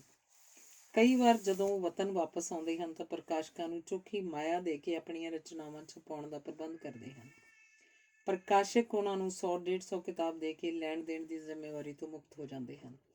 ਕਿਤਾਬਾਂ ਬਹੁਤ ਘੱਟ ਗਿਣਤੀ 'ਚ ਛਾਪੀਆਂ ਜਾਂਦੀਆਂ ਹਨ, ਕੀਮਤ ਜ਼ਿਆਦਾ ਰੱਖੀ ਜਾਂਦੀ ਹੈ। ਪ੍ਰਕਾਸ਼ਕਾਂ ਨੂੰ ਬਾਹਰਲੇ ਲੇਖਕਾਂ ਤੋਂ ਪੌਂਡਾਂ ਤੇ ਡਾਲਰਾਂ ਦੀ ਸ਼ਕਲ 'ਚ ਮਾਇਆ ਮਿਲਣ ਕਰਕੇ ਉਹ ਕਿਤਾਬਾਂ ਛਾਪ ਦਿੱਤੀਆਂ ਜਾਂਦੀਆਂ ਹਨ। ਇਹ ਖਿਆਲ ਉੱਕਾ ਨਹੀਂ ਕੀਤਾ ਜਾਂਦਾ ਕਿ ਉਹ ਰਚਨਾਵਾਂ ਕਿੰਨੀਆਂ ਕੱਚੀਆਂ ਪਿੱਲੀਆਂ ਹਨ। ਇਹਨਾਂ ਦੀ ਬਾਹਰਲੀ ਦਿੱਖ ਚੋਖੇ ਪੈਸੇ ਖਰਚਣ ਕਰਕੇ ਆਕਰਸ਼ਕ ਬਣਾ ਦਿੱਤੀ ਜਾਂਦੀ ਹੈ। ਇਸ ਦੇ ਨਤੀਜੇ ਵਜੋਂ ਸਥਾਨਕ ਲੇਖਕ ਆਪਣੀਆਂ ਰਚਨਾਵਾਂ ਛਪਾਉਣ ਤੋਂ ਵਾਂਝੇ ਰਹਿ ਜਾਂਦੇ ਹਨ। Bad currency drives good currency out of circulation ਦੇ ਸਿਧਾਂਤ ਅਨੁਸਾਰ ਬਾਹਰਲੇ ਪੈਸੇ ਨਾਲ ਛਪੀਆਂ ਪੁਸਤਕਾਂ ਲਾਇਬ੍ਰੇਰੀਆਂ ਦਾ ਸ਼ਿੰਗਾਰ ਬਣ ਜਾਂਦੀਆਂ ਹਨ। ਇਹਦੇ ਨਾਲ ਪੰਜਾਬੀ ਸਾਹਿਤ ਨੂੰ ਇੱਕ ਵੱਡੀ ਸੱਟ ਵੱਜਦੀ ਹੈ। ਇਹ ਘਾਟਾ ਕਦੇ ਵੀ ਪੂਰਾ ਨਹੀਂ ਹੋ ਸਕੇਗਾ। ਦਿੱਲੀ ਤੇ ਪੰਜਾਬ ਦੇ ਕੁਝ ਪ੍ਰਕਾਸ਼ਕ ਬਾਹਰਲੇ ਲੇਖਕਾਂ ਦੀਆਂ ਕਿਤਾਬਾਂ ਛਾਪਣ ਵਿੱਚ ਉੱਚਾ ਸਥਾਨ ਬਣਾ ਚੁੱਕੇ ਹਨ। ਇਹਨਾਂ ਪ੍ਰਕਾਸ਼ਕਾਂ ਨੂੰ ਪੰਜਾਬ ਦੇ ਲੋਕ ਗੀਤ ਜਾਂ ਪੰਜਾਬੀ ਸੱਭਿਆਚਾਰਕ ਵਿਰਸੇ ਨੂੰ ਸਾਂਭਣ ਦਾ ਕੋਈ ਫਿਕਰ ਨਹੀਂ। ਉਹਨਾਂ ਦੀਆਂ ਅੱਖਾਂ ਵਿਦੇਸ਼ੀ ਡਾਲਰਾਂ ਤੇ ਪੌਂਡਾਂ 'ਤੇ ਲੱਗੀਆਂ ਰਹਿੰਦੀਆਂ ਹਨ। ਅਸੀਂ ਅੱਜ ਕੱਲ੍ਹ ਦੀ ਮੰਦ ਹਾਲੇ ਨੂੰ ਮੁੱਖ ਰੱਖਦਿਆਂ ਕਈ ਪ੍ਰਸਿੱਧ ਲੇਖਕਾਂ ਦੇ ਸੰਗ੍ਰਹਿ ਛਾਪਣ ਤੋਂ ਅਸਮਰਥ ਹਾਂ। ਕਈ ਹੋਰ ਵੱਡੇ ਪ੍ਰਕਾਸ਼ਕ ਵੀ ਵੱਡੀਆਂ ਮੌਲਿਕ ਰਚਨਾਵਾਂ ਨੂੰ ਛਾਪਣ ਤੋਂ ਕੰਨੀ ਕਤਰਾਉਂਦੇ ਹਨ। ਪ੍ਰਸਿੱਧ ਪ੍ਰਕਾਸ਼ਕ ਸਿਰਫ ਉਹੀ ਕਿਤਾਬਾਂ ਛਾਪਦੇ ਹਨ ਜਿਨ੍ਹਾਂ ਦੇ ਕੋਰਸ ਲੱਗ ਜਾਣ ਦੀ ਸੰਭਾਵਨਾ ਹੁੰਦੀ ਹੈ। ਪ੍ਰਸਿੱਧ ਲੇਖਕਾਂ ਦੀਆਂ ਮੌਲਿਕ ਰਚਨਾਵਾਂ ਛਾਪਣ ਵਾਸਤੇ ਕਿਸੇ ਪ੍ਰਕਾਸ਼ਕ ਨੂੰ ਕੋਈ ਉਤਸ਼ਾਹ ਨਹੀਂ ਹੈ। ਜੇ ਗਿਣਤੀ ਕੀਤੀ ਜਾਵੇ ਤਾਂ ਬਾਹਰਲੇ ਲੇਖਕਾਂ ਦੀਆਂ ਪ੍ਰਕਾਸ਼ਨਾਵਾਂ ਦੀ ਮਾਤਰਾ ਜ਼ਿਆਦਾ ਹੈ। ਪੰਜਾਬ ਦੇ ਵਸਨੀਕ ਲੇਖਕਾਂ ਦੀਆਂ ਕਿਤਾਬਾਂ ਬਹੁਤ ਘੱਟ ਛਪਦੀਆਂ ਹਨ। ਉਹ ਆਪ ਹੀ ਉਪਰਾਲੇ ਕਰਨ ਵਾਸਤੇ ਮਜਬੂਰ ਹੁੰਦੇ ਹਨ ਤੇ ਪ੍ਰਕਾਸ਼ਕਾਂ ਨੂੰ ਪੈਸੇ ਦੇ ਕੇ ਕਿਤਾਬਾਂ ਛਪਵਾ ਲੈਂਦੇ ਹਨ। ਦੁੱਖ ਦੀ ਗੱਲ ਇਹ ਹੈ, ਕੋਈ ਪੁਸਤਕ ਵਿਕਰੇਤਾ ਚੰਗੀਆਂ ਕਿਤਾਬਾਂ ਖਰੀਦ ਕੇ ਆਪਣੇ ਕੋਲ ਸਟਾਕ 'ਚ ਰੱਖਣ ਲਈ ਤਿਆਰ ਨਹੀਂ ਹੈ। ਹਰ ਇੱਕ ਪ੍ਰਕਾਸ਼ਕ ਆਪਣੀ ਸੀਮਤ ਦਾਇਰੇ ਵਿੱਚ ਆਪਣੀ ਪ੍ਰਕਾਸ਼ਨਾ ਰੱਖ ਕੇ ਹੀ ਰਾਜ਼ੀ ਹੈ। ਕੁਝ ਸਾਲਾਂ ਤੋਂ ਪੰਜਾਬ ਸਰਕਾਰ ਦਾ ਰਵੱਈਆ ਵੀ ਪ੍ਰਕਾਸ਼ਕਾਂ ਦੇ ਵਿਰੁੱਧ ਹੋ ਗਿਆ ਹੈ। ਭਾਸ਼ਾ ਵਿਭਾਗ ਪੰਜਾਬ ਟੈਕਸਟ ਬੁੱਕ ਬੋਰਡ ਤੇ ਯੂਨੀਵਰਸਿਟੀਆਂ ਪਾਸੋਂ ਕਾਫੀ ਮਾਤਰਾ ਵਿੱਚ ਪੁਸਤਕਾਂ ਖਰੀਦ ਕੇ ਉਹ ਸਕੂਲਾਂ ਕਾਲਜਾਂ ਦੀਆਂ ਲਾਇਬ੍ਰੇਰੀਆਂ ਨੂੰ ਭੇਜੀਆਂ ਜਾਂਦੀਆਂ ਹਨ। ਇਹਨਾਂ ਸਰਕਾਰੀ ਤੇ ਨੀਮ ਸਰਕਾਰੀ ਅਦਾਰਿਆਂ ਪਾਸ ਵਿਕਰੀ ਦੇ ਸਾਧਨ ਘੱਟ ਹਨ, ਪਰ ਸਰਕਾਰ ਦੇ ਹੁਕਮ ਮੁਤਾਬਕ ਸਾਰੀ ਖਰੀਦ ਇਹਨਾਂ ਸਰਕਾਰੀ ਅਦਾਰਿਆਂ ਪਾਸੋਂ ਕੀਤੀ ਜਾ ਰਹੀ ਹੈ। ਇੰਜ ਕਰਨ ਨਾਲ ਵਰ੍ਹਿਆਂ ਬੱਧੀ ਜਮ੍ਹਾਂ ਹੋਏ ਸਟਾਕ ਵਿਕ ਜਾਂਦੇ ਹਨ। ਭ੍ਰਿਸ਼ਟਾਚਾਰ ਜ਼ਿਆਦਾ ਹੋਣ ਕਰਕੇ ਕੇਵਲ 2-3 ਪ੍ਰਕਾਸ਼ਕ ਲੱਖਾਂ ਰੁਪਏ ਦੇ ਆਰਡਰ ਲੈ ਲੈਂਦੇ ਹਨ। ਉਹਨਾਂ ਪ੍ਰਕਾਸ਼ਕਾਂ ਪਾਸ ਰਾਇਲਟੀ ਰਹਿਤ ਪੁਸਤਕਾਂ ਮੌਜੂਦ ਹਨ। ਹਜ਼ਾਰਾਂ ਦੀ ਗਿਣਤੀ 'ਚ ਫੋਟੋ ਆਫਸੈਟ ਕਰਵਾ ਕੇ ਆਰਡਰਾਂ ਦੀ ਸਪਲਾਈ ਕਰ ਦਿੱਤੀ ਗਈ ਹੈ। ਰੱਬ ਜਾਣੇ ਇਹਨਾਂ ਕਿਤਾਬਾਂ ਦਾ ਕੋਈ ਵਾਲੀ ਵਾਰਸ ਹੈ ਜਾਂ ਨਹੀਂ। ਇੰਜ ਕਰਨ ਨਾਲ ਪੰਜਾਬੀ ਦੇ ਵੱਡੇ ਪ੍ਰਕਾਸ਼ਕਾਂ ਨੂੰ ਬਹੁਤ ਵੱਡੀ ਸੱਟ ਵੱਜੀ ਹੈ। ਜੇ ਸਰਕਾਰ ਨੇ ਆਪਣੀ ਪਾਲਿਸੀ 'ਚ ਕੋਈ ਸਿਹਤਮੰਦ ਮੋੜ ਨਾ ਲਿਆਂਦਾ ਤੇ ਪੁਸਤਕਾਂ ਦੀ ਖਰੀਦ ਬਾਰੇ ਇਹੋ ਪਾਲਿਸੀ ਜਾਰੀ ਰੱਖੀ ਤਾਂ ਪੰਜਾਬੀ ਪ੍ਰਕਾਸ਼ਕਾਂ ਦਾ ਕੰਮ ਹੋਰ ਮੰਦਾ ਪੈ ਜਾਏਗਾ ਤੇ ਉਹ ਦਿਨ ਦੂਰ ਨਹੀਂ ਜਦ ਵੱਡੇ ਪ੍ਰਕਾਸ਼ਕ ਇਸ ਧੰਦੇ ਨੂੰ ਛੱਡ ਕੇ ਕਿਸੇ ਹੋਰ ਲਾਭਕਾਰੀ ਕੰਮ ਦੀ ਭਾਲ ਕਰਨਗੇ। ਅੱਜ ਤੋਂ ਤਕਰੀਬਨ 30 ਸਾਲ ਪਹਿਲਾਂ ਪੰਜਾਬੀ ਬੱਚਿਆਂ ਵਾਸਤੇ ਸਾਹਿਤ ਭੰਡਾਰ ਚੋਖਾ ਮੇਟ ਸੀ। ਬਾਲ ਦਰਬਾਰ, ਕਮਲ ਤੇ ਗੁਰਚਰਨ ਸਿੰਘ ਸੋਖੀ ਦੇ 3 ਸਚਿੱਤਰ ਪਰਚੇ ਪ੍ਰਕਾਸ਼ਿਤ ਹੁੰਦੇ ਸਨ, ਪਰ ਹੌਲੀ-ਹੌਲੀ ਹਾਲਾਤ ਖਰਾਬ ਹੁੰਦੇ ਗਏ। ਭ੍ਰਿਸ਼ਟਾਚਾਰ ਵੱਧਦਾ ਗਿਆ ਤੇ ਪਰਚੇ ਬੰਦ ਹੋ ਗਏ। ਹੁਣ ਸਿਰਫ ਸਕੂਲ ਸਿੱਖਿਆ ਬੋਰਡ ਵੱਲੋਂ ਪੰਖੜੀਆਂ ਤੇ ਪ੍ਰਾਇਮਰੀ ਸਿੱਖਿਆ ਜਾਂ ਪ੍ਰੀਤਨਗਰ ਤੋਂ ਬਾਲ ਸੰਦੇਸ਼ ਛਪ ਰਿਹਾ। ਪ੍ਰਾਇਮਰੀ ਸਿੱਖਿਆ ਤੇ ਪੰਖੜੀਆਂ ਦੇ ਗਾਹਕ ਸਰਕਾਰ ਦੇ ਹੁਕਮ ਨਾਲ ਮਿਲ ਜਾਂਦੇ ਹਨ। ਉਹਨਾਂ ਨੂੰ ਗਾਹਕ ਪੈਦਾ ਕਰਨ ਲਈ ਕੋਈ ਤਰੱਦਦ ਨਹੀਂ ਕਰਨਾ ਪੈਂਦਾ। ਕੁਝ ਕੁ ਸਾਲ ਤੋਂ ਬਾਲ ਪੁਸਤਕਾਂ ਦੀ ਅਣਹੋਂਦ ਬਹੁਤ ਸ਼ਿੱਦਤ ਨਾਲ ਮਹਿਸੂਸ ਕੀਤੀ ਜਾ ਰਹੀ ਹੈ। ਪੜ੍ਹੇ ਲਿਖੇ ਮਾਪਿਆਂ ਵੱਲੋਂ ਆਪਣੇ ਬੱਚਿਆਂ ਲਈ ਬਾਲ ਸਾਹਿਤ ਦੀ ਮੰਗ ਜਾਰੀ ਹੈ। ਅਸੀਂ ਯਤਨ ਕਰ ਰਹੇ ਹਾਂ ਕਿ ਅਜਾਇਬ ਚਿੱਤਰਕਾਰ ਰਚਿਤ ਬਾਲ ਸਾਹਿਤ ਦੁਬਾਰਾ ਪ੍ਰਕਾਸ਼ਿਤ ਕਰੀਏ। ਇਸੇ ਸਿਲਸਿਲੇ 'ਚ ਅਸੀਂ ਆਨੰਦ ਸਿੰਘ ਕਾਬਲੀ ਦੀਆਂ 2 ਬਾਲ ਪੁਸਤਕਾਂ ਕੁੱਕੜ ਦੀ ਬਾਂਗ ਤੇ ਗਾਜਰ ਮੂਲੀ ਦੀ ਲੜਾਈ ਛਾਪੀਆਂ ਹਨ। ਬਾਲ ਸਾਹਿਤ ਛਾਪਣਾ ਇੱਕ ਬਹੁਤ ਮਹਿੰਗਾ ਕਾਰੋਬਾਰ ਹੈ। ਬਾਲ ਸਾਹਿਤ ਦਾ ਸਚਿੱਤਰ ਹੋਣਾ ਬਹੁਤ ਜ਼ਰੂਰੀ ਹੈ। ਜੇ ਪੰਜਾਬ ਸਰਕਾਰ ਪਾਸੋਂ ਇਹਨਾਂ ਕਿਤਾਬਾਂ ਦੀ ਥੋਕ ਖਰੀਦ ਦਾ ਕੋਈ ਹੁੰਗਾਰਾ ਮਿਲੇ ਤਾਂ ਇਹ ਸਚਿੱਤਰ ਪੁਸਤਕਾਂ ਫੋਟੋ ਆਫਸੈਟ ਰਾਹੀਂ ਛਾਪੀਆਂ ਜਾ ਸਕਦੀਆਂ ਹਨ। ਪੰਜਾਬ ਨੂੰ ਛੱਡ ਕੇ ਸਾਰੇ ਪ੍ਰਾਂਤਾਂ ਵਿੱਚ ਬਾਲ ਸਾਹਿਤ ਫੋਟੋ ਆਫਸੈਟ ਰਾਹੀਂ ਪ੍ਰਕਾਸ਼ਿਤ ਕੀਤਾ ਜਾਂਦਾ ਹੈ। ਇਹ ਪੁਸਤਕਾਂ ਬਹੁਤ ਖੂਬਸੂਰਤ ਤੇ ਮਨਭਾਉਂਦੀਆਂ ਹੋਣ ਤੋਂ ਬਿਨਾਂ ਸਸਤੀਆਂ ਵੀ ਬਹੁਤ ਹਨ। ਚੰਦਾ ਮਾਮਾ ਸਚਿੱਤਰ ਰਸਾਲਾ ਕਈ ਹੋਰ ਭਾਰਤੀ ਬੋਲੀਆਂ ਤੋਂ ਬਿਨਾਂ ਪੰਜਾਬੀ ਵਿੱਚ ਵੀ ਛਪਦਾ ਹੈ, ਪਰ ਪੰਜਾਬੀ ਪਰੰਪਰਾਵਾਂ ਤੇ ਸੱਭਿਆਚਾਰ ਤੋਂ ਉੱਪਰਾ ਹੋਣ ਕਰਕੇ ਸਾਡੇ ਬੱਚੇ ਉਹਨੂੰ ਪਸੰਦ ਨਹੀਂ ਕਰਦੇ। ਇਸ ਵਿੱਚ ਪਰੀਆਂ ਦਿਓਆਂ ਦੀਆਂ ਕਹਾਣੀਆਂ ਹੁੰਦੀਆਂ ਹਨ ਜਾਂ ਹਿੰਦੂ ਮਿਥਿਹਾਸ ਦੀਆਂ। ਇਹ ਪੰਜਾਬੀ ਬਾਲ ਪ੍ਰਤਿਭਾ ਦੇ ਉਲਟ ਹੈ ਤੇ ਪੰਜਾਬੀ ਸੁਭਾਅ ਤੇ ਜ਼ਿੰਦਗੀ ਦੀ ਹਕੀਕਤ ਦੇ ਅਨੁਕੂਲ ਨਹੀਂ। ਪੰਜਾਬੀ ਬੱਚਿਆਂ ਦੇ ਮਾਪੇ ਵੀ ਵਿਗਿਆਨਕ ਤੇ ਯਥਾਰਥਕ ਸੋਚ ਦੇ ਧਾਰਨੀ ਹੋਣ ਕਰਕੇ ਚੰਦਾ ਮਾਮਾ ਰਸਾਲੇ ਦੇ ਚਿੱਤਰਾਂ ਨੂੰ ਆਪਣੇ ਬੱਚਿਆਂ ਵਾਸਤੇ ਓਪਰੇ ਸਮਝਦੇ ਹਨ। ਪੰਜਾਬ ਸਿੱਖਿਆ ਬੋਰਡ ਦੇ ਰਸਾਲੇ ਪੰਖੜੀਆਂ ਦੇ ਪ੍ਰਾਇਮਰੀ ਸਿੱਖਿਆ ਦੇ ਚਿੱਤਰ ਵੀ ਪੰਜਾਬੀ ਬੱਚਿਆਂ ਦੀਆਂ ਭਾਵਨਾਵਾਂ ਦੀ ਤਰਜਮਾਨੀ ਨਹੀਂ ਕਰਦੇ। ਇਹਨਾਂ ਰਸਾਲਿਆਂ ਦੇ ਸੰਪਾਦਕ ਸ੍ਰੀ ਸੁਖਦੇਵ ਮਾਦਪੁਰੀ ਇੱਕ ਅਣਥੱਕ ਤੇ ਸੂਝਵਾਨ ਲੇਖਕ ਹਨ। ਮਾਦਪੁਰੀ ਲੇਖਾਂ ਦੀ ਚੋਣ ਸੁਚੱਜੀ ਕਰਦਾ ਹੈ, ਪਰ ਯੋਗ ਤੇ ਢੁਕਵੇਂ ਚਿੱਤਰ ਦੇਣਾ ਉਹਦੇ ਵੱਸ ਦੀ ਗੱਲ ਨਹੀਂ। ਕਿਸੇ ਕੰਮ ਦੀ ਉਸਾਰੀ ਦਾ ਕੰਮ ਉਹਦੇ ਬੱਚਿਆਂ ਦੇ ਭਵਿੱਖ ਤੇ ਨਿਰਭਰ ਹੁੰਦਾ ਹੈ। ਬੱਚਿਆਂ ਦੇ ਵਿਕਾਸ ਲਈ ਮਾਤ ਬੋਲੀ 'ਚ ਛਪਣ ਵਾਲੀਆਂ ਪੁਸਤਕਾਂ ਸੁਚੱਜੀਆਂ ਹੋਣੀਆਂ ਬਹੁਤ ਜ਼ਰੂਰੀ ਹਨ। ਇਹੀ ਪੁਸਤਕਾਂ ਉਹਨਾਂ ਦੇ ਵਿਰਸੇ ਨੂੰ ਤੇ ਭਵਿੱਖ ਨੂੰ ਉਜਾਗਰ ਕਰਦੀਆਂ ਹਨ। ਇਸ ਪਾਸੇ ਸਰਕਾਰ ਧਿਆਨ ਦੇਵੇ ਤਾਂ ਉਹ ਬਾਲ ਸਾਹਿਤ ਦੇ ਵਿਕਾਸ ਦੇ ਪ੍ਰੋਗਰਾਮ ਨੂੰ ਨੇਪਰੇ ਚਾੜ ਸਕਦੀ ਹੈ। ਲੋੜ ਹੈ ਕਿ ਸਰਕਾਰ ਬਾਲ ਸਾਹਿਤ ਦੇ ਮੌਲਿਕ ਲੇਖਕਾਂ ਦੀ ਪੂਰੀ ਸਰਪ੍ਰਸਤੀ ਕਰੇ ਤਾਂ ਜੋ ਸਾਡੇ ਲੇਖਕਾਂ ਵਿੱਚੋਂ ਵੀ ਗੋਰਕੀ, ਟਾਲਸਟਾਏ ਤੇ ਟੈਗੋਰ ਆਦਿ ਵਰਗੇ ਮਹਾਨ ਲੇਖਕ ਪੈਦਾ ਹੋ ਸਕਣ ਤੇ ਬੱਚਿਆਂ ਲਈ ਬਾਲ ਸਾਹਿਤ ਦੀ ਰਚਨਾ ਕਰ ਸਕਣ। ਬੱਚਿਆਂ ਦੇ ਵਿਕਾਸ ਲਈ ਉਪਰੋਕਤ ਲੇਖਕ ਆਪਣਾ ਉੱਤਮ ਫਰਜ਼ ਨਿਭਾਉਣ ਲਈ ਜਾਂ ਸੁਚੇਤ ਹੋ ਕੇ ਬੱਚਿਆਂ ਲਈ ਲਿਖਣ ਦਾ ਟੀਚਾ ਮਿੱਥ ਕੇ ਨਹੀਂ ਸਨ ਲਿਖਦੇ।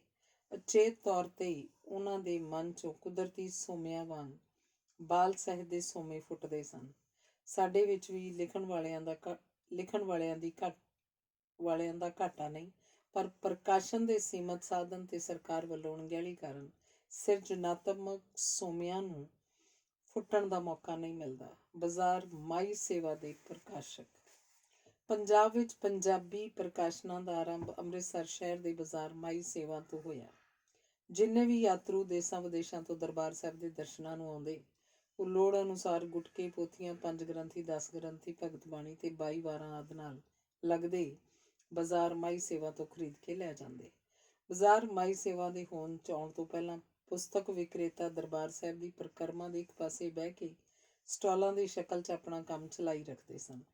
ਸ਼੍ਰੋਮਣੀ ਕਮੇਟੀ ਦੇ ਕਬਜ਼ੇ 'ਚ ਆਉਣ ਤੋਂ ਪਹਿਲਾਂ ਦਰਬਾਰ ਸਾਹਿਬ ਦੀ ਪਰਿਕਰਮਾ ਦਾ ਕੋਈ ਸੁਚੱਜਾ ਪ੍ਰਬੰਧ ਨਹੀਂ ਸੀ। ਅਵਾਰਾ ਮੱਝਾਂ ਗਊਆਂ ਉੱਥੇ ਆਮ ਫਿਰਦੀਆਂ ਤੁਰਦੀਆਂ ਰਹਿੰਦੀਆਂ ਸਨ। ਕਿਤਾਬਾਂ ਦੇ ਨਾਲ ਸੁਰਮਾ, ਦੰਦਾਸਾ ਤੇ ਪਾਪੜ ਵੜੀਆਂ ਵੇਚਣ ਵਾਲੇ ਆਪਣਾ ਧੰਦਾ ਤੋਰੀ ਰੱਖਦੇ ਸਨ। ਕਿਤਾਬਾਂ ਦੇ ਨਾਲ ਉਹ ਕੰਘੇ, ਕੜੇ ਤੇ ਕਿਰਪਾਨਾਂ ਵੀ ਵੇਚਦੇ ਸਨ।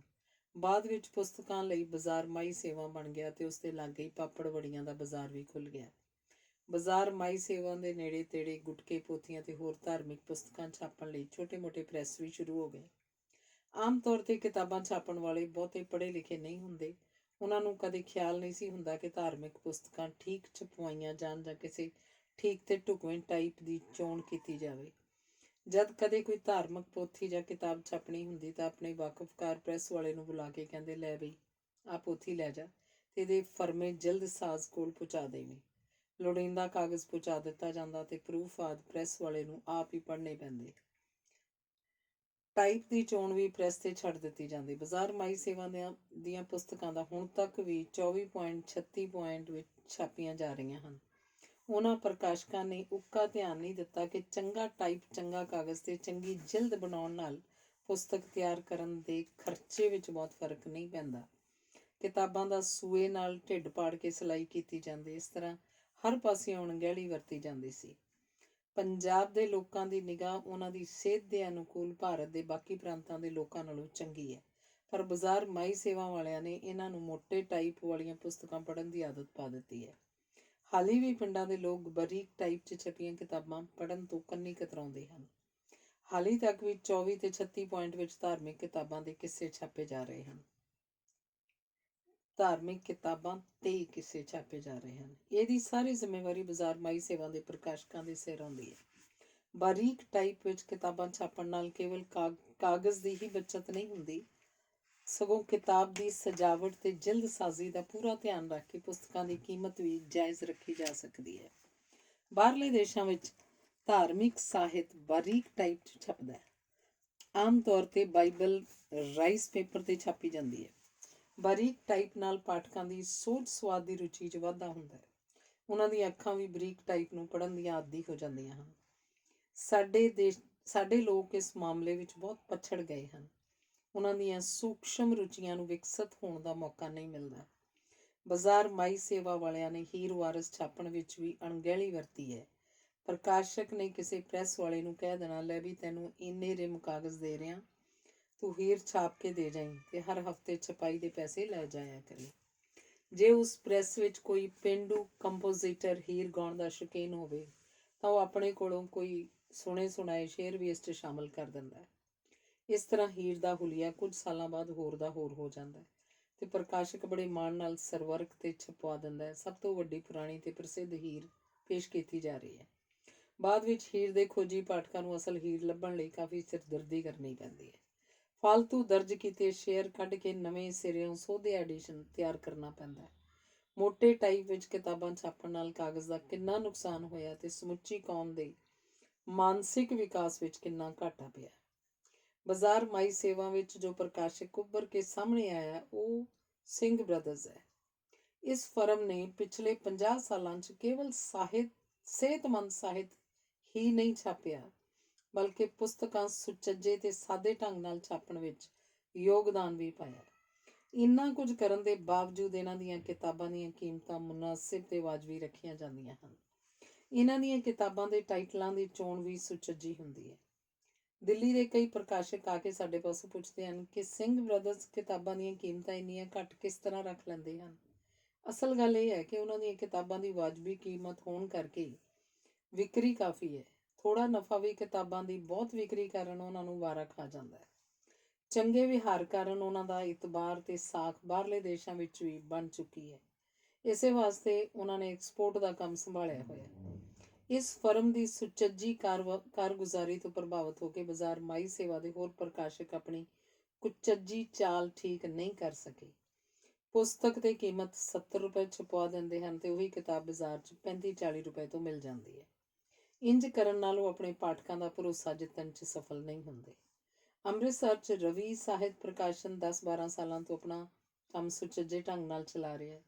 ਉਹ ਕਿਤਾਬਾਂ ਦੇ ਛਾਪਣ, ਜਿਲਦ ਸਾਜ਼ੀ ਤੇ ਟਾਈਟਲ ਆਦਿ ਤਿਆਰ ਕਰਵਾਉਣ 'ਚ ਬੜੇ ਸੁਚੱਜ ਤੋਂ ਕੰਮ ਲੈਂਦਾ ਹੈ, ਪਰ ਉਸ ਕੋਲ ਆਪਣਾ ਸਰਮਾਇਆ ਘੱਟ ਹੋਣ ਕਰਕੇ ਉਹ ਬਾਹਰਲੇ ਦੇਸ਼ਾਂ ਦੇ ਲੇਖਕਾਂ ਕੋਲੋਂ ਮੋਟੀਆਂ-ਮੋਟੀਆਂ ਰਕਮਾਂ ਵਸੂਲ ਕਰਕੇ ਆਪਣੀਆਂ ਪੁਸਤਕਾਂ ਦੀ ਸਜਾਵਟ ਵੱਲ ਪੂਰਾ ਧਿਆਨ ਦਿੰਦਾ ਹੈ। ਪੁਸਤਕਾਂ ਬਹੁਤ ਘੱਟ ਗਿਣਤੀ ਛਾਪੀਆਂ ਜਾਂਦੀਆਂ ਹਨ ਤੇ ਕੀਮਤਾਂ ਵੀ ਬਹੁਤ ਜ਼ਿਆਦਾ ਰੱਖੀਆਂ ਜਾਂਦੀਆਂ ਹਨ। ਇਸ ਵਾਸਤੇ ਇਹ ਕਿਤਾਬਾਂ ਵੱਡੀਆਂ ਲਾਇਬ੍ਰੇਰੀਆਂ ਦਾ ਸ਼ਿੰਗਾਰ ਬਣਦੀਆਂ ਹਨ।